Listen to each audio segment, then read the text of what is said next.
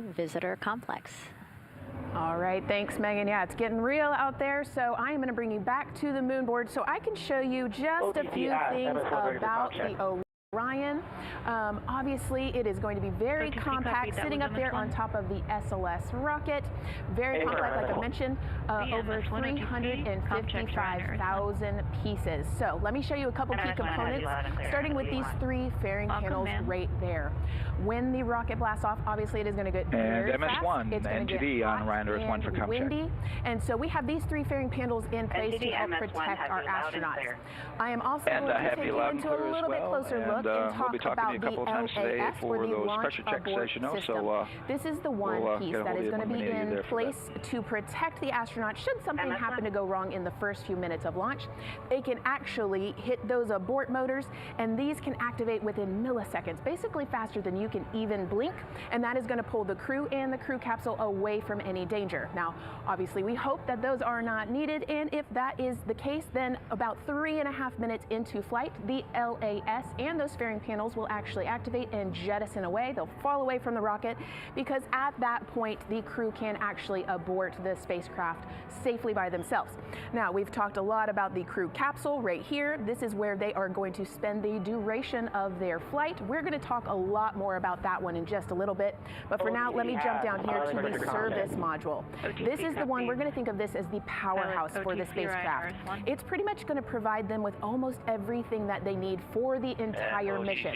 Temperature control, removing the carbon dioxide, providing them with oxygen, so much more. You can also do course corrections and things like that. So super quick breakdown, but as you can see, all of these components together are going to make the spacecraft one that is built not just to fly, but to protect, sustain, and bring those astronauts home.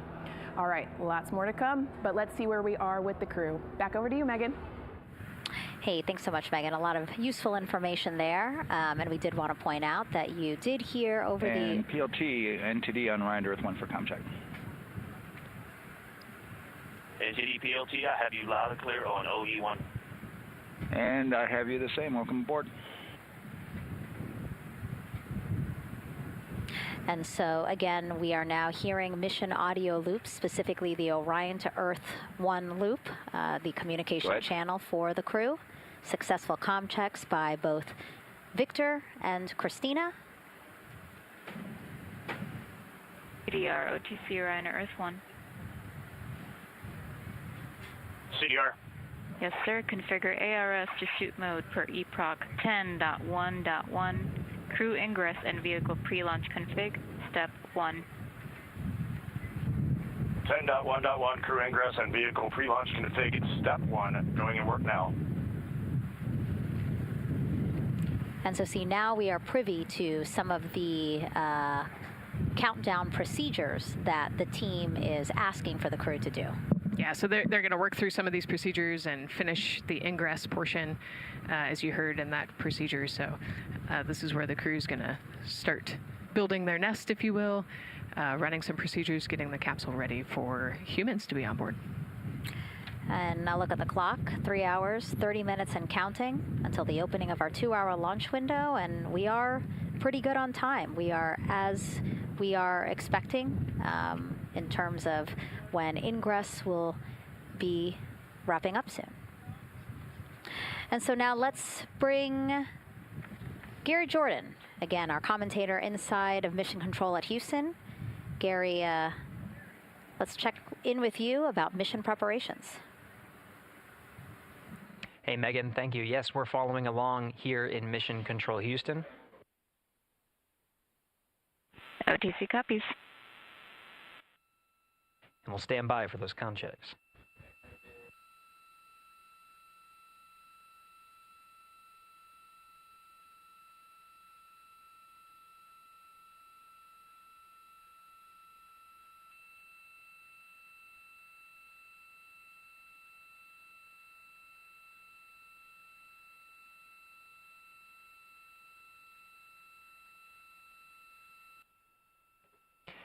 And again, we're waiting for those comm checks. We did confirm from our IVA officer here in Mission Control Houston that all 4 suits have plugged in umbilicals.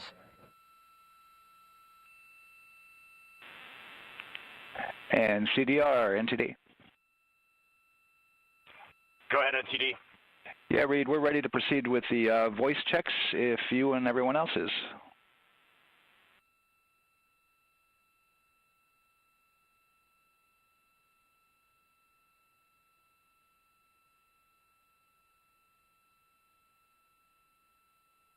NTD, Integrity Crew is ready for voice checks. I copy that. And Integrity for the entire crew, ComCheck on Orion to Earth 1. CDR. PLT. MS1. MS2. Good ComCheck by all. NTD moving to Orion to Earth 2.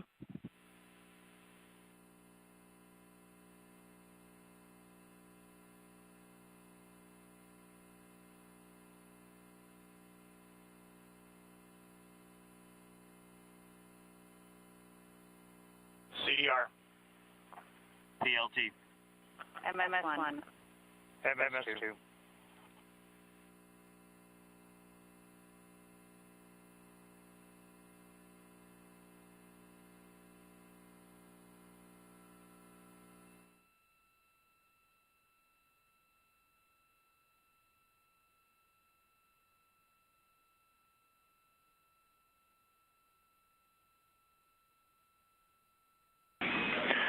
Integrity Houston on Orion to Earth 1. Voice check for the entire crew. CDR. PLT. MS1. MS2. Houston has all 4 crew loud and clear on OE1. Stand by for 2.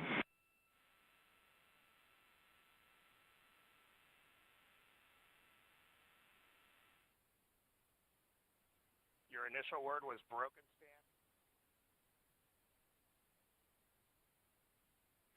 MS1. MS2.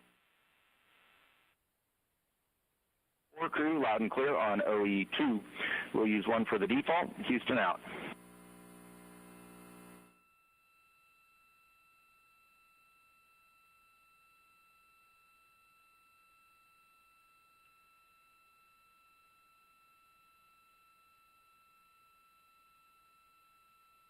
And CDR, NTD?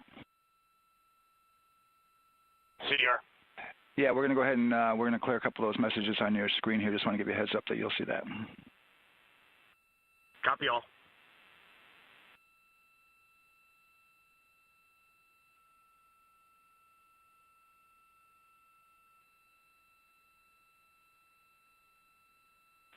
CDR, OTC, Orion to Earth 1. CDR. Yes, sir. Perform crew suit leak checks per 10.1.1. Crew ingress and vehicle pre-launch config steps 2 through 4. Annunciation of LCC O-ARS-001 will occur. 10.1.1 crew ingress and vehicle pre-launch config steps 2 through 4 going in work now.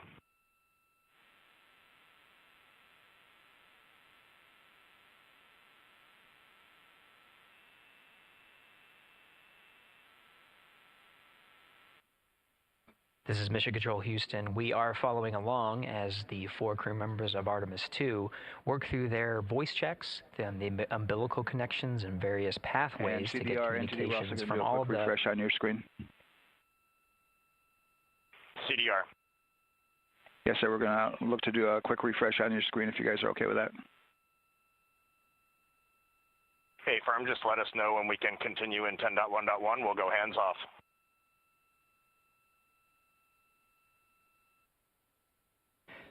10.1.1 referring to the procedures that they have through the various phases of ingress and some of the checkouts needed to prepare for today's launch.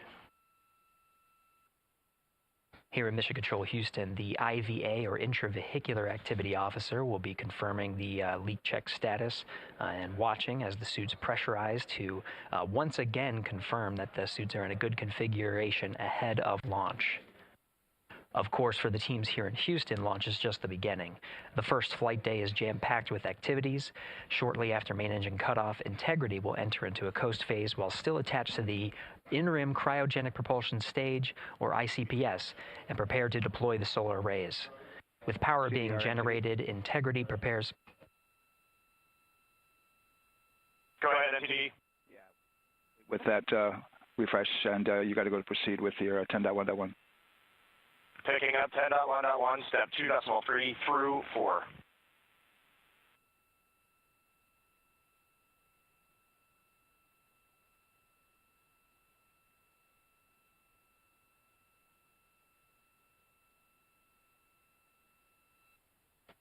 Picking up the procedures, the crew again working through the various steps to prepare for launch, standing by for seat.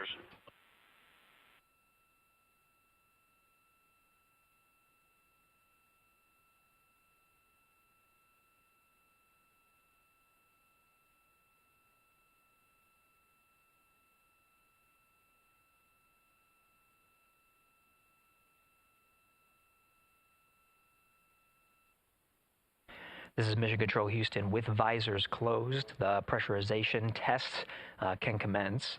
We'll stand by for word of a good leak check on all 4 of the crew member suits for the Artemis 2 mission. Again, this is the very beginning of a very busy flight day for our 4 crew members. After launch, they have a series of burns to prepare for.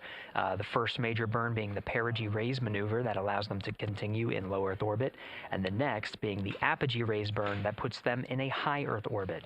This is an orbit that takes them around the Earth for nearly a day, 23.5 hours to be precise, and allows the teams, including the astronauts and the flight control teams, to check out critical systems ahead of committing to the next day's translunar injection. But before they even call it a day, Integrity will separate from the ICPS, and the crew will command.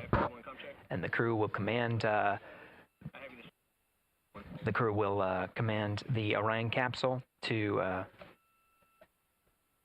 separate from the ICPS and turn around and approach the upper stage, but not dock. This is to test Orion's in-space maneuvering capabilities and provide further confidence in docking to another lunar space vehicle like the Human Landing System that will be part of the Artemis 3 mission ahead of future moon landings.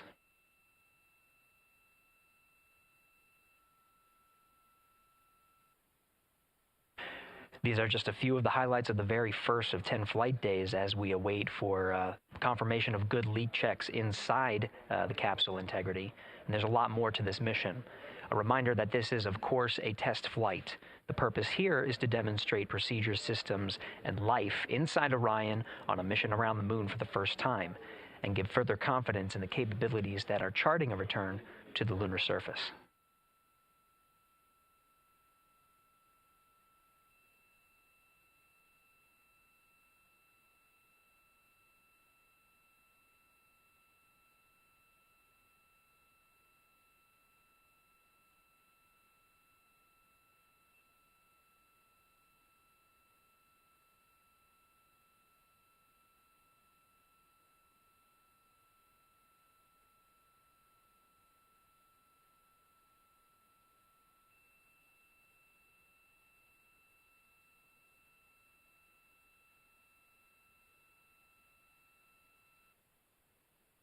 You may be able to see from this view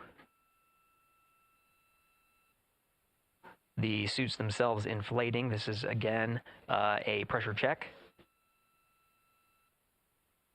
verifying that the suits are leak-free ahead of the ascent portion of today's flight. How you see the crew now with visors down will be the configuration of their ascent all the way through core stage separation, about a little more than 8 minutes after booster ignition.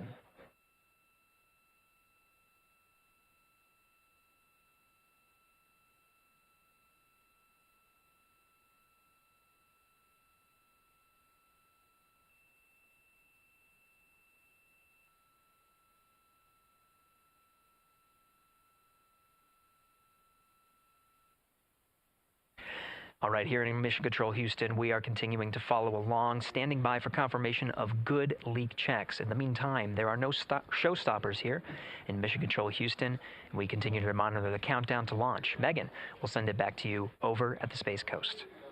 Hey, Gary, thank you so much. Yeah, as we wait for confirmation of a successful leak check for all 4 astronauts, why don't we go back to Daryl again, who has been following along with the launch countdown as we inch closer to the opening of our 2-hour launch window. All right, thank you, Megan. And yes, getting some good communication. It's great to hear from the crew inside, even though it is as simple as a comm check. It's really good to hear their voices as they move through those various comm checks and then get ready for their suit leak checks. Fantastic views inside Orion that you're looking at now. Give you an update on the weather outside. We're still 80% go for our 2-hour launch window, which starts at 6:24 p.m. Eastern Time and closes at 8:24 p.m. Eastern Time. That's the good news. The bad news is that we've got some rain showers that are starting to head in. Looks like it may miss the pad. Wouldn't matter if it rained on it or not, though. It's received some rain earlier today. Water isn't going to hurt anything out there at this point. But the rest of the area might be getting a little bit wet, which may include the hostess, so keep an eye out for that.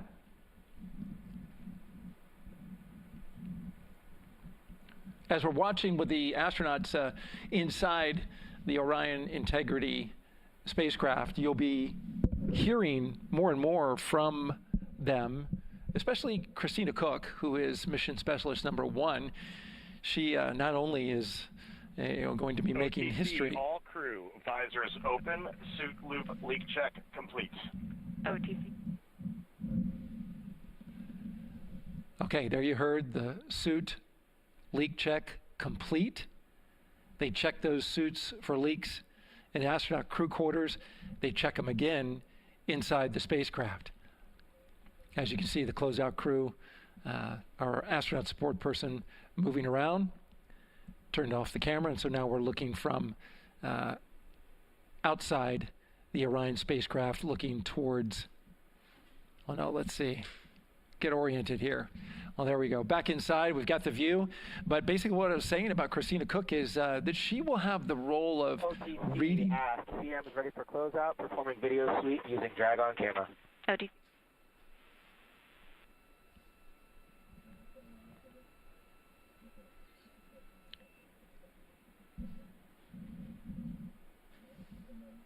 She will have the role of reading out a pressure reading that tells the team that and CDR or NTD? Go ahead, NTD. Yeah, we're going to do another cleanup on those suit leak check messages that we got from since we're done with that now. Integrity copies. Yeah.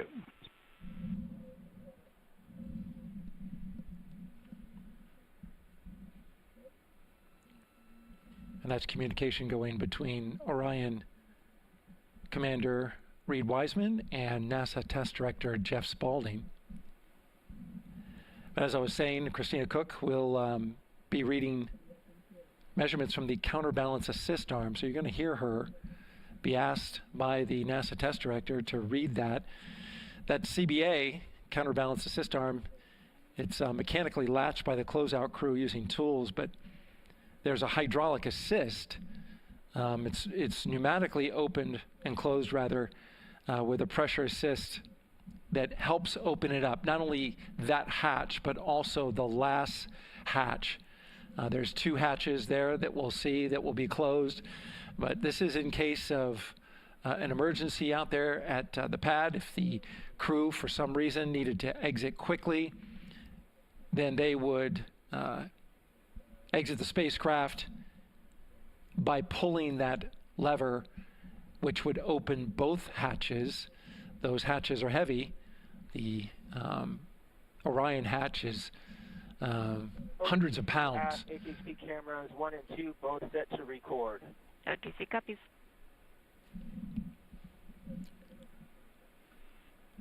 And just an update on the launch countdown, continuing to monitor the team's communications here in Firing Room 1. Everything going really smoothly so far. We don't have any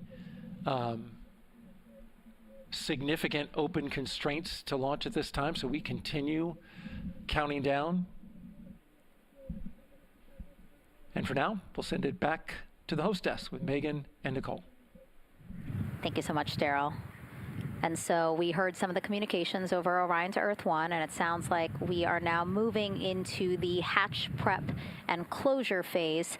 We will now start to see the closeout crew getting out of Orion soon so that they can start getting ready to, again, close up Orion, close the 2 hatches, and then get out of the pad. Yeah, the closeout team will take the hatch seals off, and they'll inspect the seals, make sure everything's ready to go, and then do a few last-minute configurations before they close that hatch. And then, like Daryl talked about, then Christina will have a role in looking at the CBA there. So. Yeah, you might have heard them say over the loops again that drag-on camera. So basically, it's a camera that they can move around, and you might have seen it in a couple of our shots already. But they will take that camera and literally go and inspect the seal that.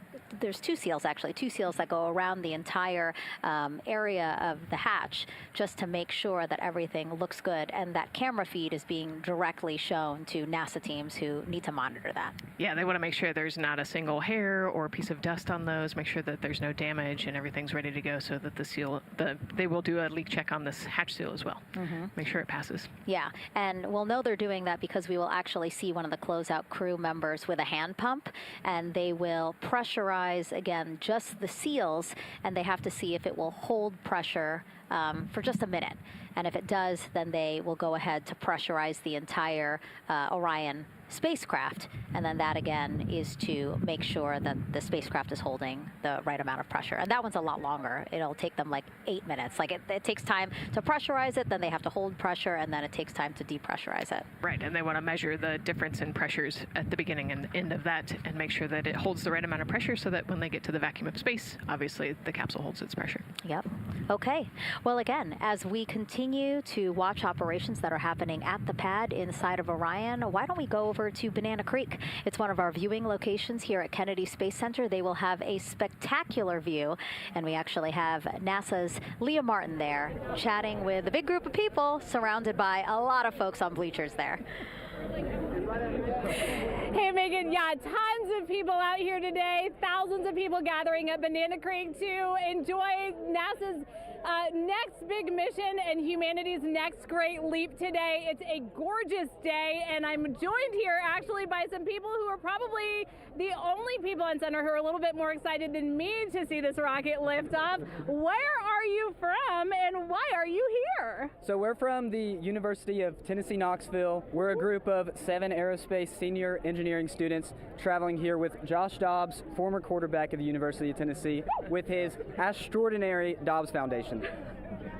Now, you were actually telling me a little bit earlier, you're here local, you're from Orlando. What's it like being an aerospace engineer and then having the opportunity to come back here to the Space Coast and see this mission lift off today? It is absolutely amazing. I feel like the little 9-year-old girl inside me is so excited. Like, I'm from around here. I grew up watching launches in my backyard, and so this seems like such a full circle happy moment for me. Now, you are an aerospace engineer looking hopefully to join the workforce in the future. How does it feel to be here and see firsthand what that work does? It's just so cool to see what I've been working for the last 4 years and then the 12 years before that just actually be physically happening in front of me. It's something I never dreamed of as a kid. And I'm actually joined here by the pastronaut himself, Mr. Josh Dobbs. Now, you have a history with NASA as well. You did an externship here. And how did that kind of play into your passion for aerospace and then the foundation that actually provided this opportunity for these students today? 100%. So I spent a month here around the Artemis 1 mission, which was a tremendous opportunity to learn about the space program and also what's next. And so to be back here for Artemis 2 and unfortunately, Artemis 1 went in the middle of the season, so it's surreal to be here for Artemis 2. And with my foundation, like, the goal is to be able to take advantage of the opportunities that I've had and pass them along to the future of the industry and give them the opportunity to see what all their hard work can accumulate into. So it's an honor to be here. We're really appreciative of all the engineers and all the hard work that's gone into this moment, and we're excited to watch history happen today. Absolutely, and as a group, I think if you guys had one well wish for the team today, what would you say? I think we can all join together and maybe say, go Artemis? Go Artemis. That was a fun interview, and again, just so neat to see all the people who are here. I mean, still hours before liftoff. Not even hours before liftoff, but hours before a 2-hour launch window. So people just really committed to being here and seeing it in person. Yeah, you can see the Banana Creek is already buzzing. Yeah. There behind Leah. You could hear the chatter in the background. It's an exciting time. Yeah, you could tell that it's a lot louder than we noticed because we just have very good mics. But, you know, she's obviously yelling over a huge crowd there. So super fun, super exciting. And yes, I hope that we all get to see liftoff here shortly. Okay, so as we know, Victor, Reed, Christina, and Jeremy will have their hands full during their mission. So for some of their test flight objectives, let's go back to Megan Carter at the moon board. All right, as we have seen from those camera views, their capsule is very compact, obviously. So let me show you a few cool things about this piece. The Orion capsule is going to only be about 16.8 feet in diameter and a whopping 10.5 in height. Think of it about the same cubic feet as 2 minivans. So obviously every piece of that capsule has been planned with purpose. And a really great example of that is going to be these seats that we have seen that live view of. Now these seats are going to be out for launch, re-entry, and splashdown, but in between they are stored in between to give them more room for daily activities and things like that. While they are on board, obviously they are going to have a lot of things to do. One of those is going to be to manually fly Orion, as we've discussed, but they also have several other objectives as well. And they are going to be doing lots of system checkouts, checking out the service module, making sure everything is working correctly. They're also, like I said, going to have a chance to manually fly. Now this was taken during one of their training simulations, but as you can see here, they will have advanced flight displays, hand controllers, touchscreen interfaces, so much to work with and practice with as well. Now, while on board, they will also have the ability to eat those shelf-stable meals that are designed specifically for microgravity. I think I saw somewhere that one of their meals is going to be mac and cheese and brisket, so that makes the Southern and me very happy. All right, but they are going to have also some time to look at some things like power and propulsion. They will have 3 key propulsion systems that are going to help power Orion as well. And speaking of power, I want to bring you back to the service module real quick because I wanted to point out these 4 solar panels. These are going to take about 18 minutes to unfold like giant wings, and they're going to stretch 62 feet from end to end, and these are going to help power the service module and in turn provide what the crew needs for their journey. So as you can see, spacecraft is built specifically for what we need and to guide them and get them home safely. All right, back over to you, Megan. Thank you so much, Megan. You know, it's taken thousands of people many years to get to us to where we are today. Let's meet some of the people of Artemis who've made this flight test possible. I am the Artemis Launch Director. I'm the Orion Crew Survival System Manager. I am the Artemis II Chief Training Officer. I'm the SLS Launch Integration and Mission Operations Lead. I am the Recovery Director. And I'm Boeing's Core Stage IPT Leader at Kennedy Space Center. And I am the Artemis II Entry Flight Director. And I'm the Closeout Crew Lead for Artemis II.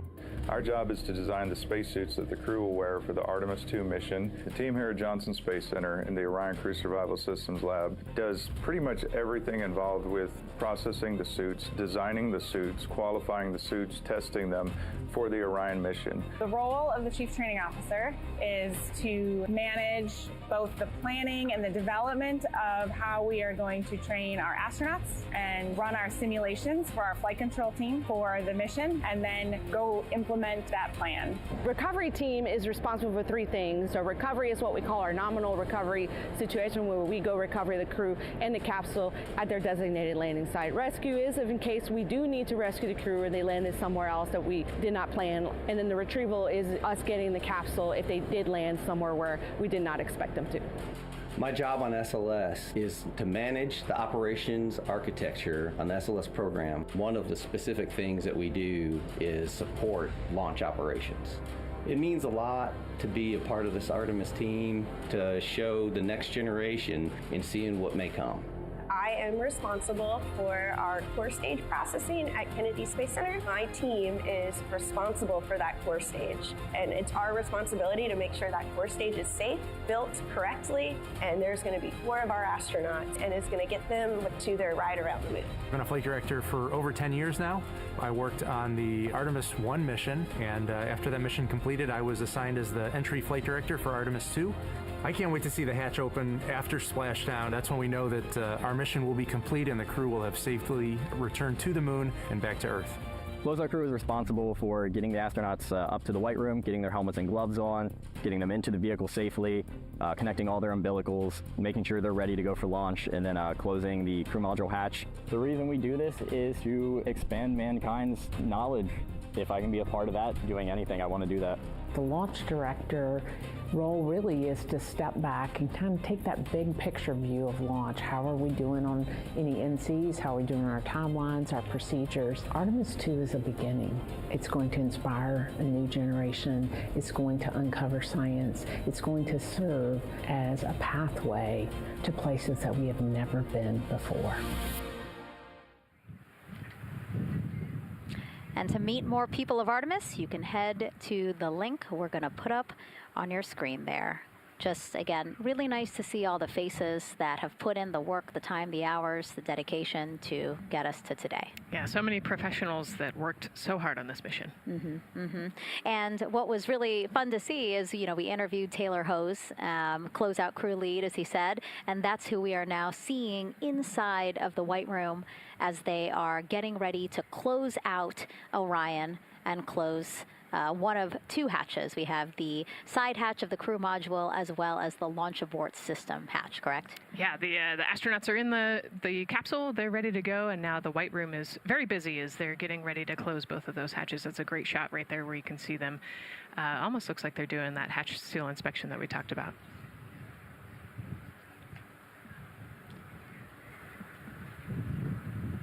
And so, Nicole, as we continue to see them get ready to close that smaller hatch, again, the crew module side hatch, let's take some questions now. Sounds good. A lot has changed since Apollo, and I have a few questions about what's next. What part of the moon are we exploring through Artemis, and what are some of the key points that NASA needs to consider when planning missions like this? Were you expecting to see Scarlett Johansson? I think that took you. Yeah, I mean, took you aback. We've talked about this, but everybody has an interest in this mission. You know, it's humanity trying to explore and go back to the moon. And I love this question. You know, what part of the moon are we going to? You know, eventually we want to get to the polar regions, the South Pole specifically. We think that there are volatiles there, so water ice, something that can be harnessed as a resource as we create the permanent base on the moon and then try to get onto Mars. But getting to the moon is a tricky mission. You know, we're going further than we have in a long time, and you know, on the International Space Station we're 250 miles from the Earth, and so we're pretty close. We resupply that spacecraft pretty often with cargo missions, but the further and further you get away from Earth, the more you have to think about the lack of cargo, the comm delay. You know, there's a communication delay the further away you get, and so there are different and unique problems as we continue to explore further and further out into the solar system. And there is so much to learn about the moon, so it's no surprise that yes, even though our goal is to have a moon base at the lunar South Pole, the lunar South Pole is not the main focus of this lunar flyby. So instead, the crew is going to be focused on observing the far side of the moon. So this is actually an animation of what teams expect the moon to look like if the crew launches today. So this is, of course, the side that faces the moon, and this is the far side of the moon, which when, again, the crew does their lunar flyby on flight day 6, we are expecting this will be their view. What an amazing view and an opportunity. Yeah, you know, there's so much to learn from this particular mission, because obviously we're not landing with this mission, and so they actually potentially could see the South Pole and kind of scope out what our landing regions look like in the context of the entire moon. But also they're going to see parts of the lunar surface that have never been seen before by the human eye, and so they're going to take these detailed notes. They're going to record themselves talking about what they see. You know, we do a ton of geology training as astronauts, especially this Artemis 2 crew. They did a ton of geology training working with scientists to learn how to pick out the unique portions that we want to go study. You know, what is the context of the moon? What parts of the moon look interesting and look different? You know, the impact craters that we talked about earlier. So really trying to take all the pictures, take all the observations, write down, talk about their observations, and record as much data as we possibly can for the researchers back here on Earth. Yeah, it's so important to, yes, we're all talking about what they hope to do during this 10-day mission, but you really do have to think about all the training that goes into this. I mean, you have 4 crew members who won't you know, have the support the way that they've been having the support. I mean, they'll be talking through communications, but you know what I mean? It's just them and the moon, right? So they need to be fully aware and equipped with everything that they'll need to do to be able to accomplish the objectives that we hope to accomplish during this mission. Right, and their specific flyby around the moon, you know, the lighting will be different and the path will be different depending on when we launch. If we launch today, it would be different from tomorrow. And so, you know, they actually had to learn the geography of the moon so that they can orient themselves when they're on the backside of the moon, because they're not going to have communication. You know, they're just going to have a, I think, 45+ minute blackout while they're while they're on the far side of the moon. And so they themselves have to know what things look like on the moon, how to orient themselves, and how to get the data that we're looking for. Yeah, really ambitious mission. Excited to be here at the start of it. All right, so another check of the clock, 2 hours, 57 minutes and counting to the opening of our 2-hour launch window for Artemis 2. This pivotal test flight comes 250 years after America began its journey as a nation. As we celebrate that milestone, a special live performance now of our national anthem by singer Ann Wilson.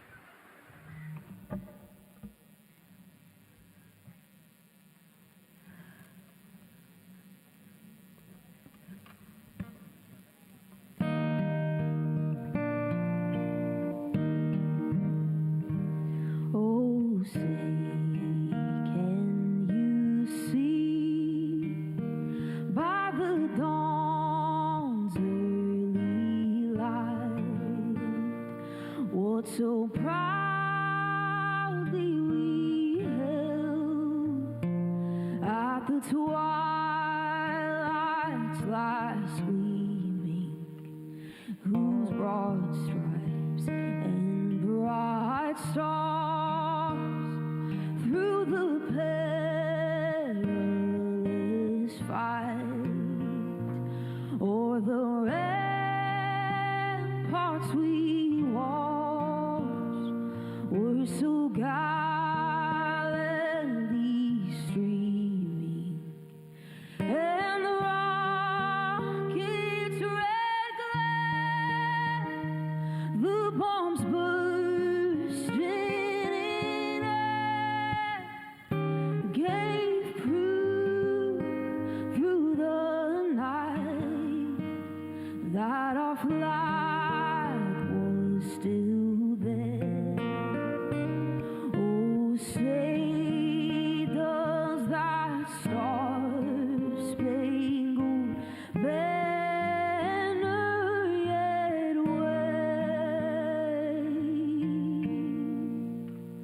o'er the land of the free and the home of the brave?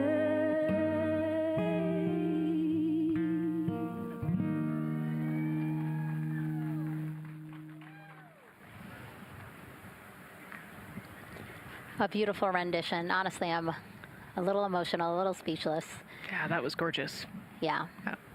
I mean, again, we are a nation of explorers, a nation of curious minds, and to see us again 250 years after our Declaration of Independence was signed to when we are trying to return to the moon for the first time in more than 50 years, really powerful. Yeah, leading the way back to the moon. It's exciting. And that's so important to us. You know, we do want to be the leaders in exploration, but we definitely know we can't do that alone. You know, we often hear NASA leadership say that, you know, this is not something one nation can do. This is something that is a collaboration of nations, and that's why we have European countries. We also have Canada, again, joining us on this ambitious test flight. Yeah, of course, it goes back to the old proverb, if you want to go fast, you go alone. If you want to go far, you go together. And we want to go far. We want to get onto Mars eventually, and so we're going to get to the moon first, and you can't do that alone. So thank you again, singer Ann Wilson, for that beautiful rendition, again reminding us of what it is we are trying to accomplish for all, by all. We are now back inside the White Room with the closeout crew. Again, backup astronaut Andre Douglas, number 2 there, just outside in the White Room, which is right outside Orion there, with the crew seated comfortably inside. As you can see, they've dimmed the lights a little bit. The crew has the opportunity to set the ambiance, if you will. They were given the opportunity to adjust the lighting as they see fit, again, just so that they can get comfortable. It's kind of like when we are on a plane and you get the opportunity to... Sure, yeah, you don't want the bright lights in your eyes. Also, you want to be able to see the screens well, or see the, the tablet on Jeremy's knee well, so they're going to adjust the lighting to what makes sense for the mission. And we saw in that very quick shot there, our best camera view of the 2 hatches is actually that drag-on camera, like we were saying, that kind of moves around. So sometimes it's hard to show that. So there you have it. You can see that the closeout crew has closed the side hatch. And so right now, that's a panel that they have to close out in order to then close the next hatch, which is the launch abort system hatch. And so, Nicole, can you just quickly, again, talk to people about the 2 hatches, again, crew module first, and then the launch abort system hatch? Yeah, so the crew module hatch is the one they're working on right now. They just got closed. You can see he's torquing those bolts down. And that is the hatch that completes the Orion capsule. And then you have the launch abort system, which actually is kind of almost a shell that goes around the capsule and holds onto the capsule during launch. And it has its own separate engines that can pull the capsule away from the rocket safely in the case of an off-nominal data point. So it's actually looking at roll rates and attitude and thrust and all sorts of different data in order to make sure the launch is safe. And if it's not, then the launch abort system will pull the crew module away and get them into a splashdown zone safely.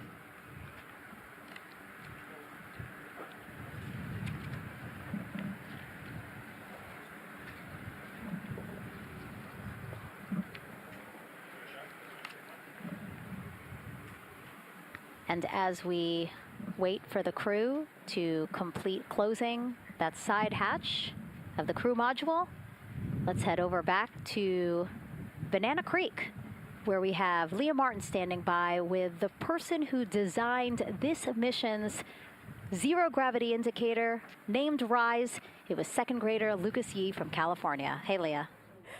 Hey, Megan. Yes, of the many special guests we have with us today, I think one of our most exciting guests is Lucas, who's joining us, like you said, all the way from California. He and his family actually worked this as a group project to design the zero gravity indicator. Lucas, can you tell us a little bit about your design? Yeah. So you named him RISE. Can you tell me why you picked that name? It was very remote, representing the Artemis 2 launch and Earthrise. And yeah, that's pretty much it. So were you really excited to find out that you won the competition and that your zero gravity indicator would be going to space? Yeah. So how does it feel? We're actually just across the river right now from Artemis. We can see it from where we're standing. How does it feel to know that design you created is actually currently on that rocket just a couple hours away from going to space? Really, really, really, really, really, really surprised and very happy. Now, Mom, you were telling me on the way over here that it was kind of hitting you what was happening. Tell me a little bit about that. It's definitely very surreal to be here in person. It's definitely very surreal to be here in person. That Commander Weissman said that it's for all and by all, that we couldn't have said it better. We're just very grateful to be here. Super, super excited. And we're so excited to have you here too. Now, Oliver, this is your first launch too, is that right? Yeah, that's right. And how does it feel to be here just a little bit away from watching the first group of astronauts in your lifetime on their way to the moon? It feels like very, very happy and surprised. So if you had one word of encouragement or something to say to the crew who's sitting on that rocket right now, what would you say?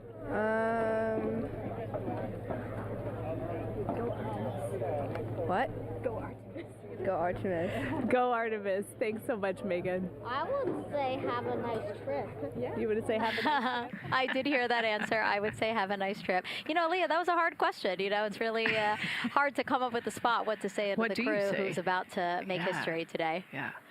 And so the Artemis 2 crew, again, ZGI, Zero Gravity Indicator. It's a plushie, a soft toy that is brought in to the spacecraft with astronauts so that it can be a visual indicator for when we have reached the weightlessness of space, right? Yeah, you saw a little replica there that Lucas had, and then in some of the views in the cabin view, you could see it swinging and hanging earlier. So I think actually Jenny was the one who installed it into the capsule. Oh, really? Yesterday, yeah. So. Oh, we have to unpack a lot here. We got to talk about Jenny, who we will get to here in a second. But then, yes, we will also go back into the capsule so that we can show you where the ZGI is now.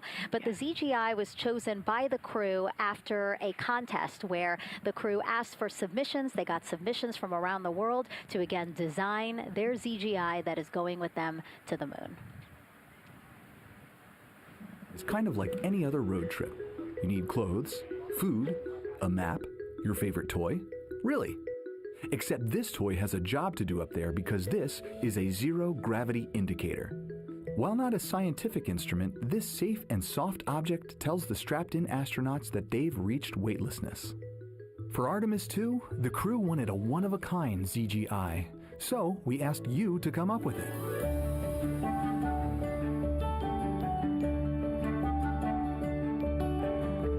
Thanks everyone for sending in your entries from around the world. Over 2,600 of you submitted. And we loved seeing all of your contributions. It was a really difficult decision because each design had a unique quality that stood out to our crew. In the end, we were able to narrow it down to a top 5 from Finland, Canada, Peru, and 2 from the United States, Kansas and California. In the end, we went with one called Rise. It was a design inspired by the Earthrise photo taken on Apollo 8, which is very special to our crew.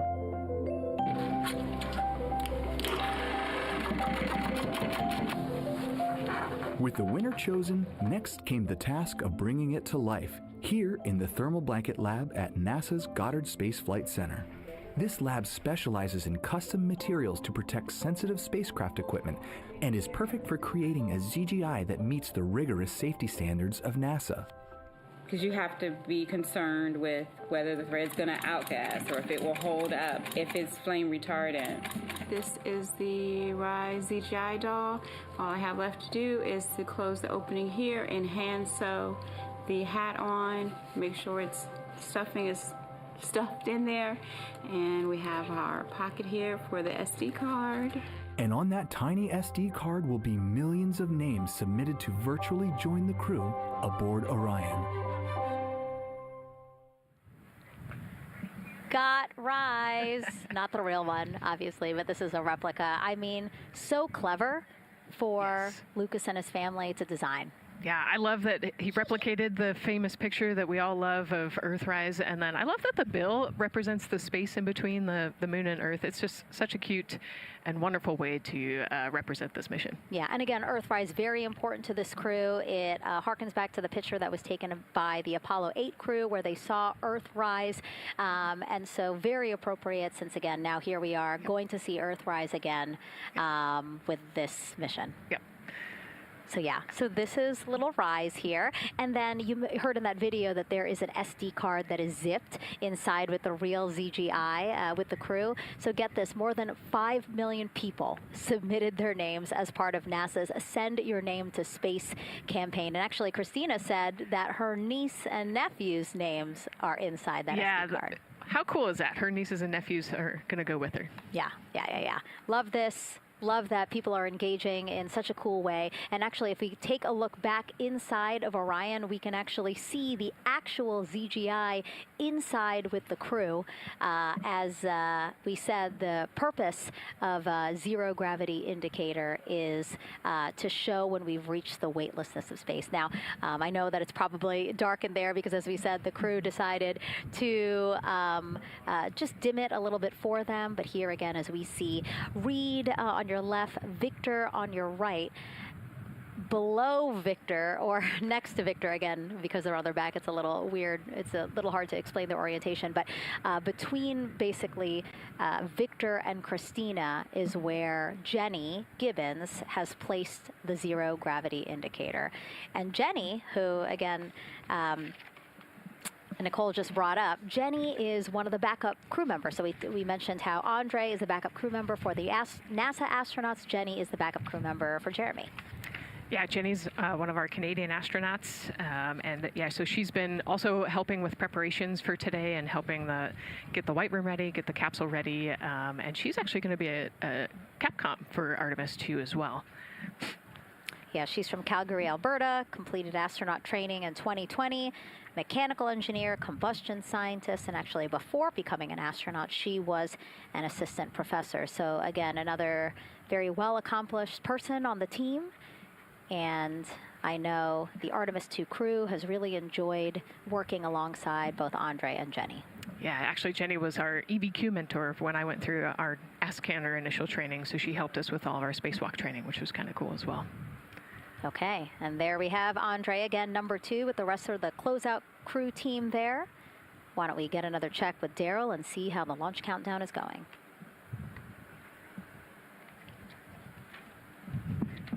Still going quite smoothly here from firing room 1 here at the Kennedy Space Center. Launch team working no major constraints to launch, which is great news. We did get an update on a weather balloon that the launch weather officer and his team released. This is an important weather balloon released at right around the 3-hour mark. And what it told us is that winds are around 10 to 11 knots in the upper parts of the atmosphere. That's important information for the launch abort system should the astronauts need the LAS. This would, of course, pull the Orion spacecraft off the top of the rocket in case there were an emergency, and then take them offshore to a water landing in the Atlantic Ocean. And so the winds are pushing onshore. And because they're pushing onshore, the launch weather officer is keeping a close eye on the strength of those winds, because if the Orion were to come off the top, and it's powered by 3 rocket motors which can propel it or pull it especially fast off the top of the rocket, it would go up into the air thousands of feet and then splash down in the water. And if you've got wind pushing against it, you don't want that spacecraft to come back and land on land. So they're watching that very closely because of the onshore flow. That onshore flow is also what's giving us a little weather action down to the south of us along what's called the beach line, 528. We got a whole lot of people out there getting ready to watch the Artemis 2 historic launch. Well, they just got a good soaking. Line of rain showers, I should say, passed through that area and soaked the place. Certainly rain is a possibility, spotty showers from time to time, but overall the launch weather officer tells us that we are trending towards getting that stuff to all push to the west the closer we get to our launch window. A reminder, that window is from 6:24 p.m. to 8:24 p.m. Eastern Time. We don't have a specific T0 at this moment. There's a lot that needs to be calculated before we get there. We also need to get through the rest of the countdown on time. As of right now, we are right on time. The launch countdown is going exactly as planned. That's not something that we saw certainly in Artemis 1. There was a lot of flexing in the timeline during those 3 launch attempts back in 2022. But so far today, on our first launch attempt, we're really enjoying some really solid countdown work, some solid operations by the launch team so far. And to quote our friend Lucas, who created Earthrise, we all really like that. We'll send it back to the host desk. Thanks so much, Daryl. Yes, we really, really, really like that. And we really, really like Rise and Lucas. So thank you for that. That was really cute. Okay, so again, here we are in the big box here. We have our full view of the rocket looking glorious on there with, again, some clouds, but still weather is good for launch today. And then we have the closeout team continuing to do work in the White Room. We got confirmation that they have successfully completed pressurizing the counterbalance pressurization. Basically, as Daryl explained it before, the side hatch for the crew module is very heavy. So in order to open it, there needs to be pressure applied to it, and that's what we just completed, right? Right, that's exactly it. So the CBA, that counterbalance assembly that we're talking about, has to be pressurized. It's a pneumatic system to help. So in the case of an egress, you know, Christina's the one that has to open that hatch. So once she gets it unlatched and unlocked, then that pneumatic system will help move the hatch. It weighs a lot, and so the average human cannot open that hatch by themselves. And so that's why we want to make sure that the system is pressurized, that it's not going to leak, and that it is ready to go in case they need to open the hatch. So that is complete, and now what is happening are the seal leak checks. So that is in progress. Again, 2 seals go through the entirety of the hatch, and we will take the seals to pressure, hold it for about a minute, and just make sure that it is holding pressure. Again, we want to make sure that the crew has a safe, pressurized environment in any sort of situation while they're in Orion.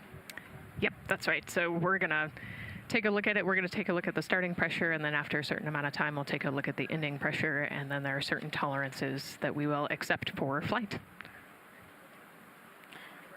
2 hours, 37 minutes and counting from the opening of our 2-hour launch window today at 6:24 p.m. Eastern Time.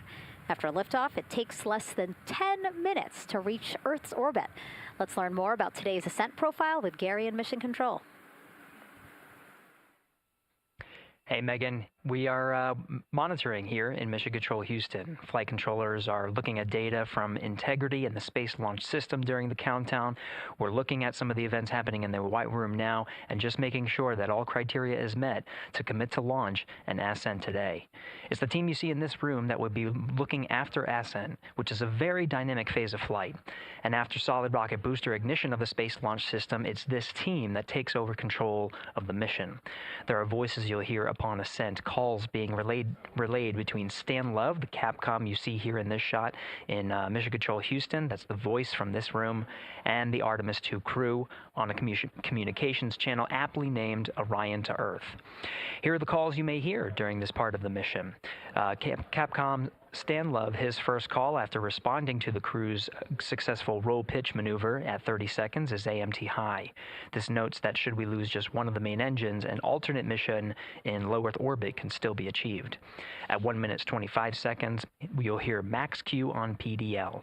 This notes that reaching the moment of maximum dynamic pressure on the spacecraft.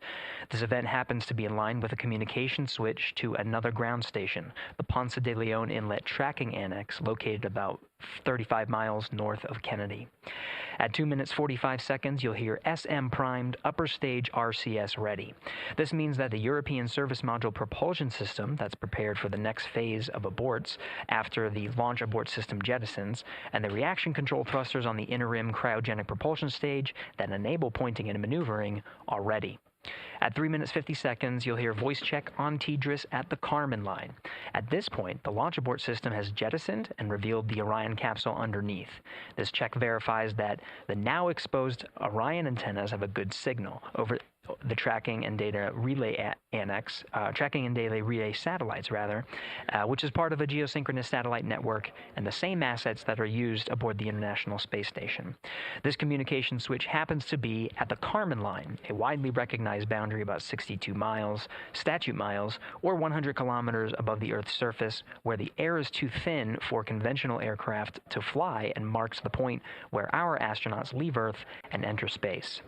At 5 minutes 16 seconds, seconds, you'll hear the call 3-engine press. This notes that if one of the 4 main engines on the SLS core stage were to fail, 3 engines can carry the crew to a nominal main engine cutoff and proceed with the expected mission timeline. This is an important call that gives more assurance of continuing today's moon mission. At 7 minutes, you'll hear expect nominal shutdown. You'll hear this call should the main engine performance be as expected up to this point. Shutdown plans can vary and may impact G-forces experienced by the crew or future burn plans, but a nominal shutdown is more indicative of continuing the mission on the expected timeline. At 7 minutes 30 seconds, you'll hear AOA open. This notes crossing into a new abort profile. At this point, an abort would use Orion engines to escape the core stage, and the altitude and velocity are enough to make it 1 lap around the Earth and aim for a splashdown in the Pacific Ocean instead of the Atlantic. And then, of course, shortly after 8 minutes, you'll hear nominal MECO. You won't hear MECO right away. Teams here wait until the core stage has separated and the trajectory is confirmed as expected before that call to the crew.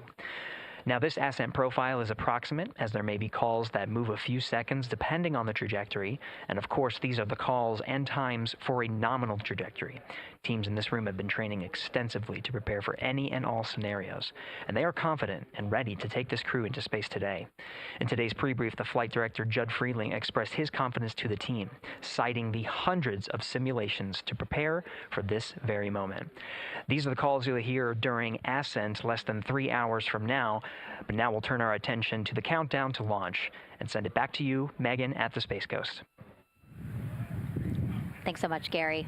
Now, one of today's 4 astronauts, of course, Canadian Space Agency astronaut Jeremy Hansen. Let's go now to Jasmine with her next guest. Thanks so much, Megan. Yeah, we're joining you live now from the Operations Support Building here at Kennedy, where crowds are starting to gather, and we're honored to have Lisa Campbell of the Canadian Space Agency joining us. Lisa, Jeremy Hansen is about to make history as the first Canadian to venture to the moon. What does that milestone mean for your agency? Thanks so much, Jasmine. It's wonderful to be here. It's such a special moment, both for our astronaut colleague Jeremy Hansen, but also for Canada. We're here because of decades of public investment in space robotics, in space collaboration, and so for our country, we're very proud. He's so ready. He's been waiting for this his whole life, preparing, training, and he's a wonderful example of Canada. Yeah, and that's a perfect way to capture Jeremy. He really has been prepping for this his whole life. This will be his first space flight. So what has it been like watching him become part of this Artemis 2 crew? Well, as I mentioned to you, I've known Jeremy since 2020, and he's a colonel, a fighter pilot, a father, and he really is a very dedicated, passionate human being. So both for him to realize this goal of being an astronaut and flying, he also is hopeful that witnessing that will raise awareness about the value of a space program, of the benefits here on Earth, of exploring the universe and our place in it. Wow, that's beautifully said. And really, this international collaboration has been going on for quite some time now. We've worked together in low Earth orbit and now going into deep space together. So why is it so important that we have these international partnerships? It makes us stronger. We can go faster and further together. Canada is one of the original signatories of the Artemis Accords, and Canada and the United States have been partnered for more than 60 years in space. Wow, that is phenomenal, Lisa. And this really is a team effort in many ways. We also have Jenny Gibbons. Yes. She'll be listening in on Capcom. What is her role going to be like? So Dr. Jenny Gibbons has been training all along as the Canadian backup with the Prime crew. Last night, she was in the Orion capsule checking out all of the communications, making sure all of the systems test out and work perfectly.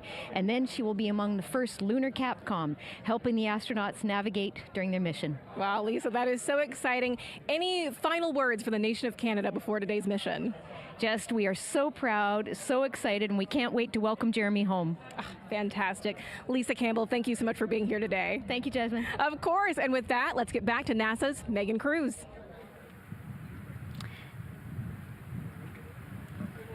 And right now, Orion Earth 1. Go ahead. Ma'am, TBA press has been completed. Did you see any drop in pressure? And MS1, we saw just a little bit. It is just over 2,600 now. Copy. Thank you, ma'am. Again, a call out to mission specialist Christina Cook. Again, it was her responsibility to monitor the pressure on the counterbalance system that will help open the side hatch. And she did report a drop in pressure, but it seems like it's within nominal limits. Right. They might have had a small drop, but we have a starting pressure and an ending pressure, and as long as the difference isn't too high, then we will take that. And the engineers know exactly what they're looking for in terms of that delta pressure. And so again, that milestone on the checklist of things that have to happen before they launch today, that is complete.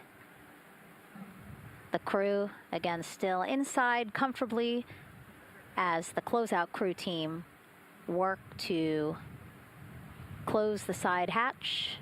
Again, a separate seal leak check, followed by a full cabin leak check, and then they will close the last abort system hatch. Lots to do still in the White Room and marching down the countdown timeline well.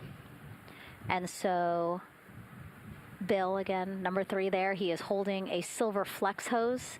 That hose is what will be connected to Orion in order to do that cabin leak check. So again, it does seem like we continue to march down through the milestones in this countdown. Hopefully lifting off today within our 2-hour launch window that opens at 6:24 p.m. Now, right now, people inside the Kennedy Space Center Visitors Complex are learning about this mission. There are great exhibits there about the rocket and Orion, and of course, our Megan Carter with the Moonboard. All right, Megan and Nicole, yeah, you mentioned that checklist before launch. That checklist is going to continue during the mission, as well as there are several vital objectives that we are hoping to accomplish with this mission. So we've talked about the rocket. We've talked a little bit about Orion. Obviously, during Artemis 1, we had that test flight, and there were no humans on board. That is our one big difference for this one, and we are going to have that crew this time. So what are they going to be up to during this mission? Let me tell you just a little bit. Now, for Artemis 1, like I mentioned, we were really focused on the SLS, making sure it had the power and capabilities that we needed. We were also checking out the Orion spacecraft in deep space environments, making sure that it was good to go. Now for Artemis 2, we are going to be taking the testing for Orion to the next level by adding that human component. So those test objectives are going to start even before launch. Like you mentioned, they are out there making their way through that checklist. But these objectives are going to start now, and that includes safety. So one really great example of safety is going to be something called the egress baskets. They're out there in the spacecraft, obviously, and should a situation happen to come up, they are going to have something called the egress baskets they can get in, and those are going to zip line them essentially down to the ground within seconds to safety. Another great example of those safety procedures are going to be the LAS, or the launch abort system that I mentioned earlier. Just a reminder, that's the one that can pull the crew and capsule away from any danger within a few minutes of into the launch. Now, those are just a couple quick examples, but our recovery teams have been training extensively, quite a lot, to make sure that they are ready and prepared for any challenging situation that could possibly arise. All right. Several other objectives that we are going to be looking at are also going to be communication checkouts. That is going to be vital. I know we talked a little bit earlier about all the maneuvering that they're going to be able to do, but we want to make sure that they have full communication ability from space to ground so that we can fully support them here. We are also going to be checking out those life support systems. Obviously, we've talked a lot about the service module and what it is going to do for the crew, but we want to make sure that those life support systems are fully functioning, obviously, before we send them farther into deep space. That's going to be critical for them. So on top of being able to maneuver the spacecraft and check everything out, we are also going to be making sure that everything is fully functioning. So as you can see, big part of this mission is to make sure that the spacecraft, the hardware, and all the operations are working, and that the data is going to make sense. And speaking of recovery, we are also going to have the opportunity at Splash splashdown to recover that launch or that flight data, and we're going to be able to take that back, analyze it, and make sure there are if there are any enhancements we need or changes we need to make before our next missions, we'll be able to do so. So lots to do. They're going to stay very busy, obviously. And with that, I will turn it back over to you, Megan. 2 hours, 25 minutes and counting, and the crowd, check it out, continues to grow at our Banana Creek viewing location. They will have a great view of launch, and we will go back now to Leah Martin, who's standing with her next guests.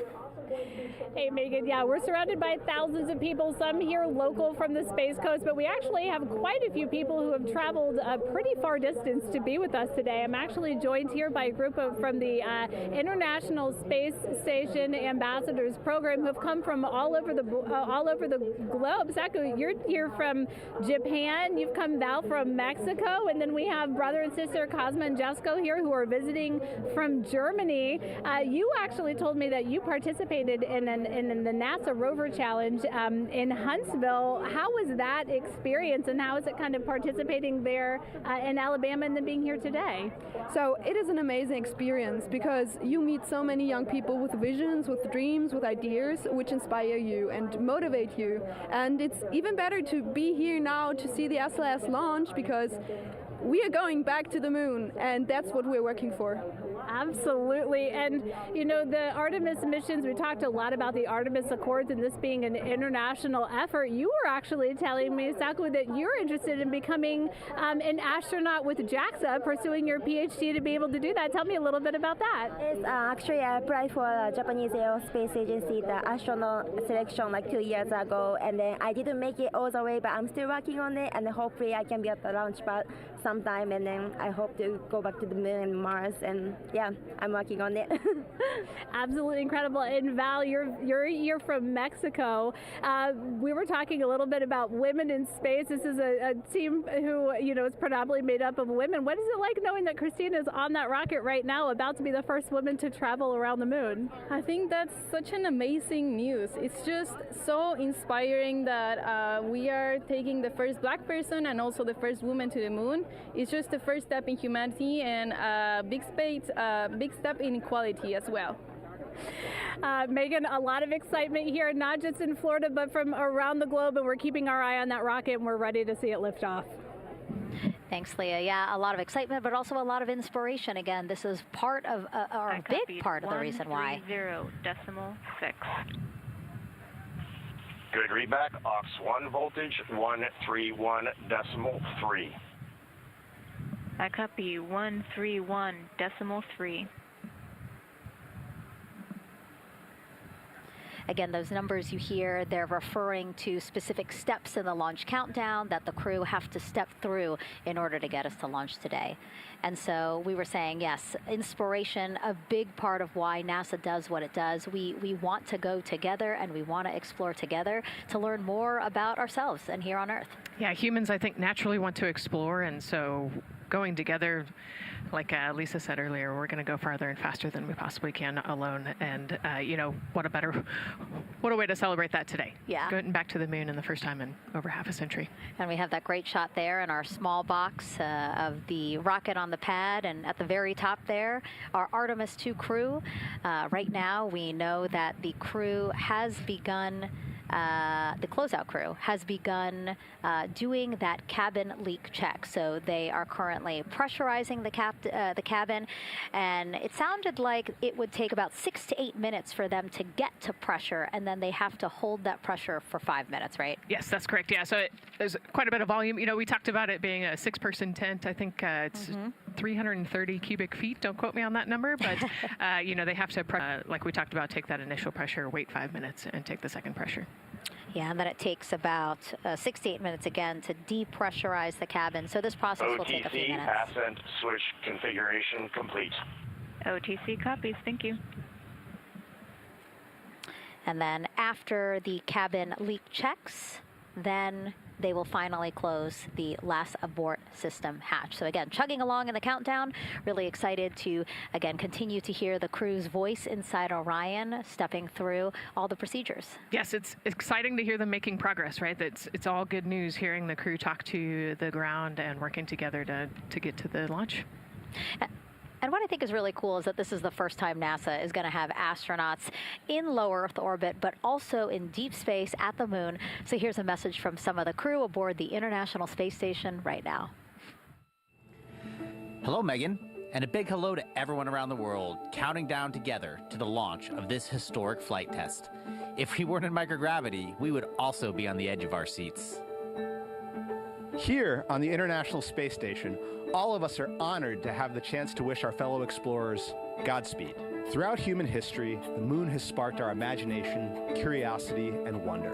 With our return to the moon, we're not only going to be learning about its history, the history of our solar system and of our planet, but also about our place in the cosmos. We are so proud of the Artemis team and so excited for what you will see and learn on behalf of all of humanity during your trip around the moon. As we push the boundaries of exploration and expand our knowledge with scientific discovery, we advance our collective civilization together as one. Test flights are crucial to the mission of exploration. We all learn in test flight schools that the more challenging the missions are, the more incremental the tests should be. This Artemis 2 mission is one more increment on the way to further exploration. Thank you to the crew, our friends, for your dedication. And from the entire Expedition 74 crew, thank you to all of the teams that had a hand in getting the Artemis 2 mission to where it is today. Back to you, Megan, as the countdown continues. Oh, I love that so much. I just love seeing them there. And again, you have to remember the International Space Station is an orbiting lab. We learn so much there, and we're going to learn so much more from Artemis 2, because this isn't just a test flight. It's an opportunity to learn more about the moon, deep space, and how humans can live and work so far from home. So here are some of the science objectives that NASA hopes to accomplish with Artemis 2. Artemis 2 is our return of humans to the moon, flying around the moon on board Orion. But along with that, we're doing a lot of great science. One of the exciting things about the Artemis missions to the moon is that science is actually a fundamental pillar of why we explore, why we're going, what we're doing in Artemis. I think it's incredibly exciting that not only are we testing the vehicle, but we're testing science on board. Science where the astronauts are conducting experiments, science riding along with the astronauts. We have astronauts looking outside the window and really observing the lunar surface. It will help us understand the deep space environment. It will help us understand how that environment affects our astronauts, our systems, and life in general. So deep space is a challenge for us because you have to leave Earth's protective magnetic field. Here in low Earth orbit, the crew members are protected from some of the harmful radiation.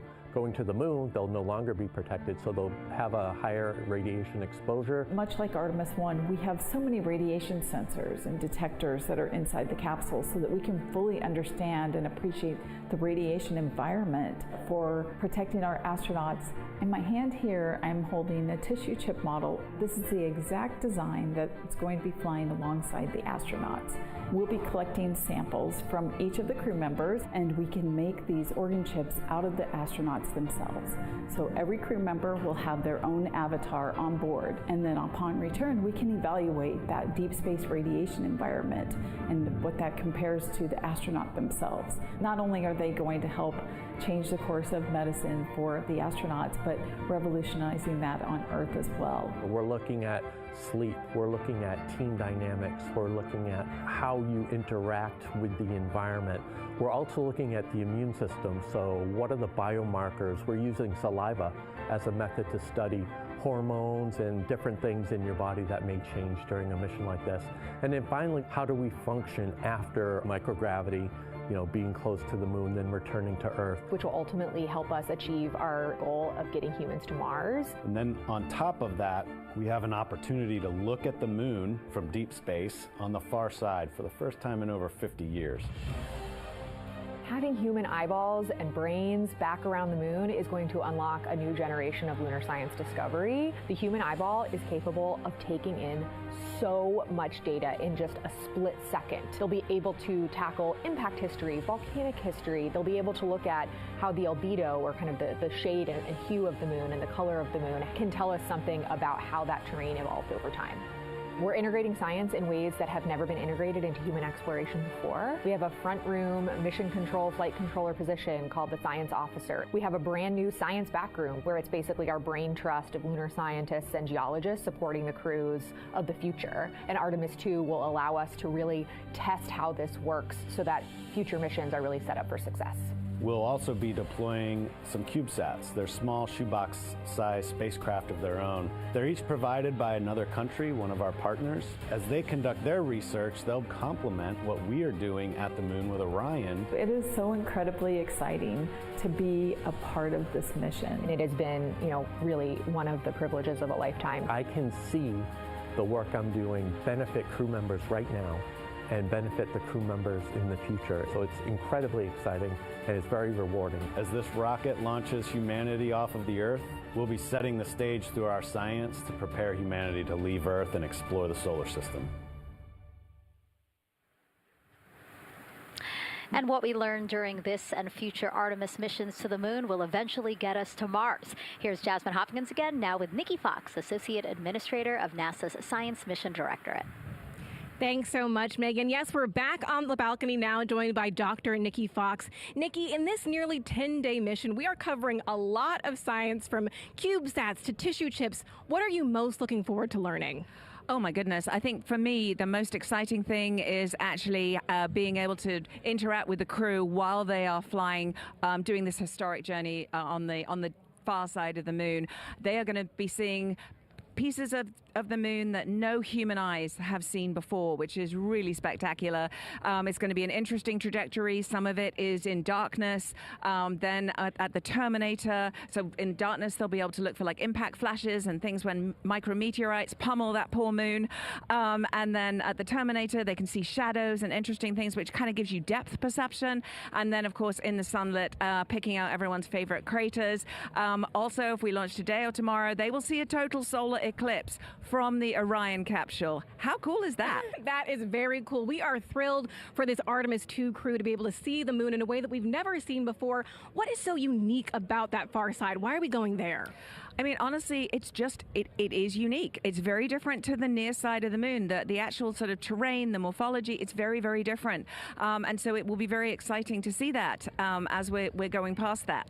Absolutely. And Nikki, we are performing a lot of science at the moon this year, actually, not just Artemis 2. Can you speak to the commercial lunar landers we're planning to send? Yes, we are very, very proud of our commercial partners as they take our payloads for us to the lunar surface. And very excited. Next one up is Blue Origin's Blue Moon Mark 1 going. It's got some science on it. It's got the scalps that went on the Blue Ghost. So we'll be able to sort of look at that plume as it's coming down onto the lunar surface, and then also the laser retroreflector that will be the array that's up there too. So even on that first test flight, packing it with science as much as we can. Wow, Nikki, so much science. It's hard to keep track of everything. But the unique thing about Artemis 2 is we're sending crew. Can you speak to the importance of the human element of science? Absolutely. I mean, we can program, like we do with our beautiful rovers on Mars, we can program them to do certain things, and it's what we think we need them to do. When you have an astronaut up there, they can make that sort of like really unique split-second decision. The thing I'm most looking forward to is when they think they're going to be looking here, is hearing one of them say, "Oh my goodness, look over there." And I think that's just incredible about how we do that. Also, flying our tissue chips with the astronauts, our Avatar experiment. Here we go, Avatar. Wow, look at that. And that's got the tissue chips samples that matched to the crew, so we'll be able to monitor the effects of microgravity and radiation on that human tissue as we prepare for more and more missions to the moon for longer and longer durations, and then off to Mars. Wow, Nikki, so much science ahead of us, but first we have to launch. Thank you so much for being here today. Thank you so much. Go Artemis. Of course, go Artemis. And with that, let's turn it back over to the countdown with NASA's Megan Cruz. Nikki is so fun. She has so much energy and so much passion about the science. And again, yeah, it's just so important to remember that so much science is happening with this mission. It's not just to test out the hardware and the life support systems. Yeah, you saw the science video, and then we talked to Nikki. Man, there's so much going on, right? We talked a little bit about the lunar observations that we're going to do. And then, she talked about, made a really great point about, the human eye can pick things out that, that a camera or a robot can't necessarily pick out. And so that's why we're sending humans. But also, we're not just doing the lunar observations. The Avatar, that's a really cool experiment. They took blood samples from the crew, and then they used those stem cells to make bone marrow and create those little Avatar chips, which is so impressive. Feels like scientific, sci-fi movie stuff.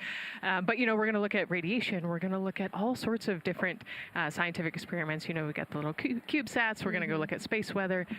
Lots going on. Yeah, even collecting some of the astronauts' saliva. You can learn a lot about the body through the saliva. So just really a lot in a small amount of time in a small capsule. Yeah, scientific discovery. That's why we go back to the moon. Yeah. And so, again, her energy just so...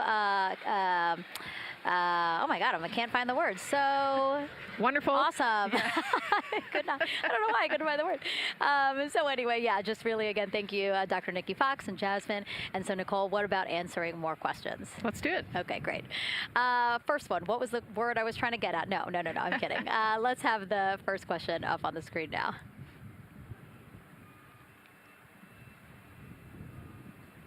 I know we got him. I see him being asked. And CDR OTC Orion Earth 1. Go. For your awareness, scrubber cycling is about to be restarted. Integrity copies.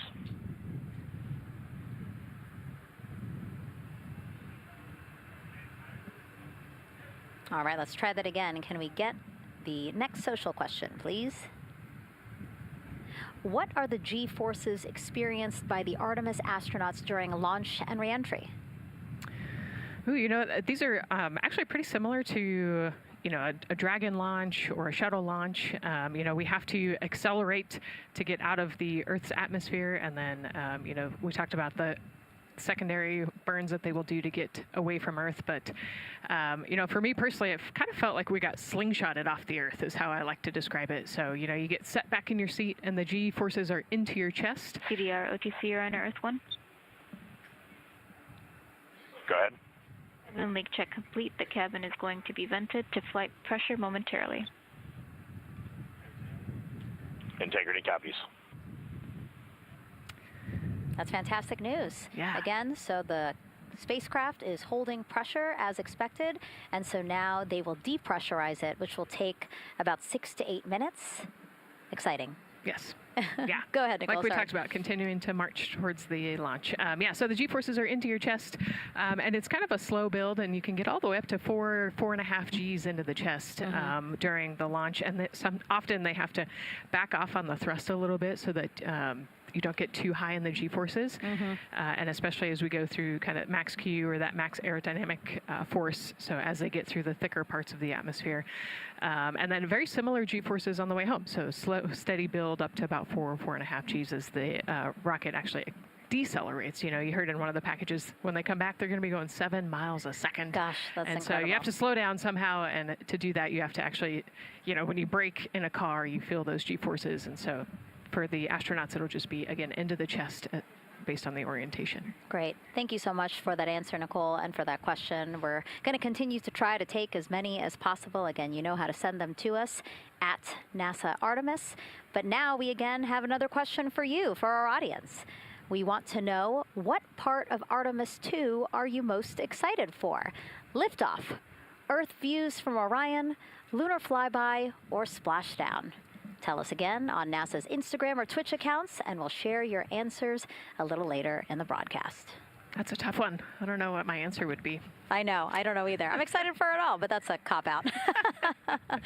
All right, now let's head back over to Banana Creek. Again, the crowds there, really excited. People coming from all over the country, from around the world.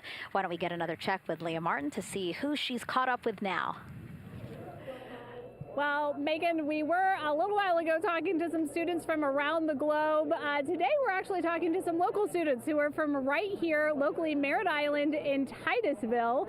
We talk a lot about the Artemis generation and about the students who are going to become the next generation of dreamers, of engineers, of scientists and technologists. And I'm actually standing with a group of those students here today. Our local high school has actually implemented a really neat new program in the spirit of being able to create these pipelines for employment and engagement. Can you tell me a little bit about what Merritt Island High School is doing? Sure. Well, this is a new program, first of its kind here at Florida, and basically what we're studying is astronautics and aviation, kind of blended the two together. We have flight simulators in our lab, but students are also learning about engineering, aerospace engineering, and we're trying to make all kinds of pathways available for them, trying to give them opportunities to see which pathway they might want to be interested in.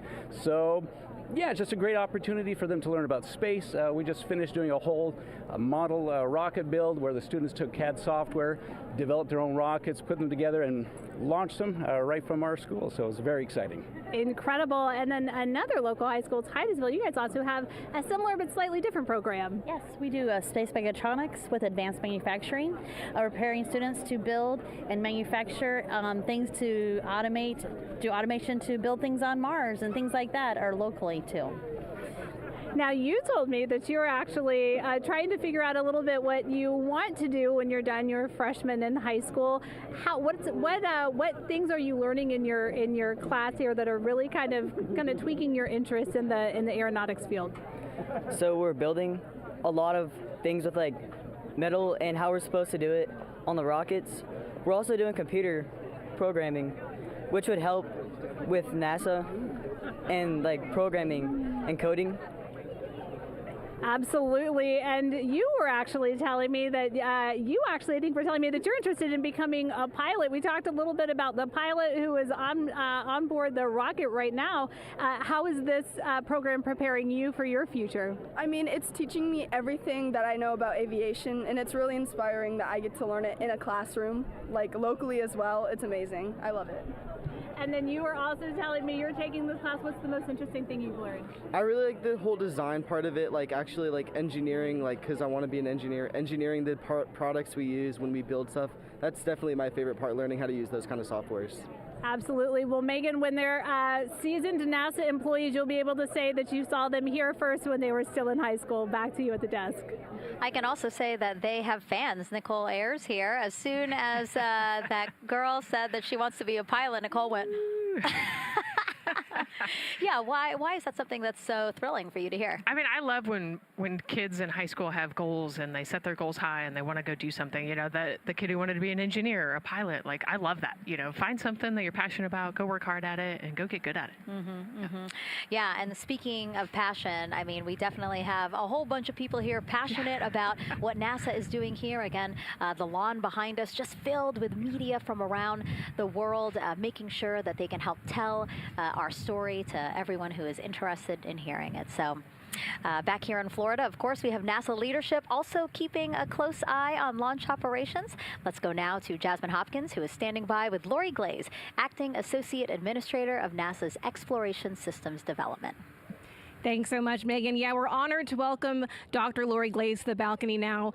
Lori, this is our very first time having crew on an Artemis mission. How does that feel, and how does that change our overall approach to the mission?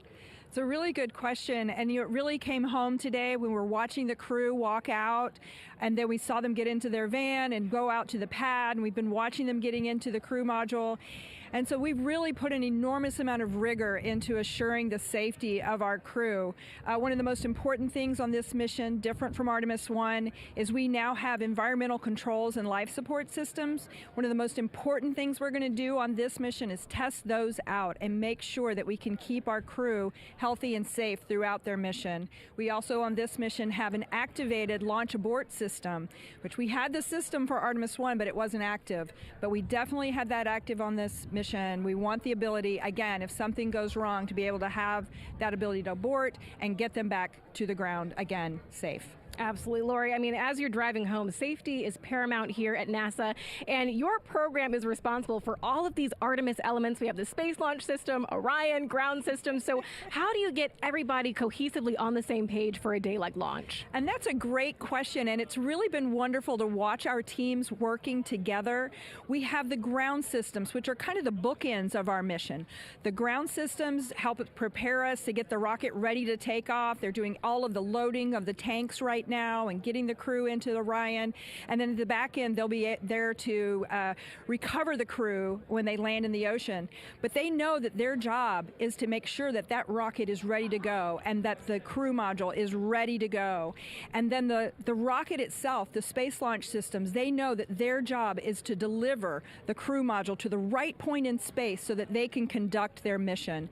And then again, they have to make sure that everything is ready, that they set them on the trajectory that is going to bring them around the moon and set them up to land in the right place in the Pacific Ocean. And that's their job, and they know how important that is. And they have to work closely with Orion, which again, they also have to work with all the other teams to make sure that everything's working together. And then on top of that, our flight operations teams, all the people on the ground, they're all working together. They know this mission doesn't work unless every single part of the mission works. Right. Lori, there are so many things that have to work together today. We can't wait to see what happens next. Thank you so much for being here. It's my pleasure. Thank you. Of course. And with that, let's take it back to the countdown with NASA's Megan Cruz. Yeah, and speaking of the countdown, 1 hour, 59 minutes and counting until the opening of our 2-hour launch window at 6:24 p.m. Eastern Time. This is a shot of Jetty Park. It's a nearby popular viewing location of rocket launches, and it is so great to see how many people are here. I mean, this is a Wednesday. Like, people had to take time off of school and off of work, but it's something that they felt like they wanted to do, to be here. Yeah, you know, I think just based on the chatter on the airplane ride yesterday, half of my airplane ride oh, no here way, was really? They were coming to see the launch. You know, everybody's excited and traveling from all over the world to come see this launch.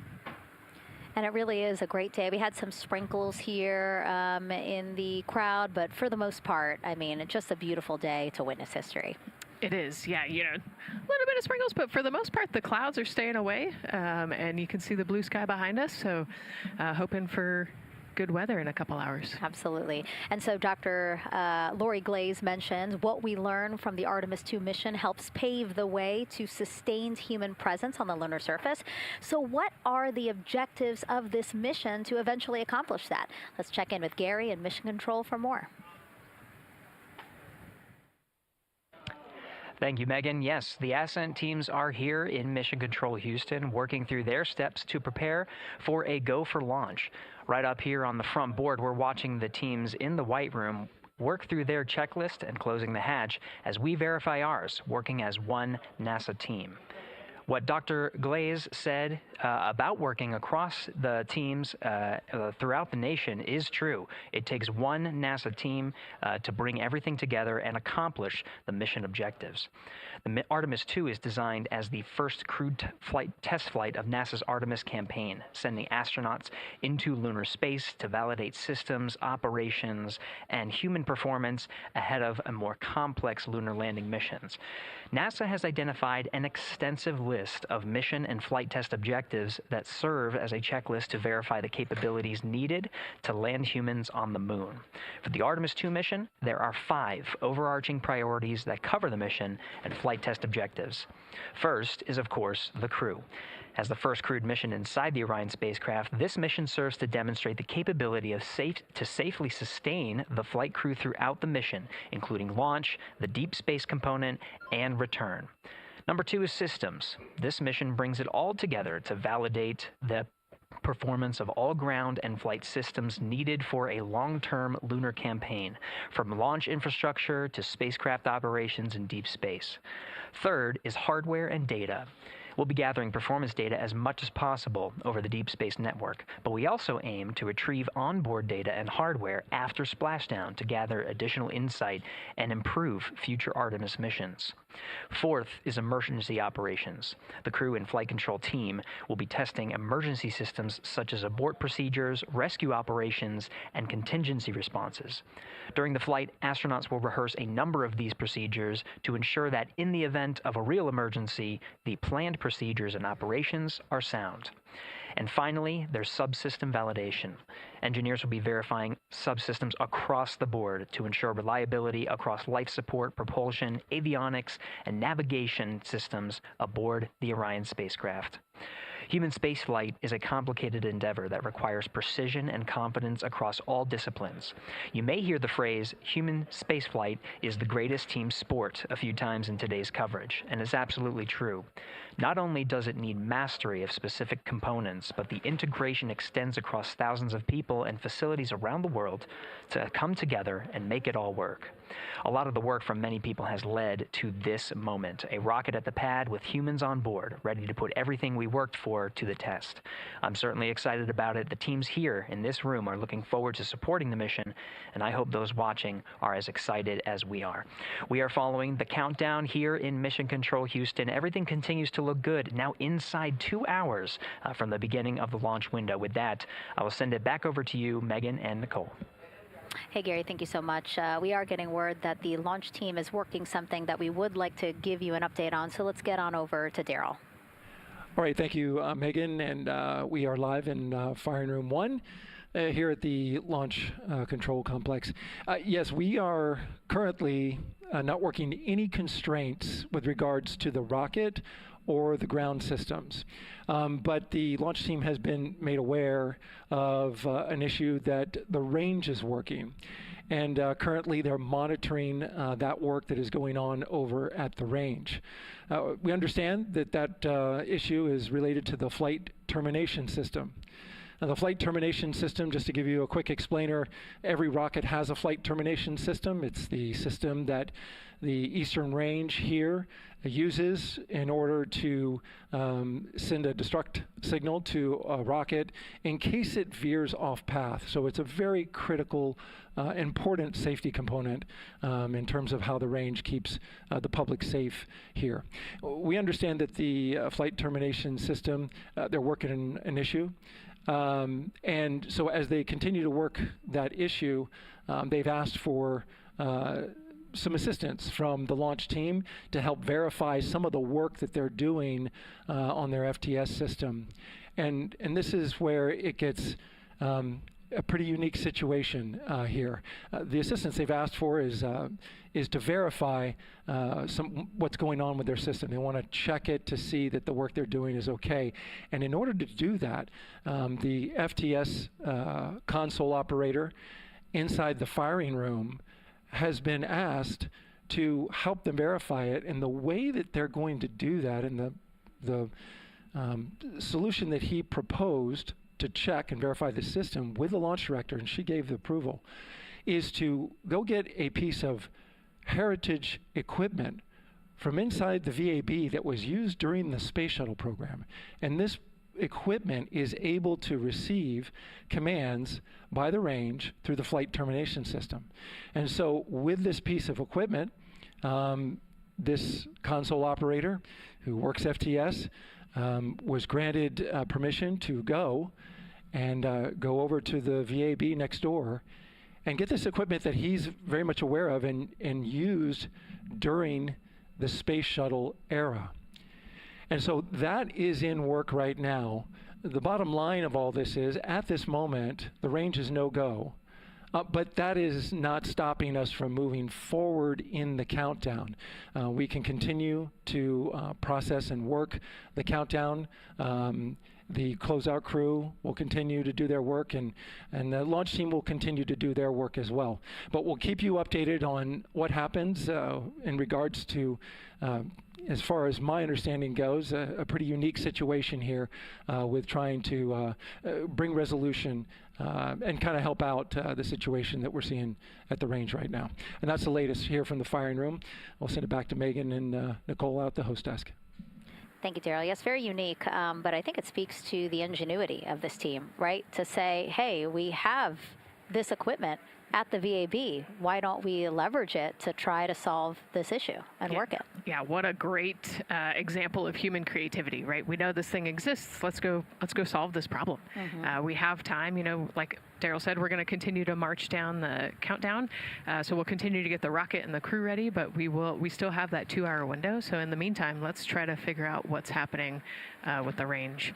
And speaking of the range, what is the range for people who might not watch rocket launches with us often? Sure, yeah. So anytime that you launch a rocket, you have to clear the airspace, right, in the launch corridor. So where the rocket's flight path is going to go, you have to make sure that that whole airspace is clear. And so we actually have assets. The Space Force helps us out with this one, but we want to make sure that there aren't airplanes in the way and there aren't other maritime assets in the way or things like that. So that there's a whole group of people. We talked to, actually, Gary said it great, right? It's a huge team sport, and so there's a whole group here on the ground that is monitoring that launch corridor to make sure it's clear and ready to go.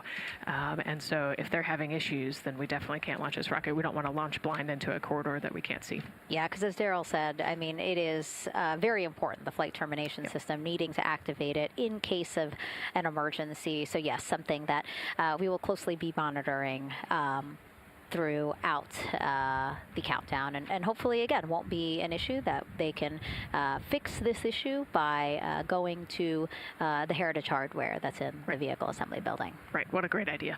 Okay, so again, under 2 hours from the opening of our 2-hour launch window, 6:24 p.m. Eastern Time. The crew, as you can see there, inside of Orion, relaxing, getting updates from the team, but also just getting in the right headspace for hopefully launch today. Let's learn a little more about each of them now.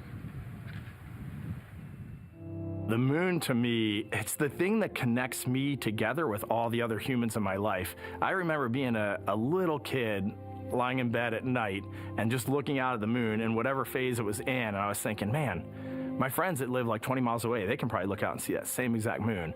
And then when I was in the Navy and I would look out at the moon and I'd be halfway around the planet, and I would think, man, my brother can see that moon where he is, and he's halfway around the planet from where I am. To me, it's a connection of life on Earth. We can all look up and see that moon, and it's always changing. The moon is never the same 2 days in a row. I love that. My name is Reed Wiseman. I'm the commander of NASA's Artemis II mission around the moon. I grew up in a little town just north of Baltimore, Maryland, about 20 miles north of the city. There was a National Guard base nearby my house, and there were A-10 aircraft that would fly over every now and then. I just would look up at them and be like, man, I want to be up there. I want to go do that. And then my brother went to the Naval Academy, and I would go every year and watch the Blue Angels fly during commencement, and that just started to grow and grow and grow. For a while, I wanted to join the Air Force, and then I realized Navy flies as well, and they fly from ships in the middle of the ocean, and that was it. Like, done deal for me. That is exactly what I wanted to do for my career. Flying is freedom to me, especially when you're in a jet aircraft coming off of an aircraft carrier in the middle of the Pacific Ocean. Nearest land is over 1,500 miles away. So when you come off of that aircraft carrier, you are truly just alone with yourself out there. It is a magical experience to be out there all by yourself in an aircraft over the Pacific. Just it's free. I think anybody who accomplishes something that they set their mind out to, there's no one thing that does it for them. It's a combination of everything. I mean, the way my parents raised me, the way my brother and I, the way our relationship developed over time, my friends, being in the marching band, going to college, setting my own course, learning how to live on my own, being mentored along the way, being, kept on the path to success, but being given the freedom to, make excursions and fail every now and then and regroup and carry on. I think all those things come together in the end to get you where you are. I've had to overcome, I'm a human being. I've had to overcome a lot of fears. I'm pretty scared of heights. I joked about that on the International Space Station, but it turns out I'm only scared like at the edge of a building. When you're up on the International Space Station, even though you're 250 miles up, I never had that feeling of falling or that I was, at risk up there. I just kind of loved the feeling of floating and looking down at Earth. There have been challenges all throughout my life. By far, the biggest challenge was losing my wife in 2020 to cancer, and now raising 2 daughters who are grown up now, but that's been the biggest challenge by far I've ever had to face. It is not easy being an only parent, trying to work a full-time job, and raising 2 kids is something that I think about every single day. I'm very proud of the work I've done. I haven't always done it well, but I've always shown up and tried as hard as I possibly can. 2 hours, 30 minutes, and counting until the opening of our 2-hour launch window, 6:24 p.m. Eastern Time. The moon, to me, it's the thing that connects me together with all the other humans in my life. I remember being a little kid lying in bed at night and just looking out at the moon in whatever phase it was in, and I was thinking, man, my brother can see that same exact moon. And then when I was in the Navy and I would watch the Blue Angels fly during commencement, and that was it. Like, done deal for me. That is exactly what I wanted to do for my career. Flying is freedom to me, especially when you're in a jet aircraft coming off of an aircraft carrier in the middle of the Pacific Ocean. Nearest land is over 1,500 miles away. So when you come off of that aircraft carrier, you are truly just alone with yourself out there. It is a magical experience to be out there all by yourself in an aircraft over the Pacific. Just it's free. I think anybody who accomplishes something that they set their mind out to, there's no one thing that does it for them. It's a combination of everything. I mean, the way my parents raised me, the way I do wonder what it's going to be like when we are really far from Earth and can see it. The sensation of being so far away from everything that you know. I had that sensation on the space station the first time I got to sit in the cupola for a really long time. So I can only imagine what that's going to be like from 200,000 plus miles away. My name is Victor Glover, and I'm the pilot for NASA's Artemis II mission around the moon. When I was in 4th grade, I was 10 years old, and that's when the Challenger accident happened. And it helped me understand how the general public felt about the astronaut corps. Right? Like, these are the people that we want to be. And that just gave me an easy thing to strive toward. The biggest fear that I've had to overcome in my life is doubting myself. Going to college when no one in my family had gone to college was a huge risk. I had more confidence in my athletic ability than in my academic abilities. I could play football with those college students that I saw on TV. But my classmates that I saw in the lab and around the University Union, I didn't know if I had what they had.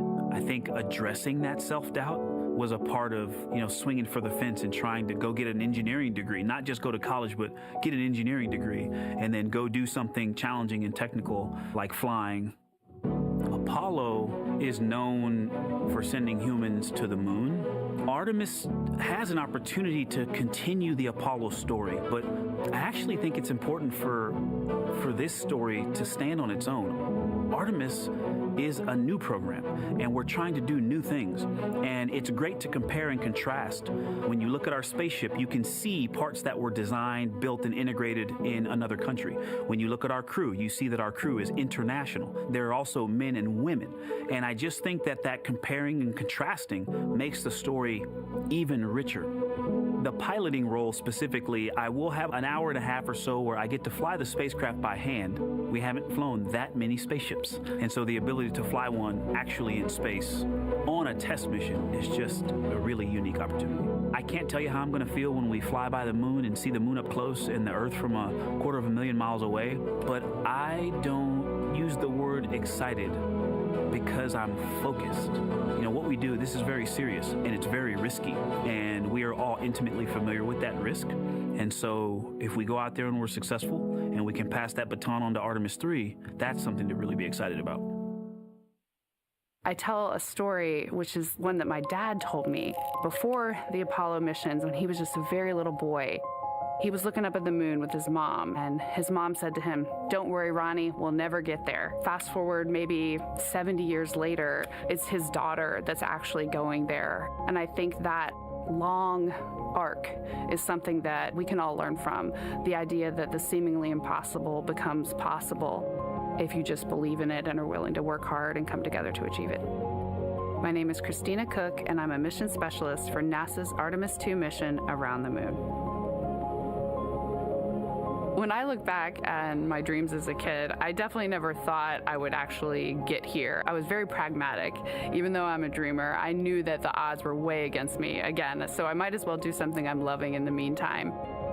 I definitely loved science and math in school and, did pretty well in those things, but I also loved being active. I was always outside. I loved things that made me feel small. I loved looking at the night sky, oftentimes between the pine tree branches, or I loved the ocean. North Carolina also has mountains, and when we go there, I just loved the vastness of all of those things. I loved how they made me feel and what they made me think about, and the vastness of the universe and how much out there was to learn. I'm drawn to exploring. I'm drawn to challenges that involve both mental and physical, and I'd much rather be solving problems wearing a whole lot of equipment and in a harsh environment, and that's just something I've carried with me ever since I was a kid.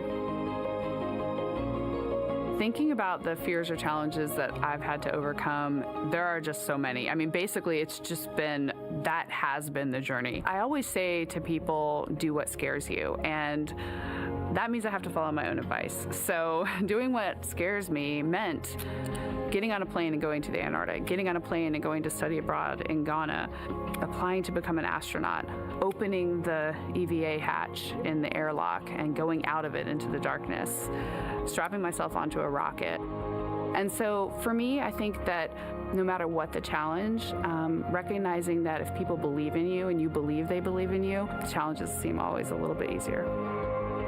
To me, the moon, it represents history. It is a witness plate. Everything that's ever happened to the moon is still written on the moon. Every single person has looked at the moon their entire lives.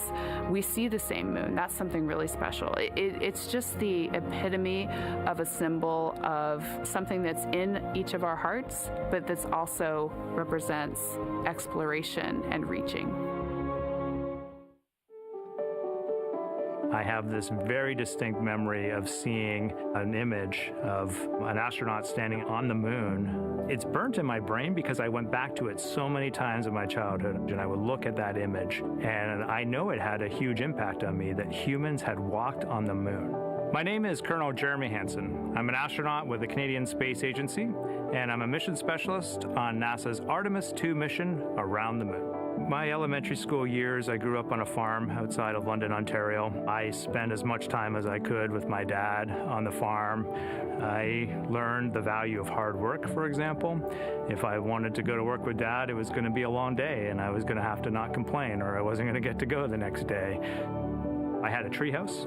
I had a vivid imagination, and I changed my treehouse into a spaceship. I made all these dials and controls. I had circuit breakers for switches that I found in the barn, and I was exploring space in my imagination. The most important thing I did to get to where I wanted to go in life, which was flying fighter jets and eventually becoming an astronaut, is I shared those desires with other people. And it turns out, just like you don't go to the moon on your own, if you could, I would have done it a long time ago in my treehouse as a kid. You have to go as a team. I think the biggest impediment to achieving my goals was, of course, myself. And I think that's a common human experience. There are many times where just little things would get in my way, and my immediate interpretation of that was, well, now that goal's out the window. You know, people must have lifted me back up, and somewhere in the back of my head, that persistence came through. And I think that's a common human experience, to doubt ourselves. I've come to this, I guess, realization that I believe that we all have gifts to contribute, and the goal is to figure out how to use your energy towards adding positively to humanity's existence on this planet. But I love it when humanity sets big goals, like sending humans to the surface of the moon with an eye to eventually going to Mars, because when we do that, we can bring together genius from not just even in one country, but around the world. I've also learned from my indigenous mentors that they refer to the moon as Grandmother Moon. So you've probably heard of Mother Earth. They use Grandmother Moon because Grandmother Moon is responsible for the water in their community, just like the moon moves the water around the planet, affects the tides. And I think that's a really beautiful thing for us as we go back to the moon, to think about all the different cultures around the world and how they view the moon differently. And that's really neat because we all share that same moon in the night sky.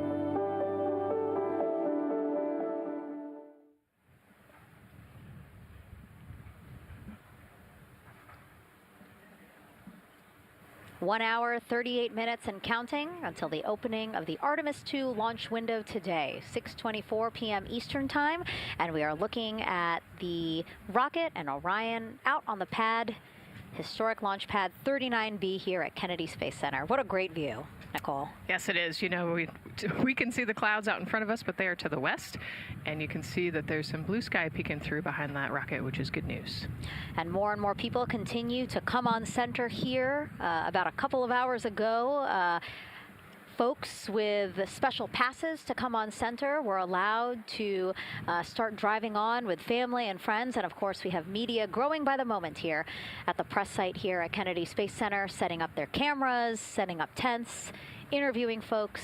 Again, this great jib shot that we have from our camera here showing all the interest that we have here at the press site. And actually, even to the right of us, so camera left, no, sorry, the right of your screen, left of us, plenty of other people there set up with their own tents, broadcasting to their own viewers.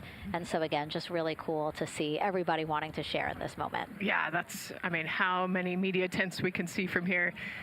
it's a beautiful thing. Yeah. I think it's important to share this message with the whole world. Yeah.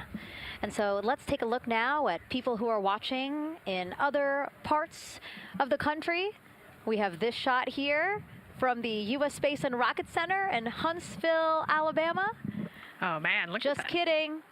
Museum of Flight, Seattle, Washington. So sorry. Hello to you over there. Sorry, I thought that you were in Alabama. But here you are from Seattle, Washington. Again, the Museum of Flight. They must have had a special event to bring people there to watch, as well as a special event here. Now, correctly, the U.S. Space and Rocket Center, Huntsville, Alabama. Of course, they would have a lot of people here, and I'm sure this crowd will grow when we get closer to launch. Marshall, the home of the SLS rocket. Yes. Yeah, this is a great shot. You can see all the people there, and obviously you've got quite a few artifacts in there as well. Oh, now they see they us. know. Yes. Yeah, now they know. They're on the broadcast. That's too funny. Awesome. Hey, listen, it's all right. We can sit. We can sit and chill until we wait for the opening of the window. No, there they are. Yeah. Everybody's excited. Thank you guys Love for it. showing us your excitement. I know deep down it was in there. It's just that you felt like sitting at the moment, and that's all right. There's a little delay. Yeah, that's all right. Well, thanks so much to those supporting these watch parties and bringing them to us live here. Actually, our video paths are taking quite a circuitous route to be able to bring those live views in from Seattle as well as Alabama, but we're glad that we can be able to share it with you in the broadcast now. And so why are we going to the moon? Why does NASA want to build a moon base there? Here's Megan Carter again with our moon board. All right, thank you, Megan. Yeah, so we are right around that hour-and-a-half mark, hopefully for that launch. It's going to be very exciting. So they are going to have a few days to be around the low Earth orbit, and then they'll be heading on to the moon. So yes, let's talk what will be happening. Why are we going to the moon? So obviously this is not going to be a landing, as we've discussed. They are going to be coming with 4,000 to 6,000 feet around the moon's surface, and this is going to connect us directly to our past. Those Apollo missions did have 6 lunar landings, and the Artemis campaign is looking to build on that past by going back to the moon, staying longer, and then going farther. So how are we going to do that, and why? We have obviously talked a little bit about that lunar South Pole, and we are focused specifically on the far side of the moon for this one for a specific reason. You might have guessed we're going to be looking for some resources especially, and that's going to be water or water ice. That is going to be giving us some really critical pieces for future missions. And as you can see here, we have identified 9 potential landing zones. So this is going to be a critical objective for our crew. Depending on when they launch, it will determine what is going to be visible, but we do have these 9 landing zones right here around the Shackleton crater. And as you can see here, a lot of that area is deep and dark, and that is where we are going to be looking for that water ice, because that is obviously going to give us not just water to drink, but as we know, that can actually be converted into our propellant potentially, that hydrogen and oxygen. So that is going to make the moon a critical place for that moon base, because we want to think of it essentially as a backpacking trip. If you have your tent and your hiking boots and your camping stove and all your gear, you don't want to take that out and be on the trail for the first day and then try everything out. You're going to test things out a little bit closer to home before you go out on that adventure. And that kind of goes for us as well. So the moon is going to be critical for us in the future steps towards our lunar landings, and then also for going farther on to Mars in the future. It's going to set us up for that deep space exploration, and we can't wait to see what they see once they get to that flyby. But for now, we are, like I said, getting closer. So I'm going to turn it back over to you, Megan. Exciting stuff. Again, the idea of accomplishing a moon base, like as we've been saying, sometimes things just seem like science fiction, and it's amazing that we're making it science fact. Yes, yeah, we're going back. We're going to scout it out, and then on the future Artemis missions, we're going to put boots back on the moon for the first time in over half a century. But we're going to stay, and we're going to learn from the moon, and we're going to, as Megan talked about, the water ice, and harness that resource, and, not only learn from the moon about Earth and about the solar system, but also figure out how we get to Mars from the moon. And so what we're seeing now back inside the White Room with the closeout team, they are removing basically fixtures that protected the crew module hatch while they did work around it, right, Nicole? Yep. Yeah, so anytime that you're moving around and working, there are some sensitive sensors and parts of the crew module that we don't want to kick or bump into, and so it's easier to just put a guard up while you're working in there and then take it down later.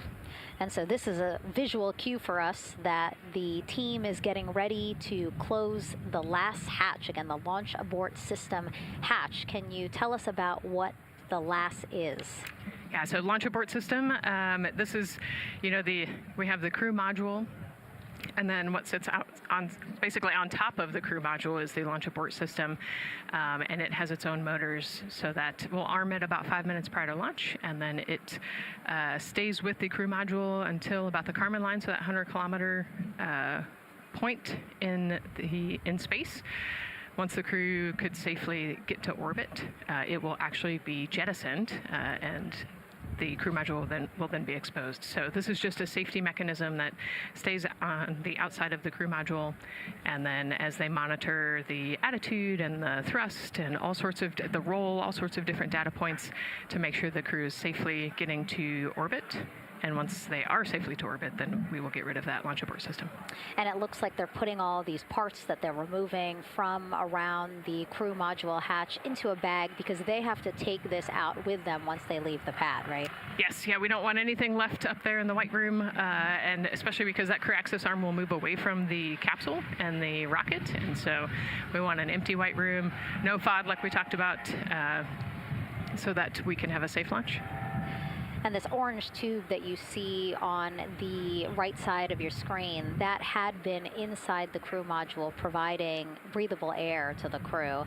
And now again, with the crew module closed and them getting ready to close the second hatch, that has been removed and is out of the way. So again, the closeout crew can continue to do their work. Yeah, that's just a duct to provide some cooling air and some breathing air to the crew and the closeout crew while they're in there. That's actually a good point, yeah. And so as we continue to watch the crew prepare to close the launch abort system hatch, why don't we take a look at the crew's mission patch? Now, crews have designed their official mission patches since the Gemini 5 launch in 1965. Reed, Victor, Christina, and Jeremy, they really wanted to play on the abbreviation of Artemis 2 to all, signifying not only the second major flight of the Artemis program, but also a mission to explore for all, by all. The crew chose the iconic Earthrise photo for a reason. It was taken by the Apollo 8 crew in 1968, the first crew to ever fly around the moon. The mission was to prove teams then were ready to land on the moon the same way Artemis 2 hopes to fly around the moon ahead of a lunar landing with Artemis 4. This time, as we've been saying throughout the broadcast, to stay on the moon and pave the way to Mars. Yeah, we talk about incremental steps, right? And so Artemis 2 is very similar to Apollo 8 in terms of that increment. They're going to fly around the moon and set up the rest of the Artemis program for landing on the moon, but also with a nod towards the fact that we do this for all humanity. And I love the thoughtfulness and how much importance they put on their patch design. Another camera angle of inside the Orion spacecraft. I was going to say, we might be able to see Rise, but I think it's right behind Reed's foot there. And so to orient people again, so basically we have Christina in your upper Christina in your upper left-hand corner. Then you have Jeremy below her.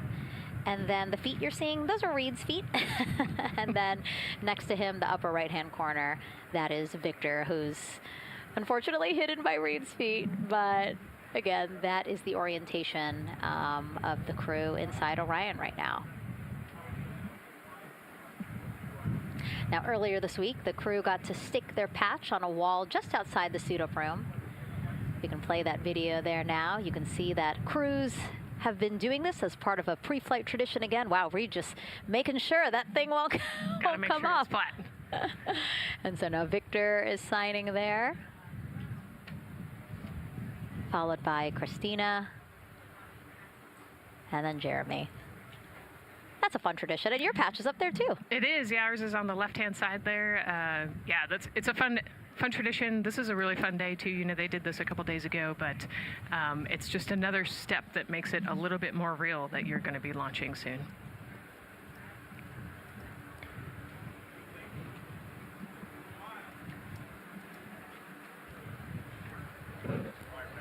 Again, we talked a little bit about this before. The basically like a computer there on Jeremy's leg, a way for him to just check out the data, see some of the data that also Reed and Victor are getting to see, but in those much bigger displays for Orion. Right, yeah, it's basically a tablet on his leg, and it's actually plugged into a cord nearby that allows him to have a screen repeater so he can see what they're looking at. And it looks like he's taking notes. Can you talk a little bit about what that is? It's part of, all of them have like a little procedural book, right? Right, yeah, so they have what we call a knee board, and they'll have blank pages to take notes on. They might have a cue card or procedures, or they can be kind of custom built to what each crew member wants for their knee board. This mission, of course, built by people and companies in all 50 states, as we've been saying throughout the broadcast, and with our international partners as well. Let's take a look at some of the people playing such a big role in today's test flight. What we're doing here is a collaborative effort of hundreds of thousands of people. This is about the parts, the hardware, the software, the services, all coming together to make that mission possible. My dream for this space program is that we would not just push the boundaries, but that we push them together. And liftoff of Artemis 1. We rise together, back to the moon and beyond. It takes a team to do great things. And Artemis has an incredible team. We have international partners. We have commercial partners and industry partners. It takes unity to accomplish great things, and that's what this mission's all about. We're not sending our money to the moon and lighting it on fire. We're putting that money right back into the economy in ways that benefit everybody. So every dollar that comes out of the Treasury that goes to support this mission goes back into the Treasury 3 times.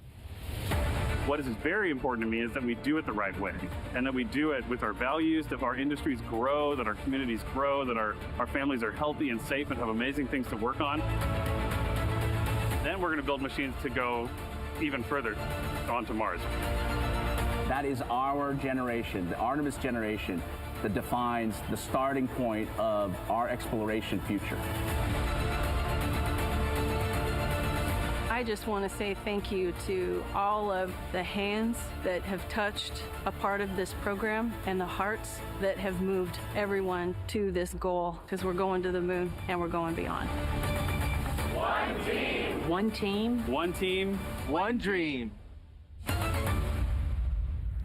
What I really like about that package is, again, just reminding people that this is spurring so many jobs across the country. Yeah, across the country and across the world, right? The whole world has a part of this. The Artemis Accords are signed by over 40, 50 different countries. And so, yeah, we're taking all of the taxpayers' money and we're putting it right back into the jobs here in the U.S. And the money, too. You know, when we have more disposable income because we have good paying jobs, that's money that goes back into our economy as disposable income. So really, it is just an ecosystem that NASA is proud to be a part of. Right. Not only is it about the money and the economy, right, but it's also about the science and what we're going to learn and exploration. You know, on top of all of those things, we benefit the economy as well. Obviously, Nicole is a wealth of knowledge. We're very lucky to have her. We're going to be tapping into that knowledge throughout the broadcast, and we have been for now close to 4 hours. So thank you, Nicole. I hope you're holding up okay. Yeah, I'm loving it out here. It's been great. Let's learn a little bit more about Nicole. Her first mission to space was actually last March. She launched from here at Kennedy Space Center as pilot of NASA's NASA's SpaceX Crew 10 mission to the International Space Station. And what a beautiful launch that was. She spent 148 days in space conducting science experiments that could benefit us on Earth. For example, one studied the physics of liquids, which could help researchers deliver medicines more effectively. She also conducted an almost 6-hour spacewalk to help upgrade the orbiting lab's power system. Nicole is a lieutenant colonel in the U.S. Air Force and flew one of its most advanced aircraft. She was born in San Diego, California, and is a twin. That's a cute photo of the two of you. Oh, that one too. Young explorers, yeah. Yes, yes. That's so great to just see how far you've come. Again, I think that speaks to what we've been saying. Like, you know, just if you're passionate about something, go for it and see where that takes you. Yeah, I think that's a great example. You know, I was a serious little kid with really high goals and, you know, just kept working hard and never got bumped off the path and ended up here. And, you know, I think it's a testament to the human, like we talked about, you know, if you're willing to work hard, be a good team player, you can really get anywhere you want in life. And that's what I love to talk about. Christina has mentioned similar things. And so it's been kind of a theme for the day. Yeah, definitely a theme for the day, a theme for the team. The team has said the same, the crew has said the same sort of things. So absolutely, Nicole, thank you so much for being here. And hopefully only a little bit more until launch today. Hopefully. So today's Artemis 2 test flight will mark only the 7th time NASA astronauts will launch on a new NASA spacecraft designed for crew. And then controlling the flight will be Mission Control in Houston. Our Gary Jordan is inside with flight controllers. Hey, Gary. Hey, Megan, you are right. This is a significant milestone, and we may be putting the names of a few more astronauts in the history books today. The Artemis 2 crew is set to launch today will join a select list of humans to fly in a spacecraft for the very first time. And Artemis 2, like missions before it, is a test mission. During ascent, the crew and the teams here in the room are prepared for a variety of scenarios. Some of these will be called out directly by Capcom Stan Love during ascent, and some are a little more subtle. These calls can be split into 2 categories: alternate main engine cutoff or MECO targets and aborts. First, there are 2 alternate MECO targets, or AMTs. These note milestones to give flight control teams and astronauts an idea of what would happen after that moment should the core stage lose one of the main engines. First is AMT low. You won't hear it called out by the crew or Capcom since this happens right at liftoff. If the core stage loses one engine at this moment, an abort once around option could be made at main engine cutoff, meaning the crew could target a splashdown in the Pacific. The second is AMT high, which would be called out by Capcom's Stan Love around 22 seconds. After this moment, if the core stage loses an engine, we can still pursue an alternate mission in low Earth orbit to accomplish some of the test objectives. And at about 5 minutes, 16 seconds into the flight, you'll hear the call 3-engine press. This is a good moment. After this point, if the core stage loses an engine, we can still make a nominal main engine cutoff and pursue a moon mission as expected. Again, these MECO targets give the flight control teams and crew an idea of what lies ahead should one main engine be lost, but assumes we are otherwise continuing to a main engine cutoff target. This differs from an abort, where the Orion capsule separates from the Space Launch System prior to the planned separation time. There are abort options at every moment that integrity is attached to the Space Launch System, from the pad to more than 3 hours into the mission. During the first 8 or so minutes of powered flight, there are 3 abort options. First is the use of the launch abort system, which you see at the very top of the rocket and here in the White Room where the hatch is open and teams are working to close it. This particular abort capability can be used from here at the pad through roughly 3 minutes and 22 seconds into the flight. Next is an untargeted abort splashdown, or UAS. This uses Orion's service module engines to escape the SLS and becomes available immediately after the launch abort system jettisons. Third is an abort once around, or AOA. You'll hear Capcom Stan Love call AOA open around 7 minutes 30 seconds into the flight.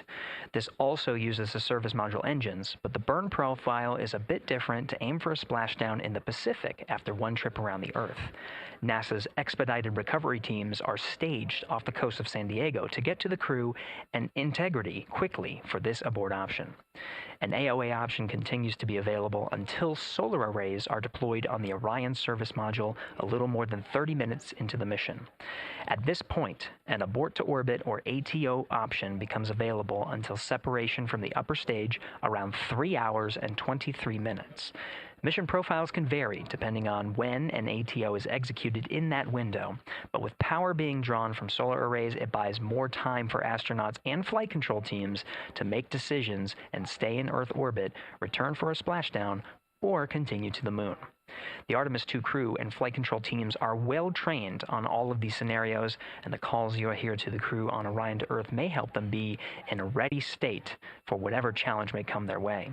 At this time, we're not tracking any significant issues here in mission control in Houston, Texas. That would be showstoppers for today's launch. We're continuing to, of course, monitor the countdown along the way MS1, and make sure all systems are go for when we reach T0. With that, I'll send it back to you, Megan, at the Kennedy Space Center. All right, we are ready for another reading if you are ready over there. Yes, sir. CBA is steady at 2,600 PSI. All right, copy that. And you know, the more times we ask you to do that, the closer we get to launch, so that's a good thing. Copy. You heard it there from NASA Test Director Jeff Spaulding. The more that they keep on asking her how the pressure is holding in the counterbalance assembly mechanism is a good thing, because it means we are getting closer to launch. So that's amazing news over the loops that we just heard on Orion to Earth 1. Again, that communication channel with the crew. But now I want to get back over to Daryl with the launch team. He has an update now on the flight termination system that the team was tracking. All right. Thank you very much, Megan. And we're getting an update now from the launch team as we speak.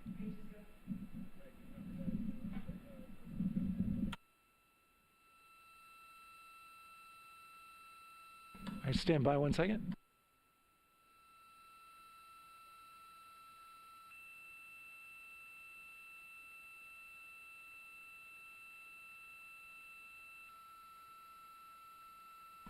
Okay. Sorry about that. We're just getting an update, in fact, about what I was about to report out on the range. And the good news is the range is go. So we reported that they were working to verify their equipment regarding the FTS system. And they asked for a little of that verification work to be done by one of the FTS engineers here in the firing room.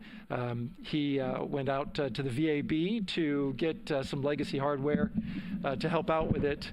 But in the end, this is a fix that the range had come up with to get clearance, to clear the range rather, and to as well work the FTS system. And so now they are go. Again, the range is go. That is no longer a constraint.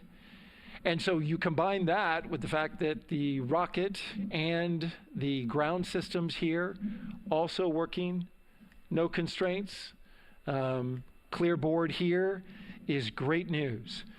So again, the range is green, and we're continuing to work through the countdown. We got a weather update that came in to the launch director from Launch Weather Officer Mark Berger. He reported out that there's still a little bit of feisty weather activity that's happening up in the Titusville area. That's the city neighboring the Kennedy Space Center. Those showers had passed over Kennedy, and then now they're currently over in Titusville, currently still within that mile kind of constraint of flight through precipitation rule.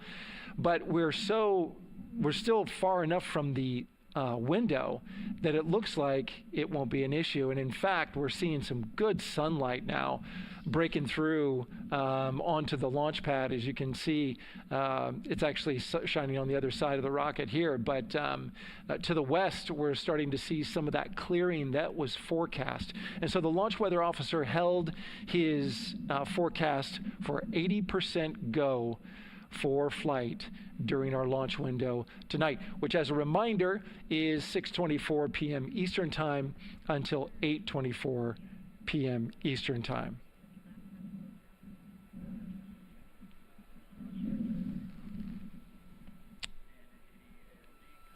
also hearing that the last hatch closure, as you can see in the bottom corner of your screen, they're starting to work on that. That's the launch abort system hatch. There are 2 hatches, the crew hatch and the launch abort system hatch, and the closeout crew that you see right there, right on time with their work as they go to shut. And you can see it in motion right now, that launch abort system hatch. That's the latest from the firing room. We'll send it back to the host desk. Thank you so much, Daryl. Great news all around. And yes, we did just see them close the last hatch. And now we are looking at a live view of Banana Creek. Lots of people there, I'm sure, relieved to hear that that issue with the flight termination system has been resolved. And we are go for launch. Go for launch from the range, go for weather, and go from all of them, I would imagine. Yes, it's got to be exciting. The crowd is building. And as Daryl said, you can start to see the sun poking out here, and we can see all the clouds are moving north and moving away from us. So it's all good news. And so as we know, we have our Leah Martin down there at the Banana Creek viewing location, and she's standing by with some other guests. Hey, Megan, I don't know if you heard that huge cheer just now. If you heard a big rumble, as soon as Daryl said that the range was clear for launch, everybody clapped. It was super excited as we get to do some final countdowns. Standing next to me, I have Hudson and Maddox, the son of brothers here. And I asked you a little bit earlier, how excited are you to be here for launch? What did you say? I'm very excited. It's our mom's birthday, and you know. Not a better way to celebrate right now. I asked you on a scale of 1 to 10, how excited are you? Would you say? 11. Yeah, 11. I'm very excited. Super excited. Yeah. So, Megan, we've been watching the launch broadcast here and hearing some of the questions that you and Nicole have been asking and answering. And I actually wanted to ask these 2 kids, if you could take a 10-day trip around the moon and take 3 people with you, who'd you take with you? Well, I'd take my dad and my mom. And I mean, I don't know, probably my best friend. I'd just say one of my friends, you know. Oh, one of your friends. So brother got left out. Who would you take? That was just what I was thinking. My dad and my mom and my best friend. That's a pretty good answer. Your brother can get his own trip to space, right? Yeah. So I'm actually joined here also by Dad. Now, you were sharing with me that a lot of the work that you've been doing over the last several months has been prepping the launch teams, our engineering teams, our ground systems teams, to get ready for launch, to be mindful and to be in this moment. How does it feel to be standing here knowing that the people you've worked so closely with are doing what they're passionate about, or doing what they were born to do, moments away from launching this rocket?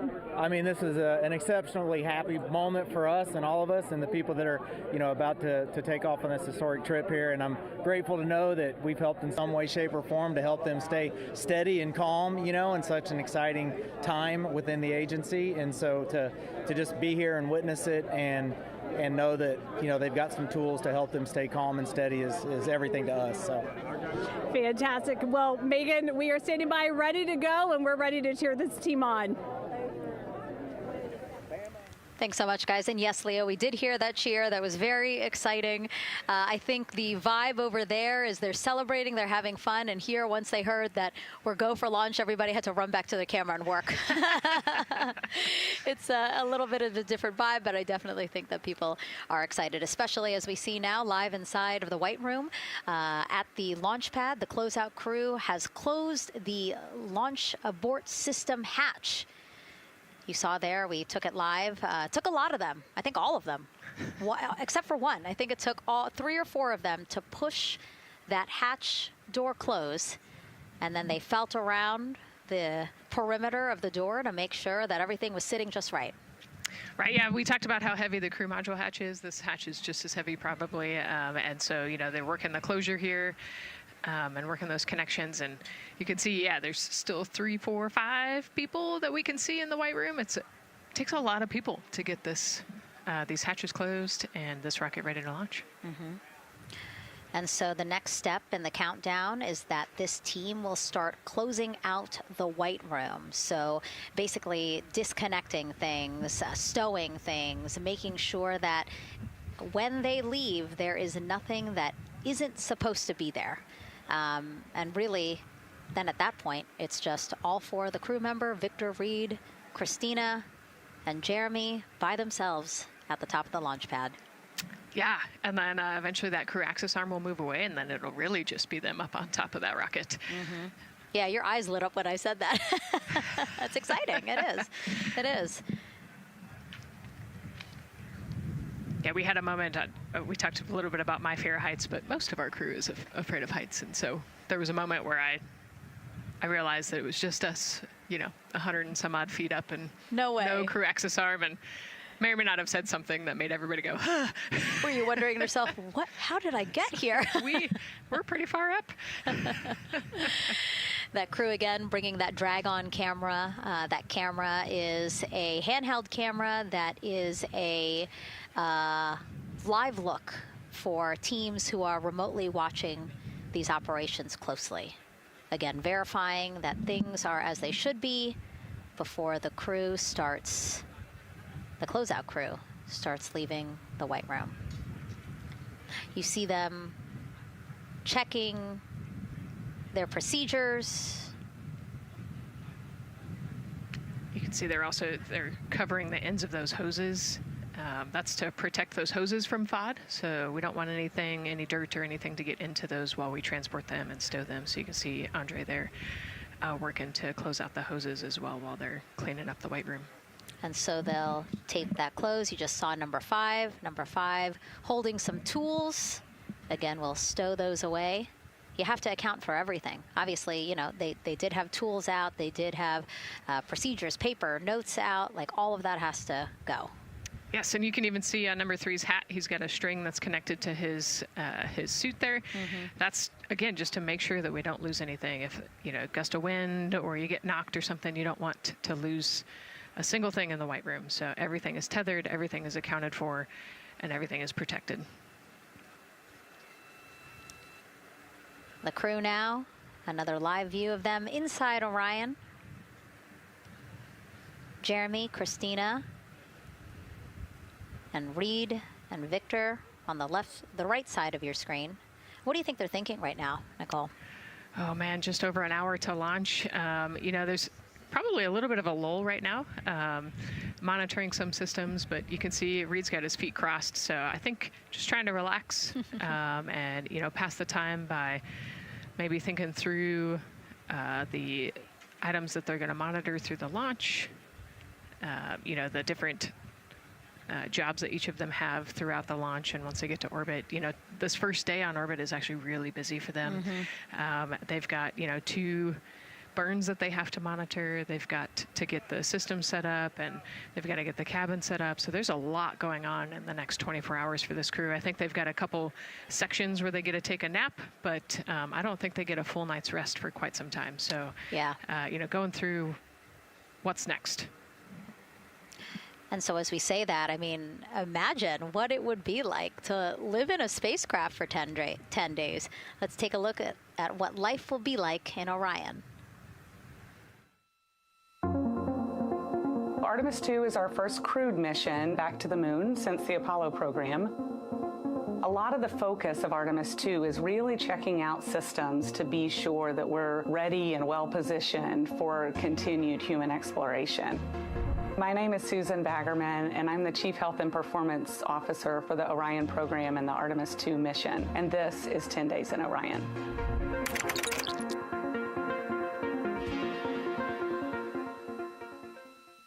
For this mission, the crew will launch in the Orion spacecraft on top of the Space Launch System rocket, or the SLS rocket. Once they've launched and achieved orbit, they'll continue on checking out many of the different critical Orion systems, check out some of the critical medical systems, and be sure that we understand how the crew would do that successfully within the volume of Orion. We also have, of course, systems to feed the crew. They have a potable water dispenser that they'll check out. And then we also have a food warmer. Kind of looks like a suitcase that the crew can use to heat their food. They're also going to check out the flight wheel system. We'll have the crew perform some initial exercises. Part of that is to ensure that the flight wheel is actually working, but part of it is actually to be sure that our environmental control systems are actually working. For sleeping, the crew will sleep in sleeping bags. Some crew members like to be very tightly bound up, and some like to float very free. They'll use the toilet for the first time and be sure that it's able to flush. While they're on their journey, they'll do some testing that they quickly don their suit just to be sure that we would be ready in the future for an emergency. They'll also check out our radiation shelter. If we were to have a solar particle event, we would be asking them to take stowage out of the stowage bay and put it in some specific locations on the vehicle, basically for it to serve as shielding.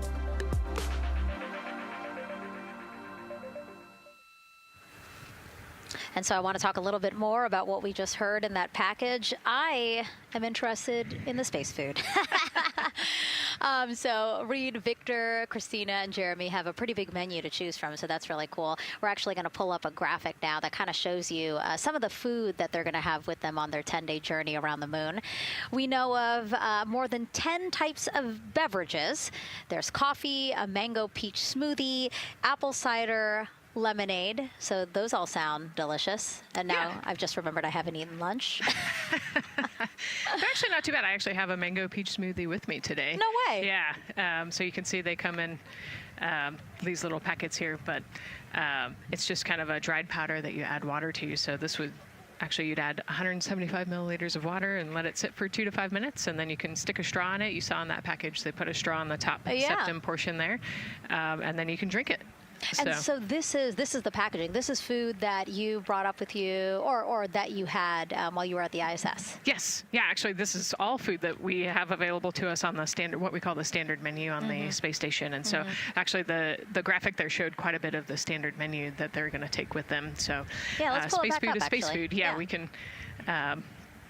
we can use the food that we have been using. You know, our food lab at Johnson Space Center actually creates that food, and then they stabilize it and they package it for us and everything. So they do a really wonderful job out there. We've got different types of food. You know, you can see I've got this is a soup, tomato basil soup, so thermal stabilized. It's already hydrated, so you just throw it in that food warmer that we talked about, and then you can eat it. But then we also I have some shrimp cocktail here that's, you know, irradiated, so it's in a package that protects it. I'll show you. I've got a brownie too. This is probably my favorite one. But are we eating it? We might, if you're. Yes. Look, see, they want us to eat. I don't know what happened, but it worked out. With what we were saying here. So it's in an outer package to help protect it against, you know, radiation, and then it's in this inner package. And so this cosmic brownie, actually, the trick, Anne McLean, my crewmate, taught me. The trick is you got to put this in the food warmer and get it nice and warm, and then you can get it. But so what we do is we just take scissors and you open it up, and then it comes right out. So these brownies are nice because they don't have a ton of crumbs, and so you can actually just eat it pretty easily in space. You know, if you imagine, that would not happen in space. It would not fall. But yeah, so we've got all sorts of things that you can actually eat. The menu's pretty good and pretty diverse on the space station, and then as you saw, pretty diverse for Orion. Nice. Yeah, that's amazing. And again, here's a look at the crowd that's starting to continue to grow here as we get closer and closer to launch. We are now under an hour from the opening of our 2-hour launch window at 6:24 p.m. Eastern Time. And so let's take some questions from social media. We haven't taken some of those for a while. You put that brownie away, Nicole, or I'm going to steal it. Nicole, we have another celebrity who submitted a question. Let's take a look. Okay. A quick question for the Artemis crew. What food from Earth would you bring with you into space? And why would it be lasagna?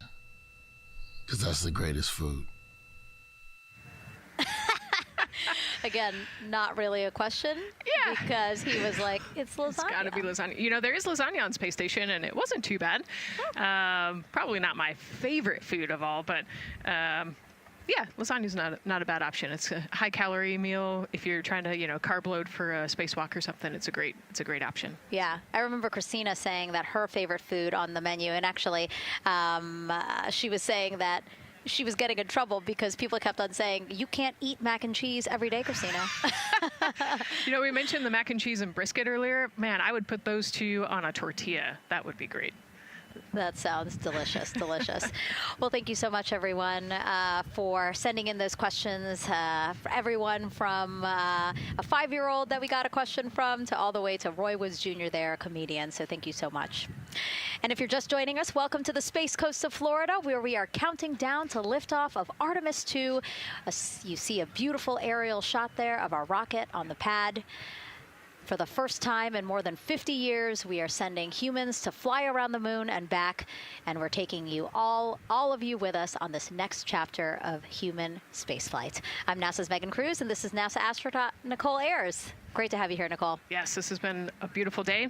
Excited. We're continuing to march towards this launch. Yeah, and if all goes as planned, this crew could travel farther from Earth than any other humans before them and see parts of the moon no one has ever laid eyes on. How exciting. Yes.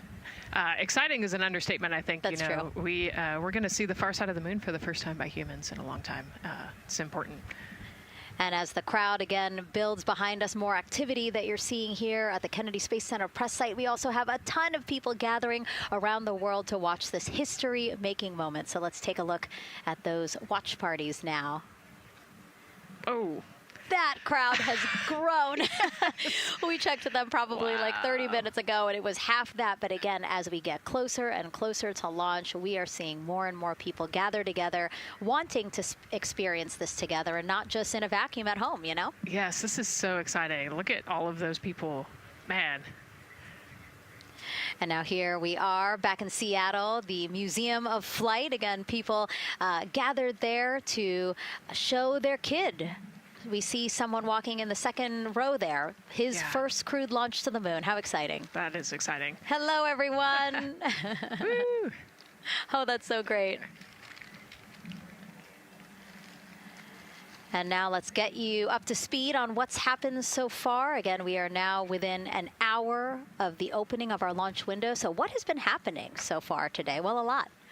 After waking up and grabbing a bite to eat, our Artemis 2 crew suited up inside the historic crew quarters, a tradition that dates back decades. Teams helped them into their custom Orion crew survival suits, and just like other crews before them, they gathered around a table for a card game to pass the time, but to also burn off any lingering bad luck before they walked in the footsteps of every NASA astronaut launching from Kennedy Space Center since Apollo 7 in 1968. They walked outside the Neil Armstrong Operations and Checkout Building to greet a crowd of family, friends, supporters before getting into their Astrovan for their security-escorted ride out to historic Launch Complex 39B. They got a close-up look at the SLS rocket, then walked across the crew access arm and climbed one by one inside their Orion spacecraft.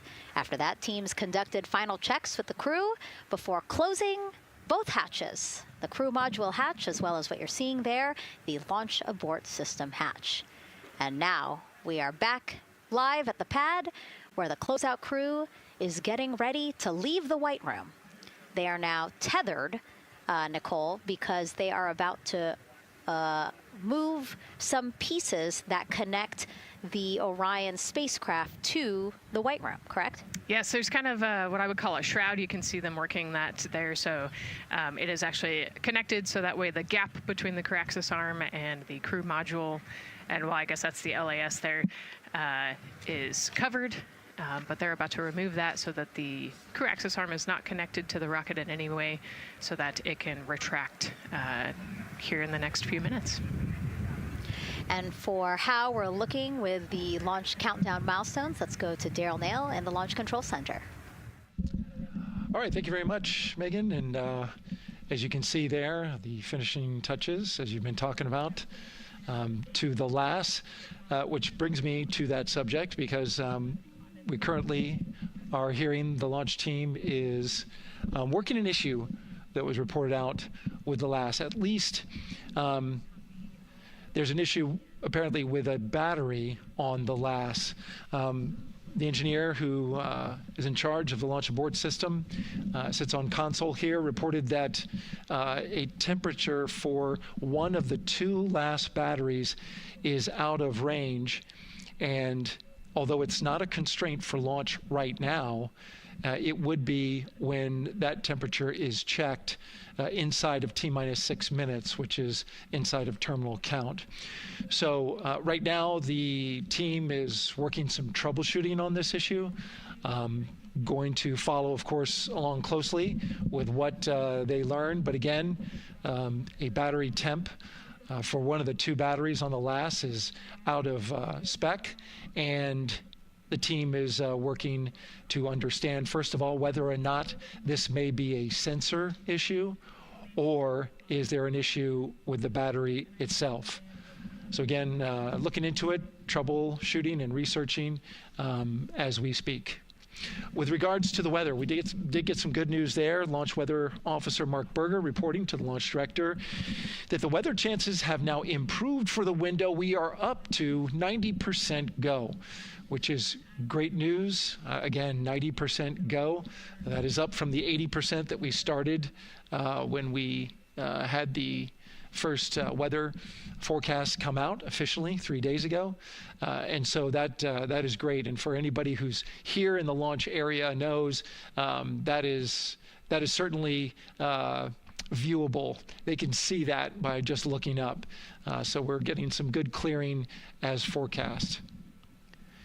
And then just a reminder for those people who are watching the launch from the nearby area that if you're watching on an internet-enabled device, just remember that there may be a little bit of a delay. Can't tell you how much of a delay, but since it's on an internet device, sometimes this broadcast might be a little behind what you're actually seeing. So just keep that in mind as you are watching. Don't wait till the last second to run outside if you're inside your RV or your camper or your house. That's the latest here from the firing room. Of course, we'll keep track of that last battery issue. We'll send it back now to Megan and Nicole at the host desk. 2 of them there had to be tethered to the inside of the white room, because obviously now we have detached the white room from the Orion spacecraft. Yes, that view is quite something. Yeah, spectacular. Yep. Oh, no, I'm sorry. I forgot. Nicole's scared of heights. An astronaut afraid of heights is actually not uncommon, as we've learned today. But yes, so obviously, again, things proceeding as we march closer to the opening of our 2-hour launch window at 6:24 p.m. Eastern Time. Again, the closeout crew just finishing up those last couple of things they have to do before leaving the white room and then leaving the pad, leaving only the 4 Artemis 2 crew members inside the spacecraft by themselves at the pad. Yeah, and then we'll be curious to follow the battery issue on the LAS as well. I think sometimes it's just a sensor issue, sometimes it's a battery issue. So hopefully they figure that out quickly. Mm-hmm. And so if we can take a shot of the crew inside the capsule, if one's available, why don't we talk a little bit more about each of them? So we have Artemis 2 Commander Reed Wiseman, Baltimore native, and he's actually, you see his feet in that shot there from inside Orion. He's been in space once before as flight engineer for Expedition 41 aboard the International Space Station from May through November 2014. During the 165-day mission, Reed and his crewmates completed more than 300 science experiments in areas like human physiology, medicine, physical science, earth science, as well as astrophysics. They actually set a milestone for station science by completing a record 82 research hours in a single week. He also served as chief of NASA's astronaut office from December 2020 to December 2022. His 2 daughters were out to wave goodbye to him as he made his way to the launch pad. And again, there's Reed's feet. Reed is the one sitting in the seat to the right, closest to our camera there. So looks like he's relaxed by the body language of his feet. Yeah, I think they're kind of in a holding pattern, if you will, or a waiting period. So it makes sense that he's a little bit relaxed. He's also kind of just a relaxed person in general. He's wicked smart, but has a demeanor that keeps everybody calm. And so I think we're seeing that here today. And so in this shot, Reed is the one sitting on the left, and to his right, Artemis 2 pilot Victor Glover. NASA selected the California native as an astronaut in 2013, and at the time he was actually serving as a legislative fellow in the United States Senate. His first trip to space, November 2020, pilot of NASA's SpaceX Crew 1 mission. That was the first operational mission of NASA's Commercial Crew program, which resumed launching American rockets from American soil to the International Space Station since the end of the shuttle program. Victor is a U.S. Navy captain and naval aviator who served as a test pilot, racking up more than 3,500 flight hours in more than 40 different aircraft. So again, he probably feels pretty at home in the pilot seat of Artemis 2. Yeah, I think he does. He got to say goodbye to his wife and 4 kids.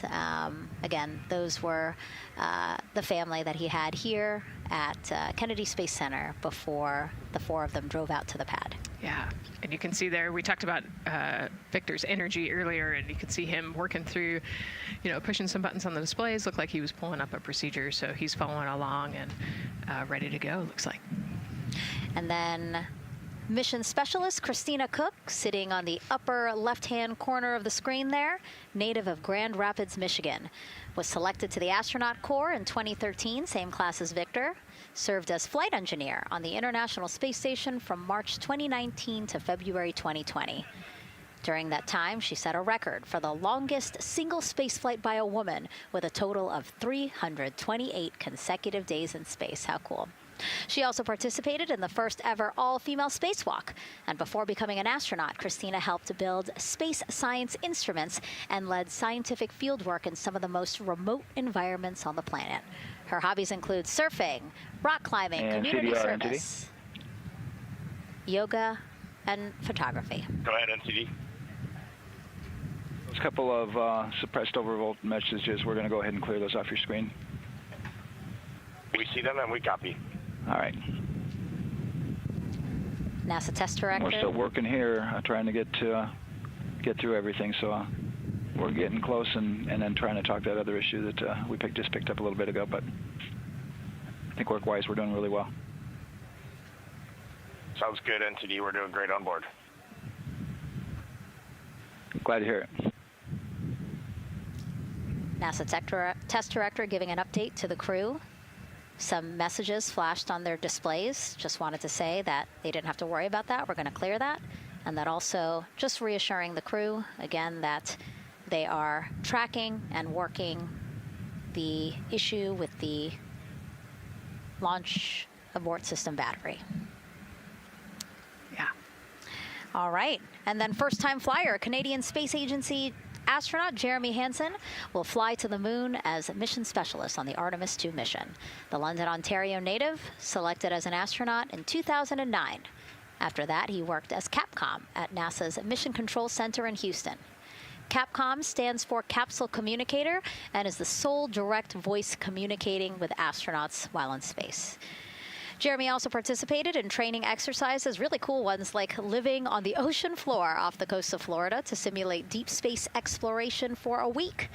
In 2017, he became the first Canadian to lead a NASA astronaut class. He also enjoys getting out on a sailboat, rock climbing, and mountain biking. He has a wife and 3 children. And he's the one that you see bottom left-hand corner of your screen. I know, I'm trying to see what he's doing there. Christina's looking too. And so there is your Artemis 2 crew inside the Orion spacecraft. And this is actually the 7th time NASA astronauts will launch on a new NASA spacecraft designed for crew. And if you're wondering about the first 6 crewed test flights, here they are.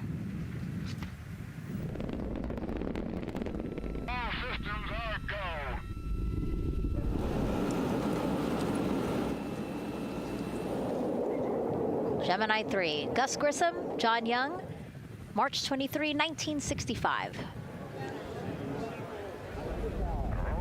Apollo 7, Wally Schirra, Don Isley, Walt Cunningham, October 11, 1968. Space Transportation System, or STS-1, John Young, Robert Crippen, April 12, 1981. Then NASA's SpaceX Demo 2, Doug Hurley, Bob Behnken, May 30th, 2020, followed by NASA's Boeing crew flight tests, for their historic Butch Wilmore, Sonny Williams, June 5th, 2024. And now, Artemis 2 with Reed, Victor, Christina, and Jeremy. It is really surprising, honestly, to hear that through all these decades, through all these launches we've had, this is only our 7th new vehicle that we're testing for crew. Yeah, you know, we have so many different missions that we think about and we talk about, but really 7 vehicles that we've tested and that we're flying. You know, I like to think of spaceflight really as a permanent test, right? We have, you know, hundreds of missions or so. You know, an airplane that gets tested and then flown has thousands of data points. And so really spaceflight is always going to be in the test field. And I think it's important to remember that, especially as we put humans on rockets that we never have before, or for the 7th time we start a new vehicle and a new mission. Just getting word now that White Room closeouts are complete. And so the closeout crew is preparing to leave the pad. It's exciting stuff. We are making good time, and the closeout crew is doing really well. 41 minutes, 43 seconds and counting until the opening of our window. And Artemis 2 is a 10-day mission that will send the 4-person crew on a journey around the moon and back to Earth. It will be a critical step towards future lunar and Mars missions.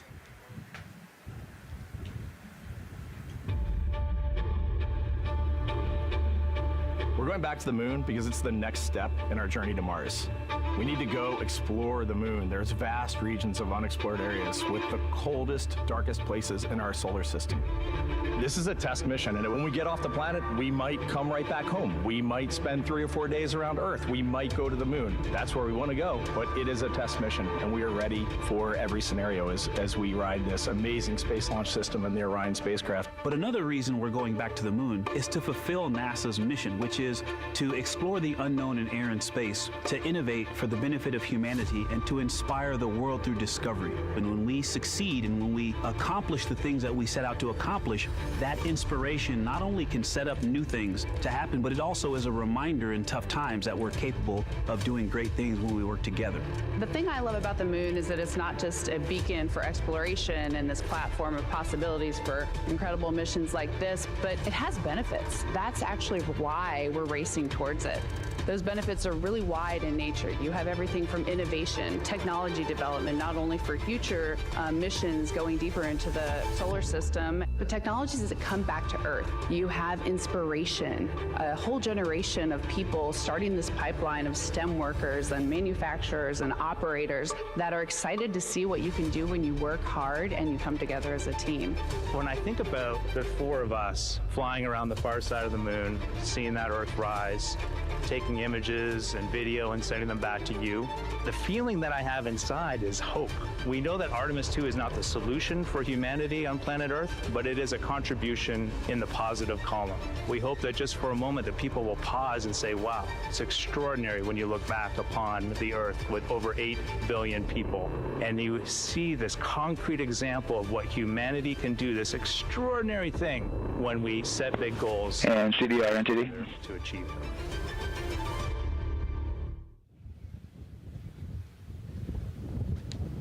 And so Mission Control Houston will control the flight of Orion after a liftoff here at Kennedy Space Center. Here's Gary Jordan, who's embedded with that team. Gary, you might have to pause because we did just hear a call out to the commander in Orion. Will do, Megan. I think that was Commander Reed Wiseman responding to prepare for some of the next steps. We are now holding at the T-minus 10-minute hold. Expected a 30-minute hold. So we are well on the countdown. We are well on the timeline to meet this L-minus time and launch towards the beginning of the window, but continuing to track progress along the way. Again, I'm here with the Artemis 2 flight control teams in Mission Control Houston. The team in the room behind me has been monitoring the countdown and verifying their own mission-specific launch criteria of the Space Launch System, the Orion spacecraft integrity, and its crew. During the final poll before launch, if all looks good, From each of the flight controllers in this room, Flight Director Judd Freeling will report a go for launch from Houston Flight. Upon liftoff, teams here take control of the mission and communicate with the crew while they fly on the Space Launch System. This phase of flight is highly dynamic, and each console position has a dedicated and important role of looking after critical systems. You'll hear calls from Capcom and NASA astronaut Stan Love in this room to the Artemis II crew as milestones are reached during the more than 8 minutes of powered flight on the core stage. Liftoff and ascent are just the beginning. This room will be staffed around the clock over the next 10 days to oversee every moment of the mission through splashdown. Here from the Johnson Space Center, we'll be streaming the mission live 24/7 so anyone can follow the crew's journey, take peeks inside the spacecraft, and share the experience of a lunar flyby with astronauts looking down at the moon's surface. Teams here have been rehearsing tirelessly in simulations to throw every conceivable and inconceivable scenario their way. We are ready and eager to begin the Artemis II mission. Still milestones to come as we continue the countdown, but we'll be right back with you during the ascent phase of today's flight. With that, Megan, I will send it back over to you at the Space Coast. Thanks so much, Gary. Under 37 minutes until the opening of our 2-hour launch window, 6:24 p.m. Eastern. I've never been more excited for a time. But why don't we send it back over to Megan Carter with the Moon Board to learn more about what happens after ascent. Absolutely. I am definitely also getting excited. Things feel like they're starting to pick up a little pace here. A lot is about to happen within the first 10 minutes of launch, but what happens after those first 10 minutes? Let me take you over here to my mission map so we can kind of jump ahead and let me explain a few things. So, our main engine cutoff is going to stand for MECO, and that is essentially where the rocket's job is done, and it is then going to turn the propulsion duties over to our ICPS. That stands for Interim Cryogenic Propulsion Stage. Don't try and say that too many times fast, but the ICPS is going to be right here, and that's our in-space propulsion. About 50 minutes into, after about 50 minutes into launch, it is going to conduct that first burn, and that's going to be the perigee raise maneuver. Essentially, what that is going to do is going to raise the spacecraft from a lowest point of Earth just a little bit higher into space, and then they are going to conduct that nice path. It's going to set them on that nice circular path around the Earth. That's when they're going to start to be able to really check out the spacecraft. The Orion spacecraft is going to be able to, like we've talked about, be maneuvered by the crew. They're going to check out those life support systems, and communication checkout's going to be vital at that point as well, obviously. Then they will be conducting that another burn, and that's going to raise them just a little bit higher again, and then they will it'll be about time for the ICPS to separate, and they will start another lap around the Earth as well. Now, the ICPS, but even after it separates, its job will not be done because they will have the opportunity to conduct something called the Proximity Operations Demonstration. And this is going to be really important for our future lunar missions because the ICPS actually has a target on it, and the crew is going to have the opportunity to manually maneuver these spacecraft like we've mentioned and practice those docking maneuvers. Now, obviously, they will not be docking for this mission, but that is, again, going to be critical for those lunar missions in the future. Now, all right, after that ICPS has separated and they've done that second lap, they're going to conduct 2 more burns. And what these burns are going to do is set them up to the high enough orbit and a fast enough speed in order to conduct the translunar injection. This is going to be that critical moment and that critical milestone where they are going to produce about 6,000 pounds of thrust. And this is that point that is going to take them out of low Earth orbit into deep space, and it's going to set them on that nice path towards that lunar flyby. And I know we have talked a little bit about why this could be a record-breaking flyby and journey to the moon. And with that, I'm going to turn it back over to Megan so she can tell us just why. Yeah, she's talking about the distance record set by the Apollo 13 astronauts in 1970. They were 248,655 miles away from Earth, and this Artemis II crew might surpass that on flight day 6 when they fly around the moon by more than 4,000 miles. Yeah, it's a long ways. It's tough to fathom 250,000 miles from Earth, right? I mean, space, the space station is only 250 miles, and so we're going, I don't want to do the public math, but we're going much further than that. But, you know, it's important, right? Because we want to get back to the moon. We want to see the surface. We want to see the far side of the moon. And the way we do that is by breaking distance records. Yeah, and the exact distance record depends on exactly when they launch, like the time, the day. So we'll learn more as we go into this 10-day mission with the Artemis 2 crew. But here we are, 32 minutes, 50 seconds and counting from the opening of our launch window. Feels really, really surreal here as more and more people come to gather on the press site lawn here at Kennedy Space Center. Why don't we take a look at this video that we have here? Some familiar faces who wanted to wish our Artemis 2 crew a safe journey. Reed, Victor, Christina, and Jeremy, you are the real deal. You're flying to the moon for all of us, and we are in awe. You're the true heroes. You are not just astronauts. You are pioneers, venturing deeper into the unknown. But you are not alone. We will be all cheering you on from planet Earth. Hey, I'm Victor Wembanyama, and I play basketball in the NBA. But I'm not only interested in shooting hoops. I'm also interested in shooting stars, dark matter, and all other types of astronomical phenomenon. And to the Artemis 2 astronauts who are shooting for the moon, I wish them good luck and Godspeed. Hi everybody, I'm Ryan Gosling and I play a biologist who goes to space to save the planet in the film Project Hail Mary. But the Artemis 2 astronauts are going to space for real, and they will travel farther from Earth than any humans in history. Sending all our best wishes to the Artemis 2 crew. I just want to say how proud I am of each of you and how inspired you make me. But it's not just about me. Your mission is going to inspire future generations of scientists, engineers, athletes, and dreamers to do something that they never thought possible. Hey, it's Roy Wood Jr., and I want to wish the Artemis 2 crew a happy and safe journey to the moon, well, around the moon. To go around. I know what you're doing. You got to look for a parking space. This is to go around the moon, make sure somewhere to park, and then you park journey. Good luck. It's actually a really good way to explain what how this mission builds. Again, we are hoping to land astronauts on the surface of the moon in maybe 2 years. So yes, we are looking around the moon on this lunar flyby mission to see where we might park. Thank you, Roy Wood Jr. Okay, and as we look at this live view of the rocket on the pad, there is a spectacular place here at Kennedy Space Center to watch launch from, and that's the Banana Creek viewing area. Why don't we go back there where the crowd is excited, and Leah has the best assignment ever, talking to people who are super excited about being here for Artemis 2.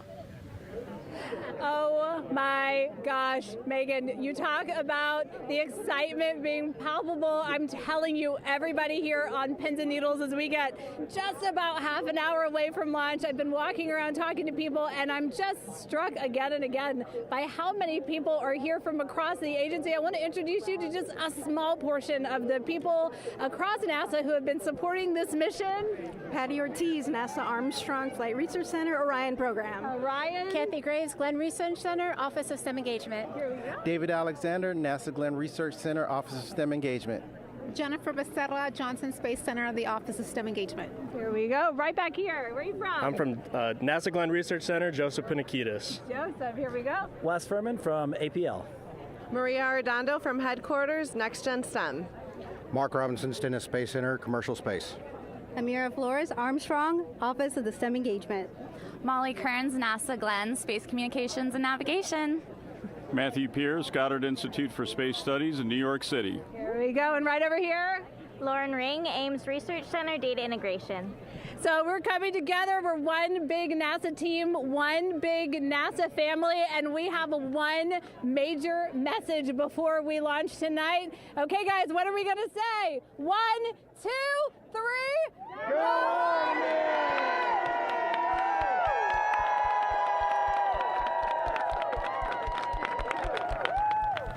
Oh my gosh, that made me so emotional. That was so inspiring to see. I mean, wow, yeah, that was great.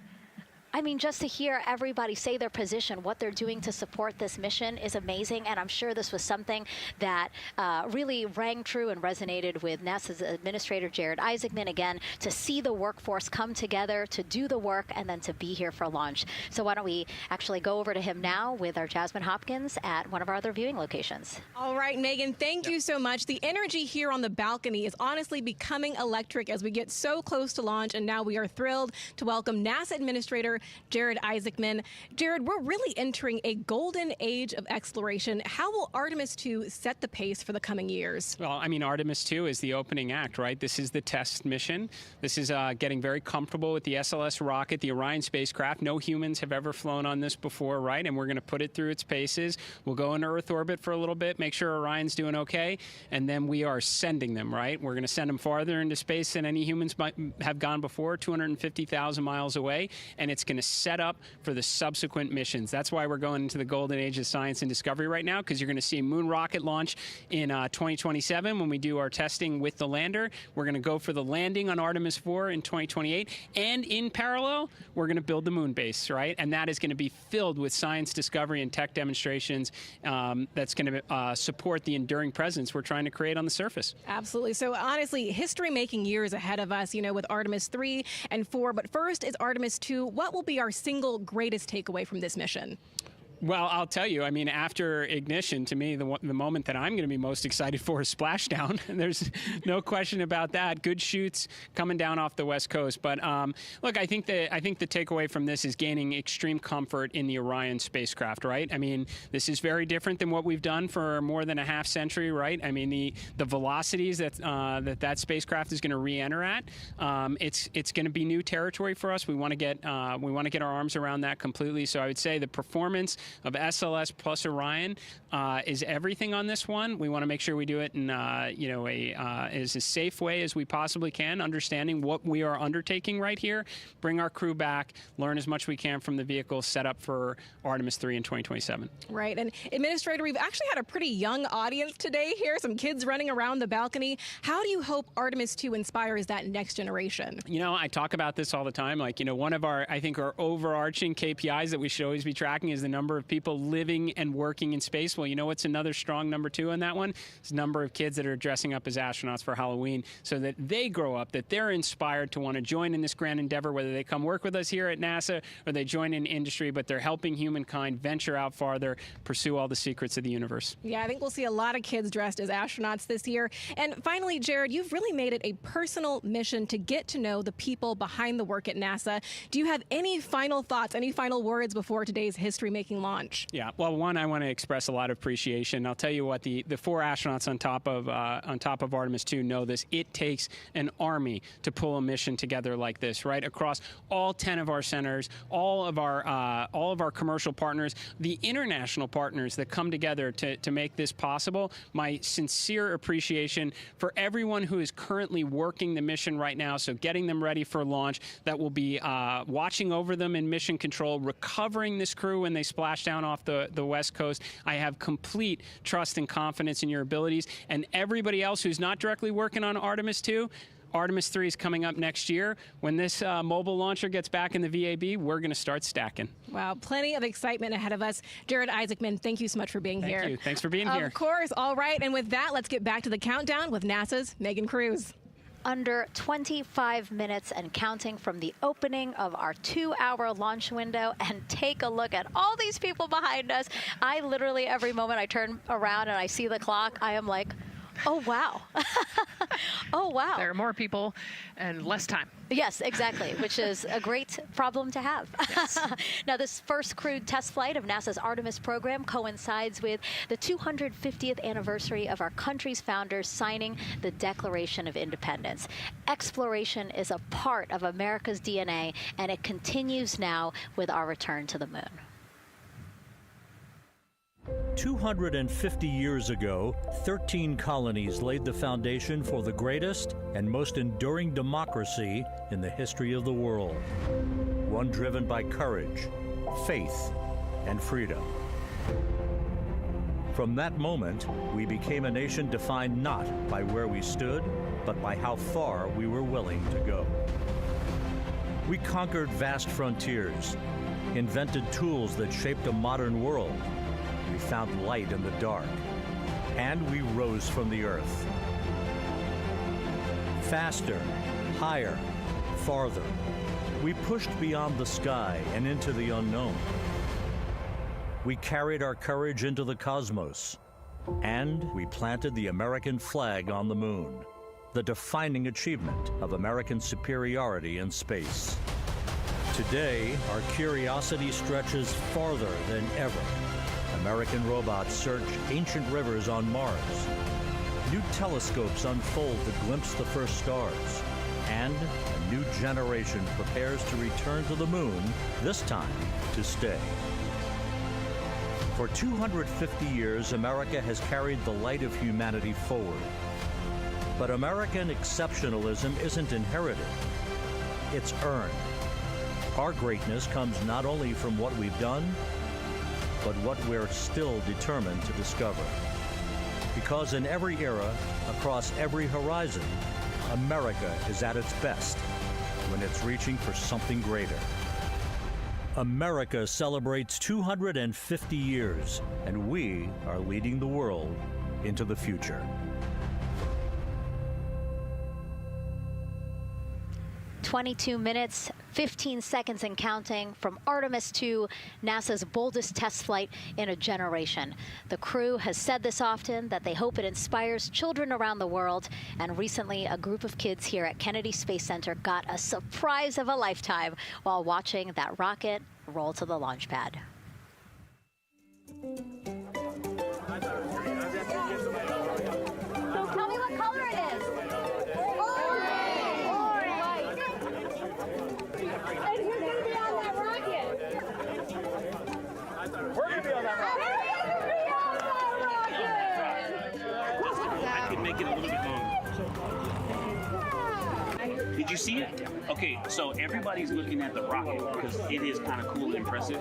One of the coolest things happening over there right now, though, is it's on top of a giant tractor. Doesn't all food come in like tubes? It's in these like little plastic bags. You have to like rehydrate it. Sushi. There's not. I haven't seen sushi in space. It's probably hard to keep that Directed sushi mashed together.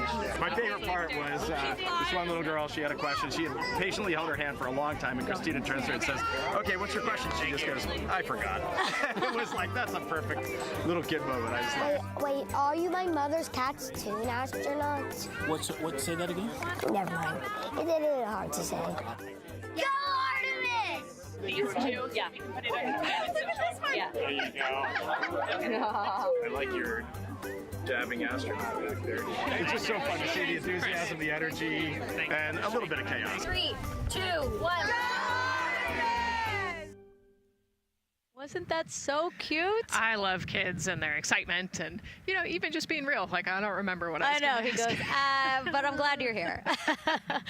Now here we are, Space Center Houston. The crowd has exponentially grown throughout the day. We started showing you live shots from in there probably an hour ago. And now take a look at all the people there getting ready to witness history together. It's something really special to be able to witness something like this together. Yeah, you know, we've heard from celebrities and officials and kids, and, you know, it's amazing. People from all around the world came here today to Florida to watch, so it's something, it's hard to put into words, just how much support for this mission we're seeing today. And great news, too. Remember, the team was tracking an issue with the launch abort system battery. They appear to have cleared that issue, so we are go for launch. Yes, it's exciting.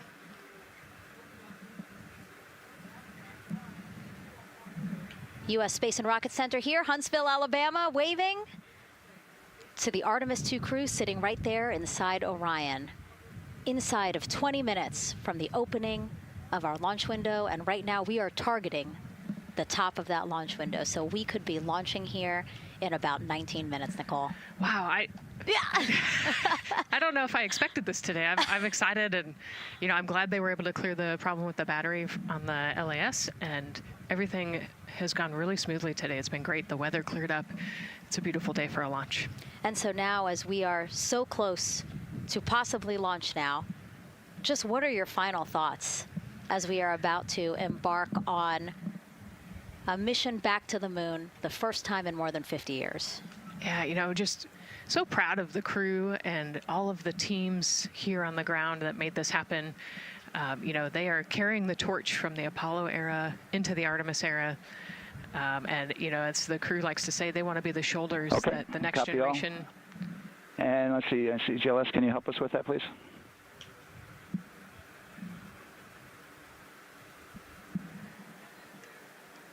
They want to be the crew wants to be the shoulders that the next generation can climb on. 001. I think it's in their patch. We're going for all. It's in the name of their capsule, integrity, representing humility and the professionalism of everyone that got them there today. So proud of them. We love them. We're excited for them. And we cannot wait to see what they see. Just leveraging everything we've learned so far as an agency, taking us from Apollo now to the launch pad here, 39B, with Orion and SLS poised to again fly us into the history books. And before we leave you now here at the host desk to get back into operations, we just wanted to answer one question for you guys. We asked you earlier on today, what are you most excited for? And we asked you to go vote on Instagram and Twitch. Instagram, you guys said launch. Twitch, you guys said lunar flyby. So I think you guys will all be very excited since we are now about 17 minutes from the opening of our launch window today. And so with that, as we approach terminal count, let's send it back to Daryl Nail in firing room 1. Daryl. All right, thank you, Megan and Nicole, and just want to give you an update on the launch abort system that you just reported that they cleared. They believe, they're convinced, this is an instrumentation failure. So there are 2 batteries on the LAS. The LAS, of course, and with the help of my 2-year-old son's model rocket, Daniel said I could use this, so it's okay. The LAS is right here. It's the tower above Orion. Orion capsule's inside of here. It's used to pull Orion off the rocket in case the rocket is something's going on with the rocket, either on the pad or in flight. 2 batteries are bad. Well, I'm sorry, one of the 2 batteries reported an out-of-family temperature, and it was very much out of family. And so they checked their data going back into the vehicle assembly building where they recharged the batteries and worked on them. And they have good, solid data, they reported, that tells them that this is an instrumentation failure, that there's something wrong with the sensor. And so they took it before the mission management team, which has to accept the risk, any changes to launch commit criteria, which this would be one, and they all fully accepted it. So now we are clear as far as that constraint is concerned. And one quick thing as we count down now, we are getting into the final minutes before liftoff. There's a 2-hour window. We haven't quite set the T0 yet, but this is a list of the cutouts. There are 150 cutouts that are included for this 2-hour launch window, and that's important. They're in very small print. That's important because there's basically 16 minutes inside this window that they cannot launch. And these are because of small things flying in orbit. There's a lot more things in orbit than there were back in Artemis 1 when we had 35 to 40 cutouts. For that reason, because of these 156 cutouts, they're going to be managing the launch window as we go forward. So they may have to wait out one of these cutouts. They range in time between 2 seconds to 23 seconds, but you'll hear the NASA test director talk through that. We're getting ready to merge that loop from NASA test director Jeff Spaulding.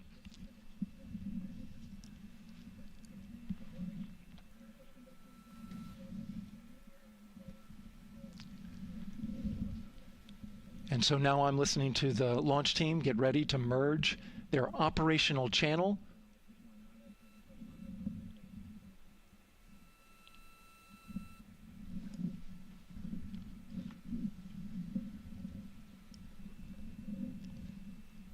We're now entering one of the most consequential phases of launch day, and that's terminal count, the final 10 minutes. And OTC, NTD, N212 for comm check? Good, comm. Help me. I hear the same. STC? GTC? GTC is on 212. All right, copy that. NASA Test Director Jeff Spaulding confirming communications with his team.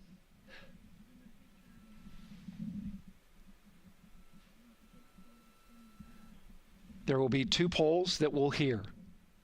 One from Spaulding the NASA test director, confirming the ground systems and the launch team are ready to proceed. At this point, we have a clear board, no constraints, but we need confirmation from each individual on the NASA test director team. So we'll hear him poll his team. The other poll that we're waiting for is the poll from Launch Director Charlie Blackwell Thompson, who will take that final status from NASA management before giving the go to come out of a hold. And you're seeing the clock count down at L minus 12 minutes. CCL, OTC, Orion, RS1. CCL. Yes, sir. Reconfigure ARS primary loop ISO valves. Copy, that's in work. And CDR, OTC, Orion, RS1. Go. ARS loop ISO valves are being closed at this time. Integrity copies. NGDLP. Go. Yes, I had a discussion with Sea Ice and with MER Manager regarding the observation the Sea Ice had a few minutes ago. They were able to confirm with BCI photos that the condition that they observed has been there since 2025. MER Manager has had a chance to review the findings, and they do not have any constraints from either a Sea Ice or MER Manager perspective. Okay. Copy all. And Launch Director, NTD, you copy? Yes, sir. I copy. That's good news. OTC, CCL 212. OTC. ARS primary loop isolation valve configuration is complete. Copy.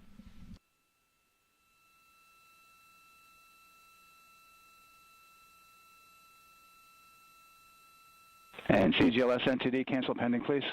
GLS copies, and that's complete.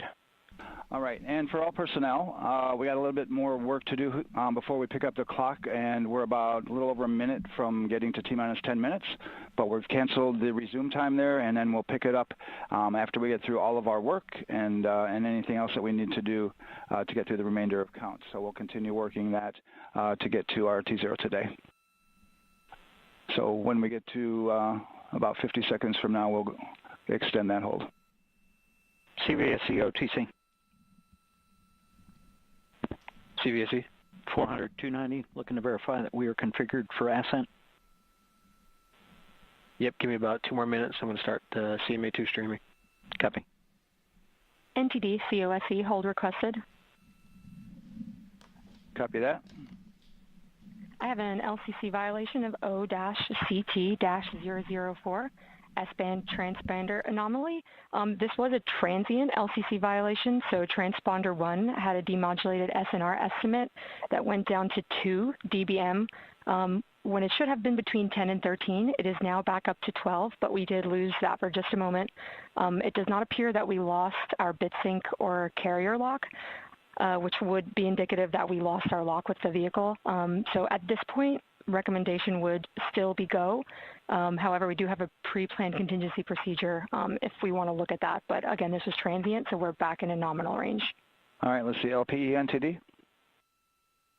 Yeah, we're not seeing that hit. So I guess the question for COSE, was that less than 3 samples? Is that below our persistence?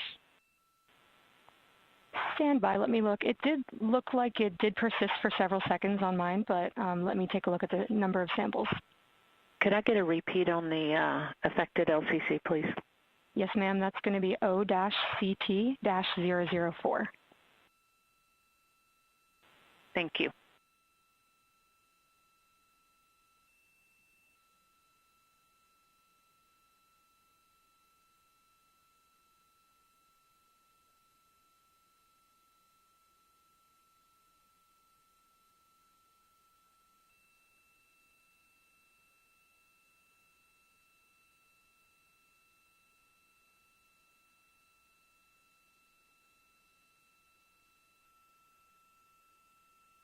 Yeah, us taking a look at the data right here, looks like that was a single sample. Yeah, copy that. RFTS does report that they also lost lock for about 5 seconds. So I would love to ask KUS and see if they also lost lock with the vehicle for any extended amount of period.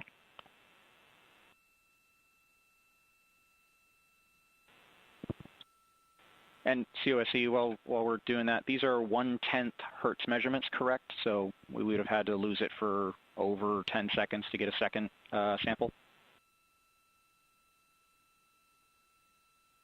Yes, sir, that's correct. It is 1/10 hertz. Yeah, so from our perspective, the allowance is effectively up to 30 seconds, up to 3 samples based on the 1/10 hertz. This is not an LCC violation, I believe. Yes, sir, I would agree with that at this point. Copy that. We're checking with KUS on 232. I don't think they have 212 access. We're trying to verify, but it sounds like they have a loss of lock as well. About 2 seconds. Okay. And I guess for both KUS and COSE, do we have lock now? That's affirmed. We do have lock for COSE.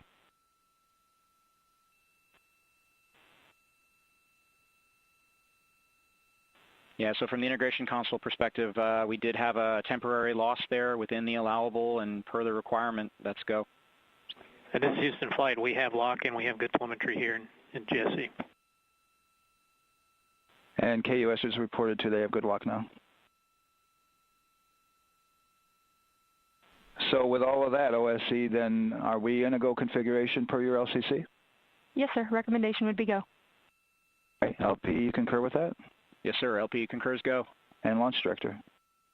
Yes, sir. Launch Director concurs go.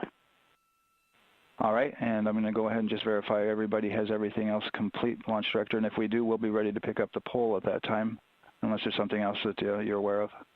No, sir. Let's verify all our work is complete, and I would like one last check of our constraints list. All right, let's see. OTC, are you still waiting for ComConfig, or are you That is affirmed, sir. Okay, yeah, your only open item? Yeah, OTC, this is CVSC. That 400 step 290 is complete. Copy. Okay, so OTC, you're complete with all of your work? That's affirmed. All right, copy that. STC? STC is complete. And GTC? GTC is complete. Okay, excellent. All right, and LPE, just want to verify we have no open constraints at this time. No open constraints. We have a clear board, sir. Okay, tracking the same here. And Launch Director, with that, we are clear and ready to pick up the launch readiness poll with your go. All right, sir. I am go for the poll. All right. And for all personnel, this is the NTD conducting the Artemis II launch readiness check. Verify ready to resume count and go for launch. OTC. OTC is go. STC. STC is go. GTC. C's go. MCO. CO's go. Safety Console. The Safety Console is go. LPE. LPE's go. RTD. RTD's go. Houston Flight. Houston Flight is go. ROC. ROC is go. And CDR. Crew is go. Copy that. Thank you, Reed. And Launch Director, NTD, our launch team is ready to proceed at this time. All right, NTD, I copy all. At this time, I'll perform my poll. Attention on the net. This is the Launch Director performing the final poll for launch. Verify no constraints and go for launch. EGS, Program Chief Engineer. Artemis Chief Engineers are go. Copy, thank you. EGS, Chief Safety Officer. The Artemis CSOs are go. Copy, thank you. Range Weather. Launch weather is go. Thank you, LWO. And Artemis MMT Chair. MMT's go. Thank you, John. And Integrity Launch Director. Good air your voice, Charlie. PLT. Thank you, Charlie. This is Victor. We are going for our families. MS1. This is Christina. We are going for our teammates. MS2. This is Jeremy. We are going for all humanity. All right, Charlie, your Artemis II crew is go for launch. Full send. I copy that. Reed, Victor, Christina, and Jeremy. On this historic mission, you take with you the heart of this Artemis team, the daring spirit of the American people and our partners across the globe, and the hopes and dreams of a new generation. Good luck. Godspeed, Artemis 2. Let's go.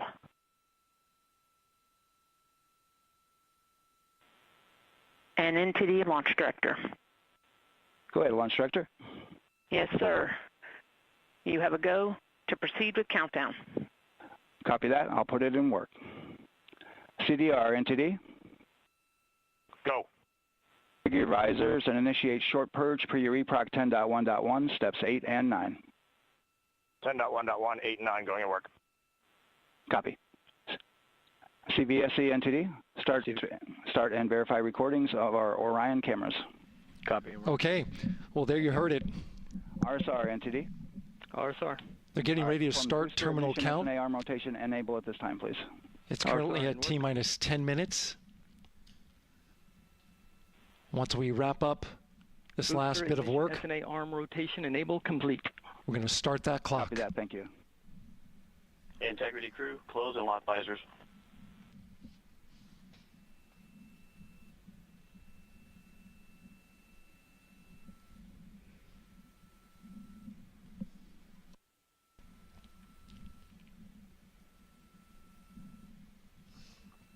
You heard an issue, worked in real time with telemetry lock on the Orion.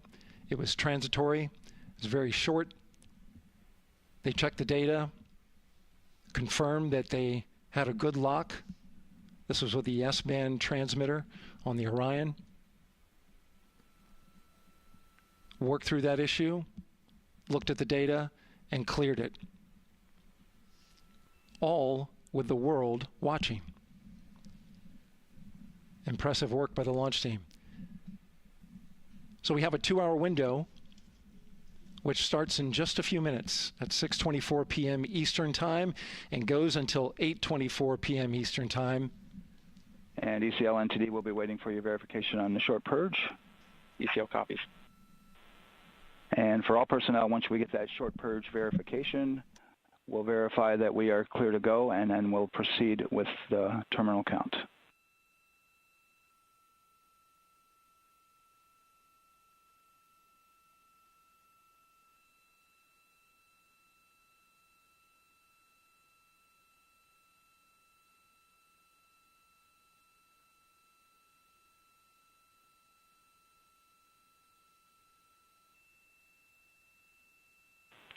ECL time estimate? About a minute. Copy.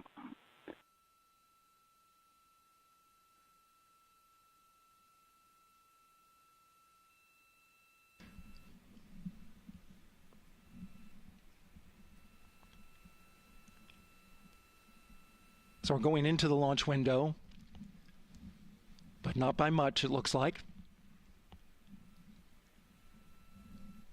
Just wrapping up some final work. And once that's completed, you'll hear NASA Test Director Jeff Spaulding ask for the ground launch sequencer operator to go ahead and start the clock. The ground launch sequencer is an application software. It runs on top of the launch control system in the firing room, acts like a conductor of an orchestra, executing hundreds of commands in precise order and timing. It's all autonomous. NTD CCL 212, short purge initiation is verified. All right, copy that, and we're verifying our constraints.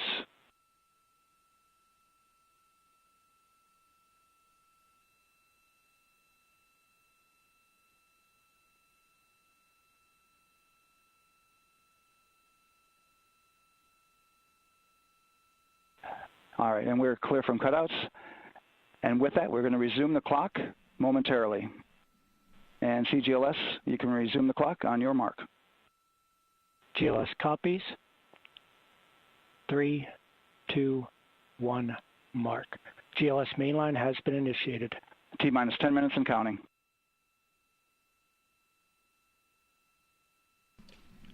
And that begins terminal count. Our new T0 is 6:35 p.m. Eastern Time. 6:35 p.m. Eastern Time. We are now counting down to liftoff of Artemis 2.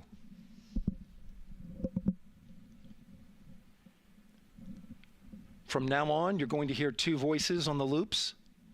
If everything goes nominally, NASA Test Director Jeff Spaulding, who's directly managing the launch team, and Alex Bendelos, the GLS operator who closely monitors the software. He has the ability to stop and restart the countdown.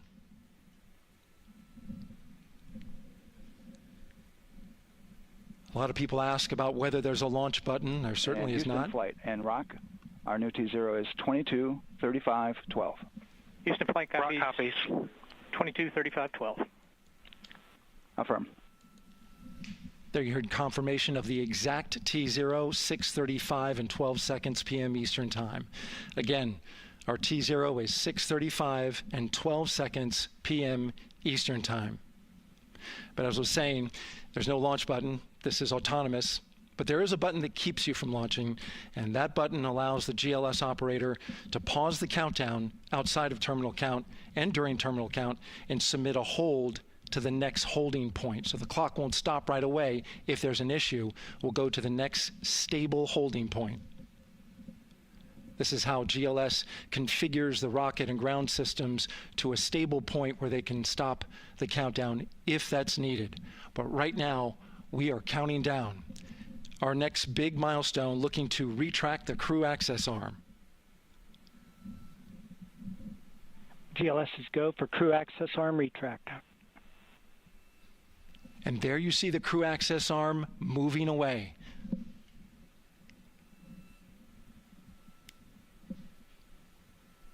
That's the path that the astronauts took to ingress into the rocket.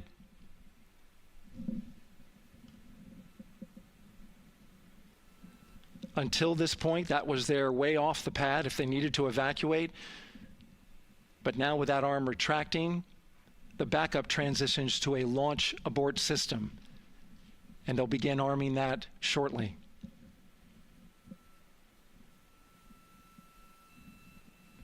Of course, the launch abort system, great shot there of the crew access arm retracting away. The launch abort system is the tower at the top, and that's what would pull Orion and its crew off the top of the rocket in case of an emergency, whether it's on the ground or in flight. This is critical safety hardware that protects the lives of the astronauts.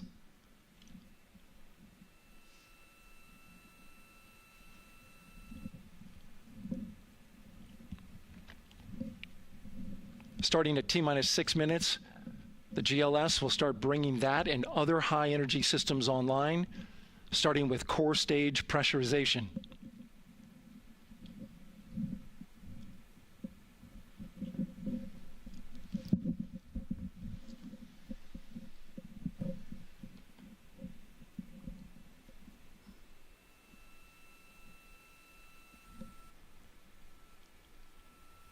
Weather is 90% go. The range is go. All systems are go.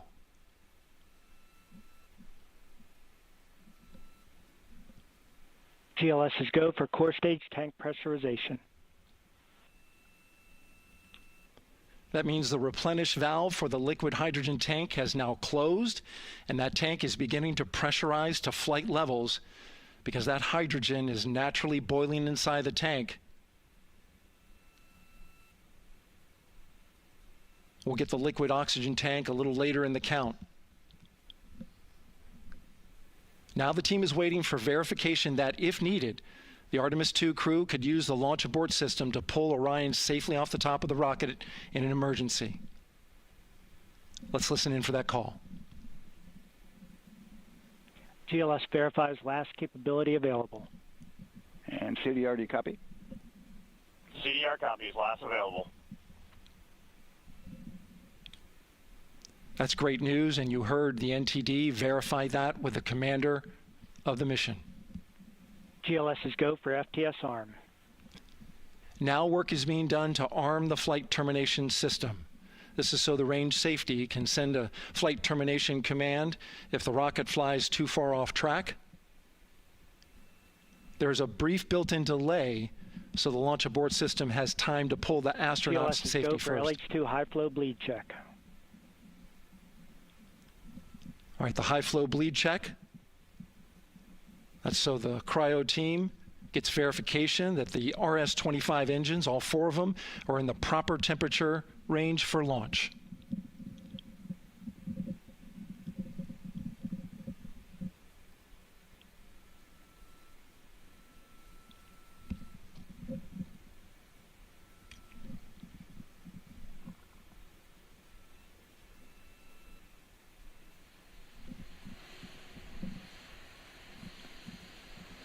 GLS is go for core stage APU start. Core stage APUs start. Those are auxiliary power units, high-speed turbines which provide pressure to hydraulic pumps that steer the RS-25 engines. We're going to see a gimbal test a little later at T-minus 2 minutes and 30 seconds. This is what allows that to happen.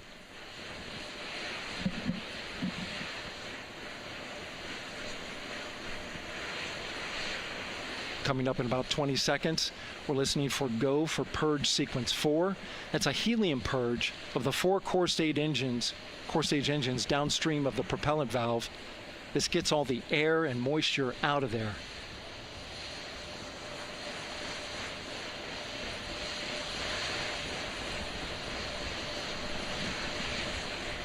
GLS is go for purge sequence 4. Moving through the milestones. All is looking good.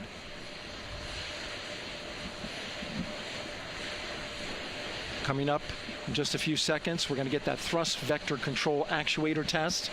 This is a gimbaling of the engines.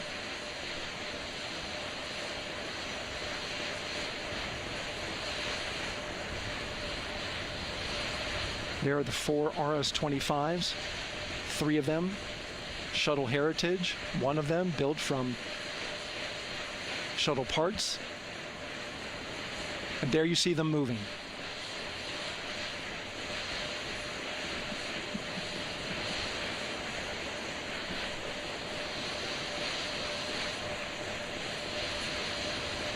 Now we're going to start moving the power from both the upper stage and the lower stage of the rocket to internal, taking ground power away and now going to battery power. GLS is go for upper stage to internal power. All right, power is removed from the rocket's upper stage, the ICPS, and it's been switched to battery. Same milestone for the lower core stage coming up at T-minus 1 minute and 30 seconds. Right now, the 4-person Artemis II crew is 248,000 miles away from the moon. And if all goes well, they will fly by it in 6 days. GLS is go for core stage to internal power. All right, there's the rocket's core stage, which houses 3 flight computers, is now on its own power. There's no more hold time because there's no more margin on these batteries. So we would have to recycle back to T-minus 10 to recharge if we had a hold.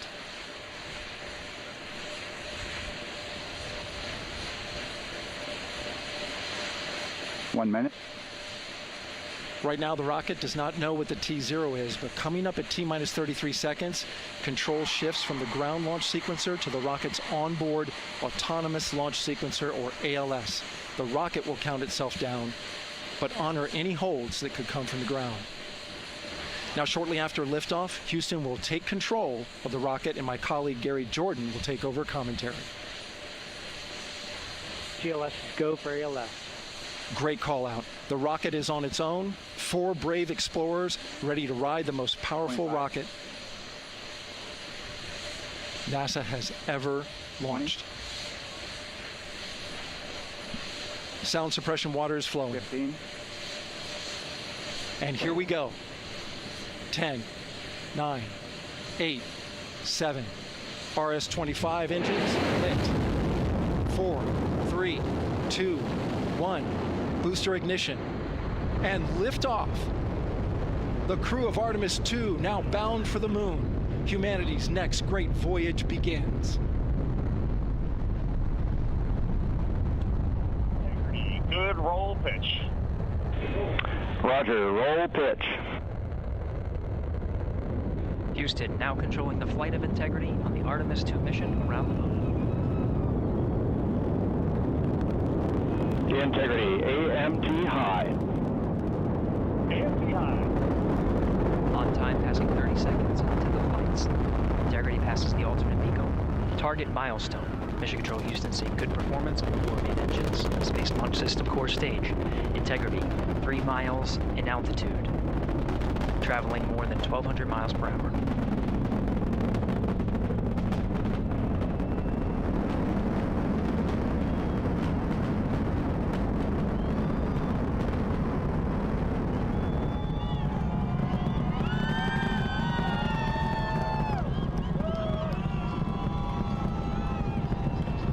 Mission elapsed time, passing 1 minute, approaching max Q. On, Ponce de Leon. Stan, we have you loud and clear on Ponce de Leon. Have you the same. Communication signal transfer confirmed as Integrity and its crew go supersonic. Approaching 90 seconds into the Artemis 2 mission. Integrity is 14 miles in altitude, 8 miles downrange, traveling more than 2,600 miles per hour.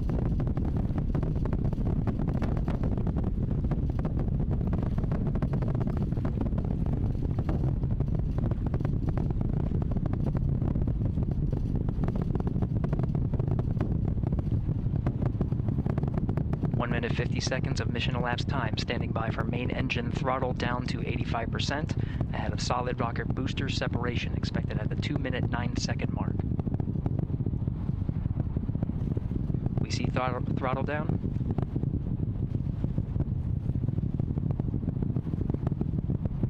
Confirmed separation. Main engines throttling up, guidance converged.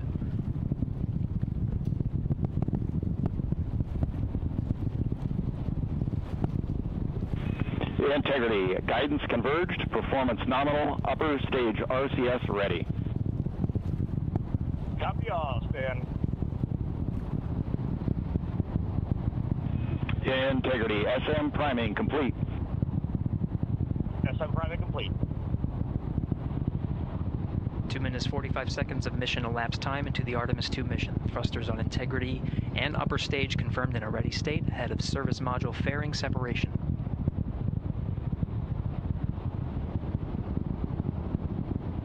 3 minutes into the flight. Integrity, 49 miles in altitude, 78 miles downrange, now passing 5,000 miles per hour.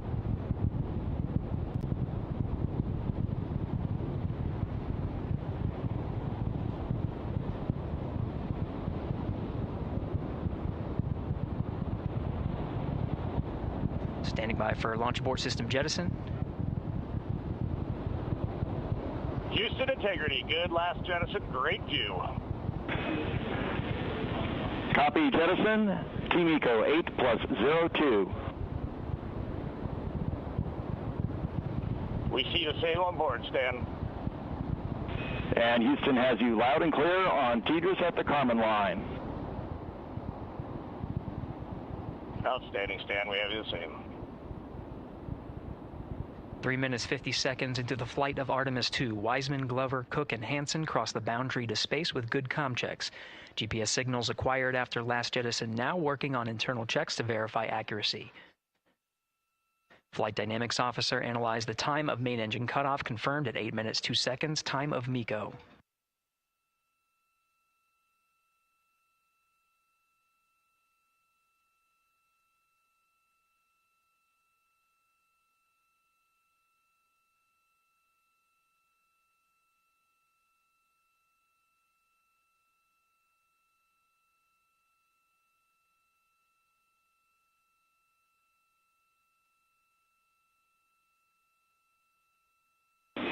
Integrity, GPS processing.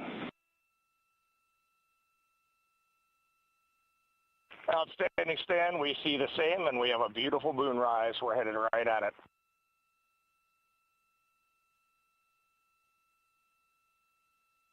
Approaching 5 minutes into the flight, Commander Reed Wiseman confirms he has visuals of his destination. GPS guidance, navigation, and control software finishes internal checks and sends to navigation channels.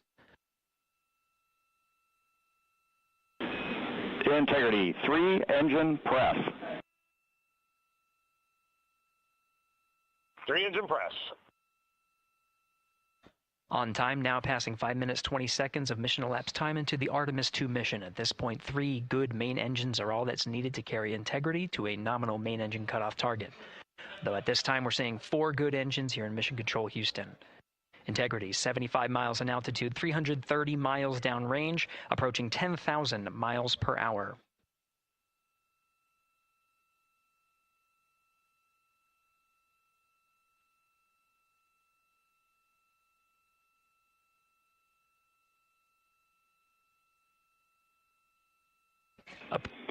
Integrity, looking good at 6 minutes. Same on board, Stan. Good trajectory and engine performance. Booster officer will soon report the shutdown plan to Flight Director Judd Friedling, expected at the 7-minute mark. Integrity, 78 miles in altitude, 460 miles downrange. Integrity, expect nominal shutdown. Integrity copies nominal shutdown.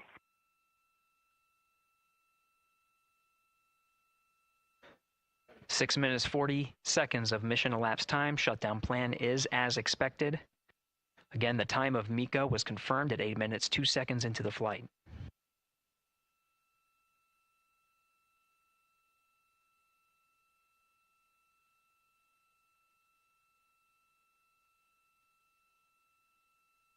Seven minutes of mission elapsed time. Throttling down as we approach the abort once around option. Milestone at the 7-minute 30-second mark. Now 84 miles in altitude, 650 miles downrange, traveling more than 15,000 miles per hour. Integrity, AOA open. AOA open. The window is now open for an abort once around option that would target splashdown in the Pacific Ocean. Still following nominal ascent at this time.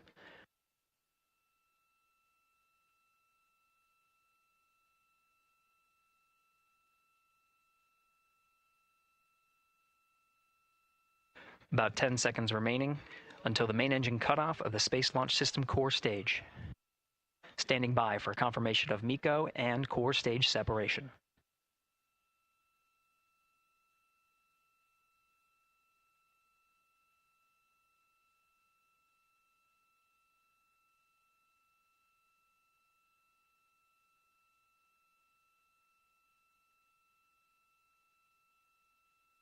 Integrity and nominal MECO, core stage separated.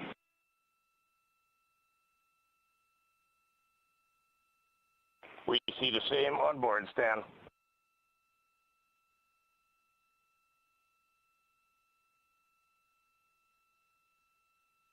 Eight minutes 40 seconds into the flight, we have a nominal main engine cutoff heading in the right trajectory on the way to swing around the moon. Core stage has separated, done its job. The Space Launch System upper stage, the interim cryogenic propulsion stage, or ICPS, still attached to the Orion spacecraft.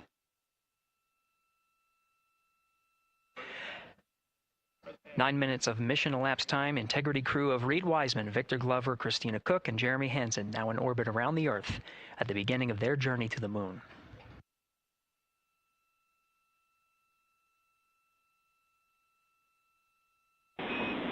Integrity Houston, looking ahead to PRM numbers so far per the pad.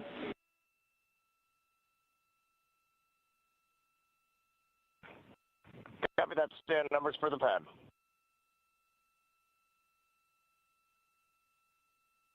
Capcom Stan Loves now reminding the crew that the perigee raise maneuver time of ignition is as expected prior to booster ignition. That time being 49 minutes, 50 seconds of mission elapsed time.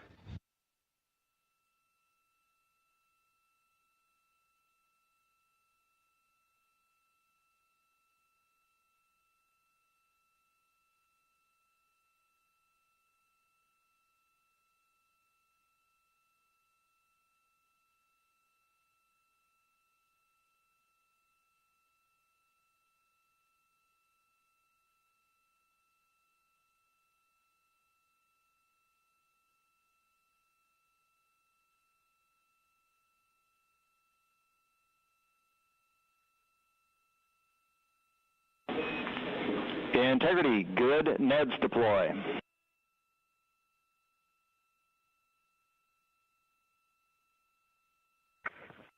Copy that, Stan. Good, Neds.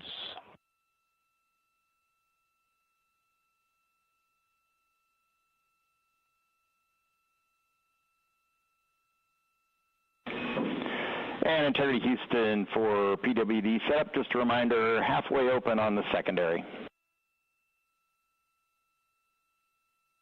We copy that, Stan. Halfway open.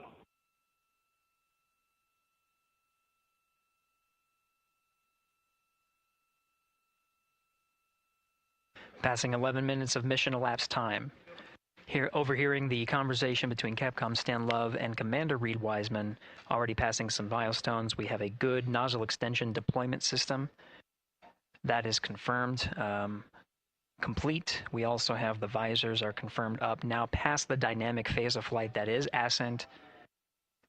Their launch and entry suits that provided them an extra layer of protection. Now not as needed. They're going to raise those visors. And later in today's mission, they will begin to egress or get out of the suits to begin some of their initial tasks of activating some of the systems aboard in the Integrity spacecraft.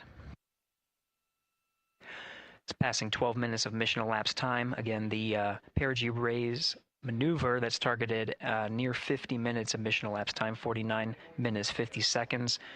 That's what the crew is going to be working towards. The Commander Reed Wiseman, pilot Victor Glover will focus on preparing for that milestone.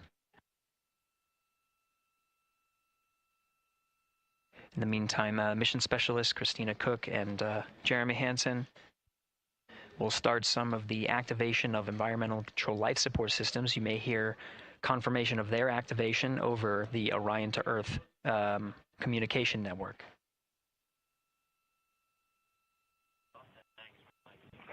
Houston, C3 aux power back in auto. Copy C3 aux, and we're 2 minutes to maneuver.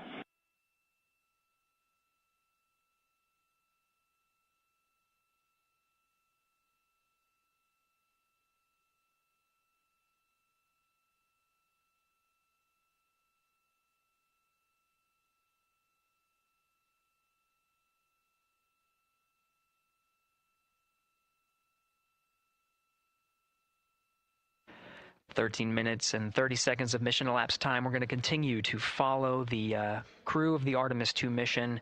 They are beginning their journey around the moon to verify the systems that will take us to its surface. An incredible ascent. Artemis 2 is underway. Reed Wiseman, Victor Glover, Christina Cook, and Jeremy Hansen begin their journey to the moon. Still milestones to come up as we await solar array deploy and the critical burns that will get Integrity into high Earth orbit around the Earth before engines are fired to get us around the moon. We'll keep tabs on Integrity and its crew from here in Mission Control Houston. But for now, we're going to send it back to you, Megan and Nicole at the Kennedy Space Center. Very jealous to hear how the launch experience was over on the Space Coast. Yeah, Gary, if people are just joining us, welcome back to the Space Coast, where we just saw Artemis 2 lift off 14 minutes ago. And wow, what an amazing launch, and an emotional one, too. As soon as the rocket lifted off, Nicole, you had tears in your eyes, I had tears in my eyes, and we had all these people around us cheering. It was amazing. Yeah, the energy was wonderful. I mean, it was a beautiful launch. You know, we've got 4 friends and family members headed to the moon. It's pretty amazing. Yeah. How does that make you feel as someone who, you know, is an astronaut as well, but also, as you said, friends? Yeah, so proud of them. You know, man, we don't have the words in the English language to describe this kind of an event, and pride, love, so many emotions. You know, they are truly breaking some barriers, and hopefully, you know, as Gary just said, they've got a long day ahead of them, so wishing them well on everything. But so far, what a beautiful launch to watch. Yeah, to be returning to the lunar orbit in more than 50 years. Maybe they go farther from Earth than any other humans before them. Maybe they see parts of the moon that we've never seen before. I mean, what a great start to what could be all of these milestones that we break in just a 10-day mission. Yes, what a way to welcome in the Artemis generation. Mm-hmm. Yeah, how do you feel? I mean, we saw some beautiful shots we were covering of course, the rocket, of course, the Earth falling away as we continued up into our ascents, but also some of those crowd shots where we saw young and old just emotional, overcome by this history-making moment. Man, we are going back to the moon for all, and we saw that today. We saw that in all the crowds. And yeah, you guys just saw that view, the sunrise or sunset, I guess. They just made it over the crest of the Earth, and you could see the sun peeking over. One of my favorite views from space. And I can't imagine what they're looking at now, and I can't wait to see what they're looking at in about 5 or 6 days. Yeah, and I know a lot of people are like, you know what, I'm surprised this launched on the first try, because we know, like any little thing, we have to be keeping safety in mind, and we want to make sure we're ready to go. But we were ready to go, and I think it surprised a lot of people. What a wonderful surprise on this Wednesday evening. It did, and it kind of surprised me as well. But it's just a testament to the team here that has been working so hard on Artemis. Artemis 1, we learned a ton of lessons. We learned a ton from the wet dress for Artemis 2. We were able to go in, fix those things. We even had a couple mishaps today, not mishaps, but a couple, anomalies today that the team creatively came up with solutions for. It's just a testament to the teamwork that gets us to the moon. And so we can continue to watch Christina, Reed, Victor, and Jeremy on their way now to the moon in Earth's orbit and awaiting the next in-flight milestones, deploying Orion's solar arrays. So why don't we get back in with Mission Control and Gary. Hey, thank you, Megan. Again, we're following along in the action. It is a long day. They have a number of procedures they need to get to immediately in their timeline. And Integrity Houston, cross-tie is on board per the ETSI-DEM. We copy Houston. Thank you.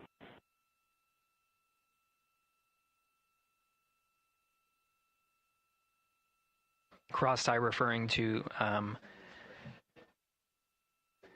flight controllers here initiating a connection between some of the batteries aboard the Orion spacecraft, allowing for an even distribution of power. This is the flight control teams that took us through ascent of the Artemis 2 mission today. Right now we're, as you see, passing 18 minutes of mission elapsed time. The Orion spacecraft integrity and the interim cryogenic propulsion system are maneuvering tail to sun. It is in this orientation, this attitude. Integrity, any words on that momentary prop caution?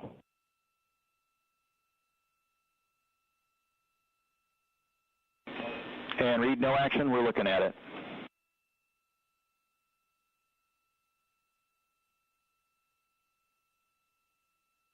Commander Reed Wiseman verifying what is being routed to his displays aboard Integrity. Propulsion engineer confirming that no action is needed at this time. They're pressing through with their nominal procedures to prepare for the perigee raise maneuver. And of course the solar array wing deploy ahead of that.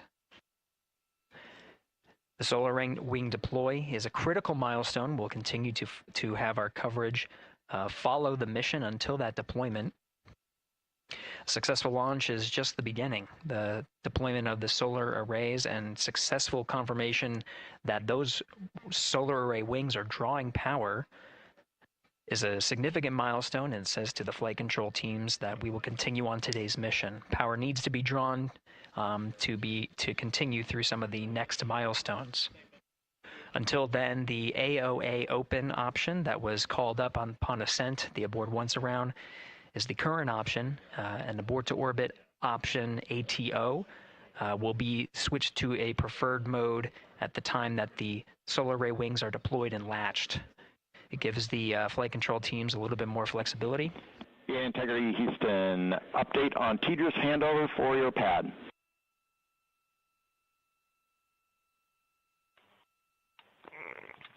Give us just 1 minute. And Stan, you can read it. Ike is ready to copy. Roger. TDRS handover east to west expected 1 second earlier at 5:1 minutes 26 seconds.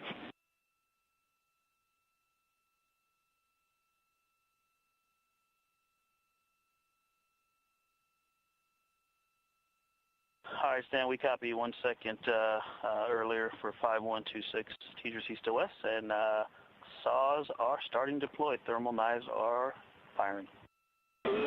We concur. Thanks for the report.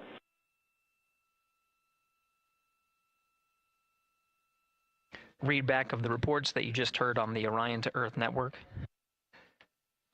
Integrity has maneuvered tail to sun. The RL-10 nozzle on the end of the ICPS is pointed towards the sun, and the solar array deployment sequence has begun. With the deployment confirmed, it'll be several minutes until they are what is called in a latched position. Once they are latched and confirmed to be drawing power, they can switch the mode to ATO and continue along the mission. The teacher's handover at the pad, that message meant the crew was provided some preliminary numbers of when to expect handovers between the tracking and data relay satellites. Currently orbiting Earth at an altitude of 545 statute miles above the Earth, they are in a near-Earth network communication system. The tracking and data relay satellites, geosynchronous satellites that are stationed about 23,000 miles above the Earth. After the apogee rays burn, that occurs later today, the burn itself will put them in an altitude that surpasses the range of the tracking and data relay satellites, and they will transition to the deep space network today. And Integrity, for prop messages, we see 2 temperature measurements right near the line. It's that momentary message you saw earlier. We're going to suppress those. It's CM helium heater 2 T1 and heater 1 T1. They're going suppressed. Integrity, thank you. We see the same.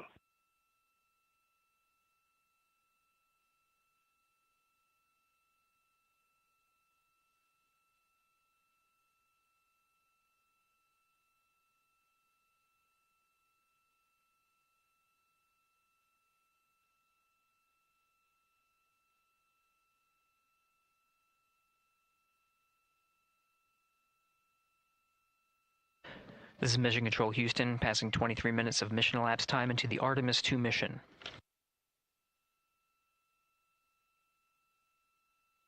This is after a launch that began at 5:35 and 12 seconds Central Time, 6:35 and 12 seconds p.m.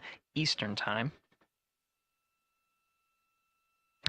Right now, the orientation you're seeing from our aero visualization that translates some of the telemetry that we're getting from the spacecraft and puts it into a model so you can follow along on some of the milestones that we are following here.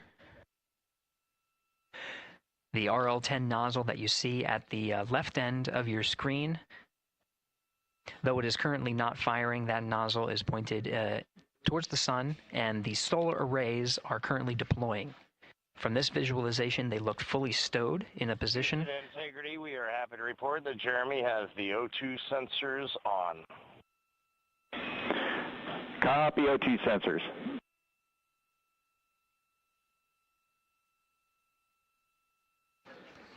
Again, Commander Reed Wiseman and pilot Victor Glover overseeing the deployment of the solar arrays. And we'll follow the attitude maneuver changes ahead of the first burn of the ICPS engine, the perigee raise maneuver. Integrity Houston, we see 4 saws deployed and latched, ready for ATO preferred. Yeah, we're almost there in the procedure stand, and we see the same thing. And Integrity Houston, we are seeing a 7-second miscompare between the MET on Orion and ICPS. We'd like you to read us the MET from your center status bar and for the ICPS on StackSum.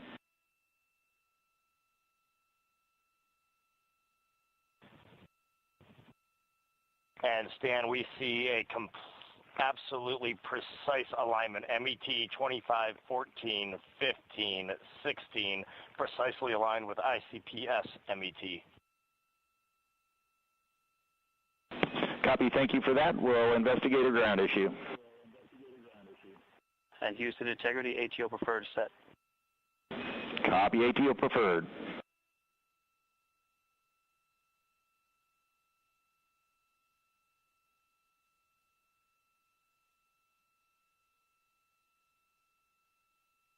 This is Mission Control Houston, 25 minutes, 45 seconds into the flight of Artemis 2. We have confirmation that all 4 solar array wings are deployed and latched. This is the configuration needed to switch to ATO preferred, which you did hear confirmed from pilot Victor Glover. That mode has been switched. There's also a discussion with Capcom Stan Love and Commander Reed Wiseman about the alignment of the MET clocks on the Orion spacecraft